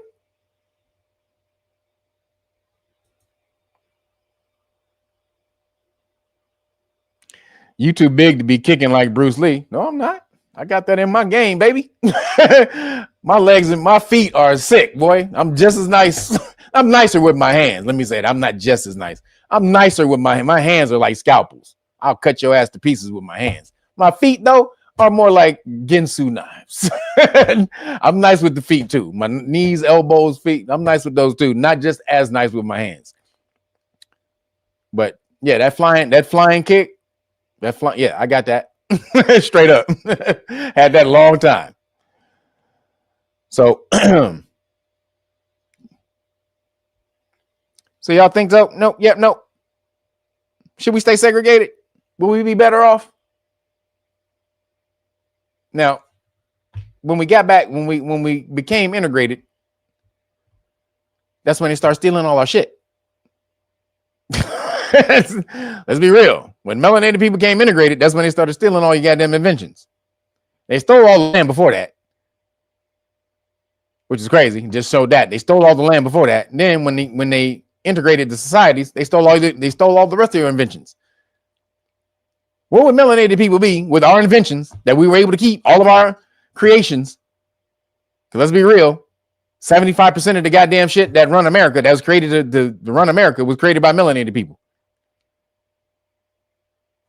That's a fact. 75% of the inventions, the machines, the mechanics, all the shit was created by melanated people. So where would we be if we kept that technology within our communities and didn't give it over to the Caucasian people? Now we know, yeah, integration is great. Now let me say this right now. Without integration, I don't get chicken shawarma. So I don't give a fuck what y'all say. Integration is great. Give me my chicken shawarma, goddammit. You understand? I don't get chicken shawarma without integration. So goddammit, fuck all the rest of y'all with my chicken shawarma. However, should we have kept our stuff? We had kept our creativity, the fruits of our creativity. Let me say that. We still have creativity, but we don't have the fruits of our creativity because it's all given away. The last main thing we should have been able to profit off of and rule the world off of was hip hop. But the Khazarians came and they co-opted that. And now it's done. There's not a hip hop artist in the top, 200? Or top 50. I think it said top 50. Top 50 songs. There's not a hip hop song in the top 50s now. Hip hop has fallen that far. But we was running that shit. And speaking of, real quick, the Rapstrology 3 is in the works right now. I just got a message from the artist who's working on Rapstrology 3. I'm not going to tell you who's on it, but I will tell you who I had a dilemma with. And maybe before it comes out, if I get enough feedback, y'all may be able to change. But so for the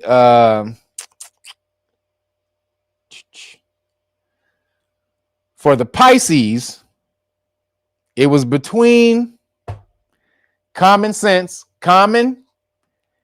and Grand Poobah from the Brand Nubians. I was struggling. Grand Pooh from the Now the Brand Nubians came out in 89. Common came out in 1992. So they're real close to coming out at the same time. Common is 3 years later. But Common, Grand Poobah from the Brand Nubians.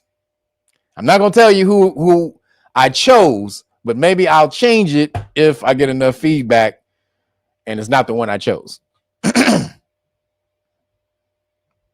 Uh-oh, we got somebody said Poobah, Common. All right, common sense all day. That's when he was common sense, not common sense. That's when he was dope.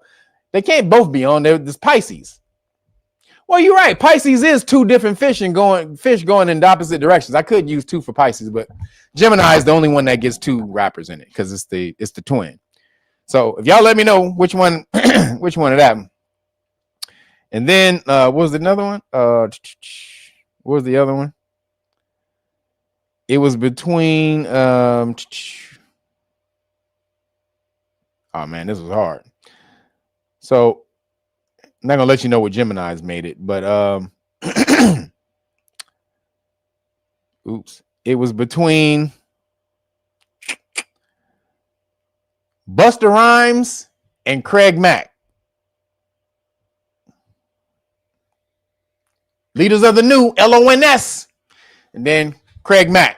So those are the ones that I had to struggle with. And I'm not going to tell you who won the battle, but if y'all put enough comments in there, maybe it'll change by the time you see the t-shirt. By the time y'all said Craig, y'all said Craig Mack gonna fuck up my shirt. That ugly ass nigga gonna fuck up my shirt. Y'all funny as shit. You said gay Buster. Nigga, y'all, Buster is one of the greatest rappers of all time. Are y'all kidding right now? Busta Rhymes is one of the greatest rappers of all time. Y'all got to know that. So the last thing I got though in nigga news and in news is the shooting that happened in Stockton, man. We got to do better, man. This is ridiculous. I don't want to leave on a bad note, but we got to talk about this type of stuff because we got to stop it.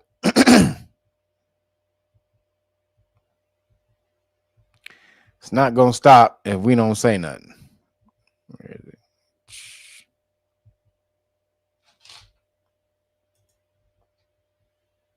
This is messed up. What happened, man? All I can say is that I'm sorry to all the mothers and children out there. If I could do anything to prevent this, I would. I threw a birthday party for my little daughter. She actually turned 2, and I just wanted all my family to come together and be together as it would be like an incident happened. As me getting ready to start my baby, to start cutting her cake and stuff, everybody's getting ready to gather around and just start cutting cake, and all we heard was gunshots, and everybody just fell to the ground. It was just unexpected. I don't know what happened. I'm just so shocked and lost, and I'm lost of words. I'm speechless, and I just want to say I'm sorry to all the mothers out there that lost their kids at my birthday party.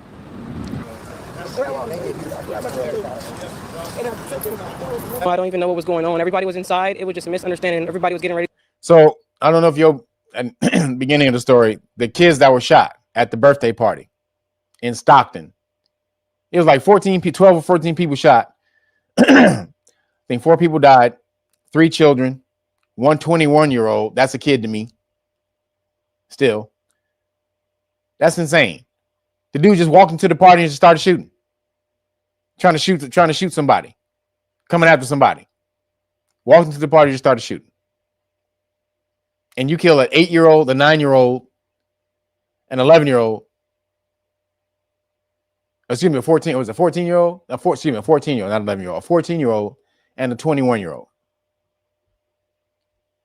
This is fucked up, man. And they still don't have the dude. They still haven't found him. And you wondering why they keep talking about black fatigue and all the rest of this stuff, man. This is going to be the downfall of melanated people. If we don't get control of our communities, if we don't take responsibility for the type of people who do this type of shit and bring them to justice ourselves, fuck the police, man. in the hood, we got to start setting our own standards of justice and holding those people who would bring melanated people down, holding them accountable. Because this is ridiculous, man. The kid father, the pain that goes through him, man, anybody can feel that. I don't have kids, but I feel that man's pain as if I had a kid. That kid was mine. Like I said, and I actually thought it was my balloons popping. It was gunshots.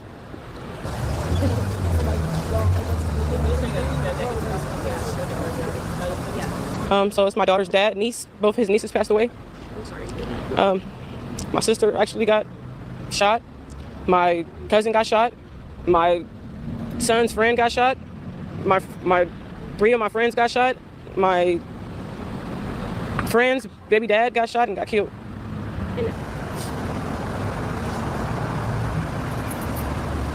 That was the 21-year-old, I think. Yes, I work for the AA Whole Life Center. I work with the youth. And that's why it's really hurting me, because I see youth all day. I see kids all day. I'm a mother of 3. So for me to see kids on the floor and just bleeding and I can't help them, and I help people that I help the youth at my job, it was hurting me not to help them on the floor. Yo, listen, let me tell you something, bro. You can't outrun your family and your circumstances if you don't change the environment that they exist in. These kids, these people that got killed and shot, you know, it is very, very unfortunate, but it's not something that you don't expect in environments where you have this type of element and you're expecting for these people to behave differently than they are in the streets. And now they got a manhunt out for these people, and this person is saying that she's brokenhearted. This is a tragedy. This is a straight up mass shooting tragedy. It is so devastating and unfortunate that the children and the young people and the teenagers are the ones that's gonna have to pay for the environment and the transgression of the parents. It's nothing that you can say or do outside of change your environment, and that's why it's important for you to outrun your circumstances in the environment that you was raised in. KTV's James Torres joining us now from near San Joaquin County, where the sheriff's office is handling this investigation. James. Right outside that banquet hall. Hey, good morning. And just outside that banquet hall, not far from a wall full of bullet holes, is a makeshift memorial. Often what we see after these types of tragedies, you see a number of candles that are lit just in front of the venue here. Here's what we're hearing from the sheriff's office this morning. There's now a $25,000 reward for anyone with information that leads to a significant arrest. We do know that police officers in Stockton did arrest a handful of people after that deadly shooting, but the San Joaquin sheriff says that they are not identifying any suspects just yet. All of this happening Saturday night at a banquet hall during a children's party with more than 100 people. Our crews saw bullet holes in the walls of the venue and children's toys covered in blood. Witnesses say masked gunmen came in, started firing guns, resulting in a total of 15 people hurt. The ages of those killed, 8, 9, 14, and 21. We hear from Stockton Mayor Christina Fugazi, and she tells us that she's reaching out to the governor, senators, and the White House, all asking for additional resources. I've also requested a U.S. attorney because we're not going to allow this to continue in the city. So once they get them. That's bullcrap. There's no accountability for crime in America. This is Gavin Newsom. There's no accountability for crime. So if you ain't sending people to jail, if they're not scared to go to jail, they're not scared for the consequences of their actions, what the fuck? They're gonna keep doing it. So I just wanted to play the father real quick. He shows the father. This is like the saddest thing, man. Are simply gut-wrenching. My own child, I want to warn you that the details a father shares about the final moments of his young son's life are simply gut-wrenching. Any father remembers the day their child is born. He was just like the perfect gift from God. But this father, Patrick Peterson, is now burdened to live with the day his son died. All I can see is my son crawling on the ground and me trying to resuscitate him. At just 14, Amari Peterson took his last breath. He had one bullet hole right above his heart. Amari and his family, a few of the dozens on Saturday who were just trying to celebrate the birthday of a 2-year-old. I just heard gunshots, and then the shooter came in, and he came in, I turned my back and I looked at him, and then I just started seeing him shoot. Just sit down. Patrick's daughter was grazed, and in the panic before he could even react. Everybody running off, and then my son is just sitting there just crawling, trying to get up. So I got my baby, I had to hop back over the counter, and I'm trying to see what's going on with him. I'm trying to give him CPR and the bullet, and he just got blood coming out his face, and it's just something that a father should never have to go through. What no one should ever endure is now on a painful replay. Every time I get ready to lay down, I'm like laying over my son while he's sitting there breathing. Trying to breathe. Every day he would tell me, Dad, I love you. Dad, I appreciate you. Every day, every. This is so tragic. This is so bad. I didn't even. Man, this is fucked up, man. This is fucked up. Again, man, we gotta do better, man. It's not we gotta do better. You're gonna do better. It's no option. You're going to fall to the wayside in America They've already marginalized you as you're not even a second-class citizen now. Melanated people, third-class citizen. They've moved illegal immigrants above melanated people. Your stock is falling so goddamn bad. If you don't do anything to take control of it, it won't be shit left. Why does this have to be the norm in our communities? Because there's no accountability at home first. Sisters, you have got to start being more accountable. First off, stop having kids with dudes that just leave. Dumbass niggas. And then if you do have a kid by yourself, get him some male mentorship. Because the fact that these kids just keep overrunning the women in the house because you guys don't have the energy or the strength to deal with these kids. But you got to do it because this is what they're turning into. And at one point in time, there was 45 million people in America, black people, melanated people. The number's declining. You were 15% of America. Now you at 13%. The numbers ain't going up, they're going down. We go from 15% to 13% of America. Your stock is declining. You are a declining stock. If you was on the stock market, somebody would have been dumped your ass. So it's time to take control of the shit, man. This has been going on since I was a kid. Hasn't stopped. And to see that to this day, man, that is still going on, we got to do better, man. Again, I don't have any kids, but I'm more passionate about it than most people with kids. Why am I more passionate about this than people with children? I shouldn't be. And if you have children and you see your child like that, you should be able to see these other children in your child and get active so that we don't have this shit anymore. We can't do anything without activity, guys. Period. We can't do anything without being active. So get your asses over here and start learning this damn law so that we can move up out of this goddamn situation. If we don't, we're fucked. Too many people walk through life carrying fear, not because they've done something wrong, but because no one ever told them they have rights. When you don't know the law, even ordinary life can feel like a risk. That's why we build Know Your Rights Foundation, a place where the law becomes clear, simple, and yours. Knowledge is your shield. The law is your defense. Start learning today at KYRF.org.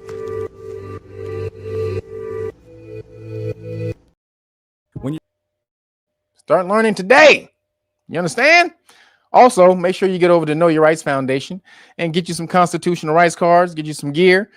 If you don't, if you can't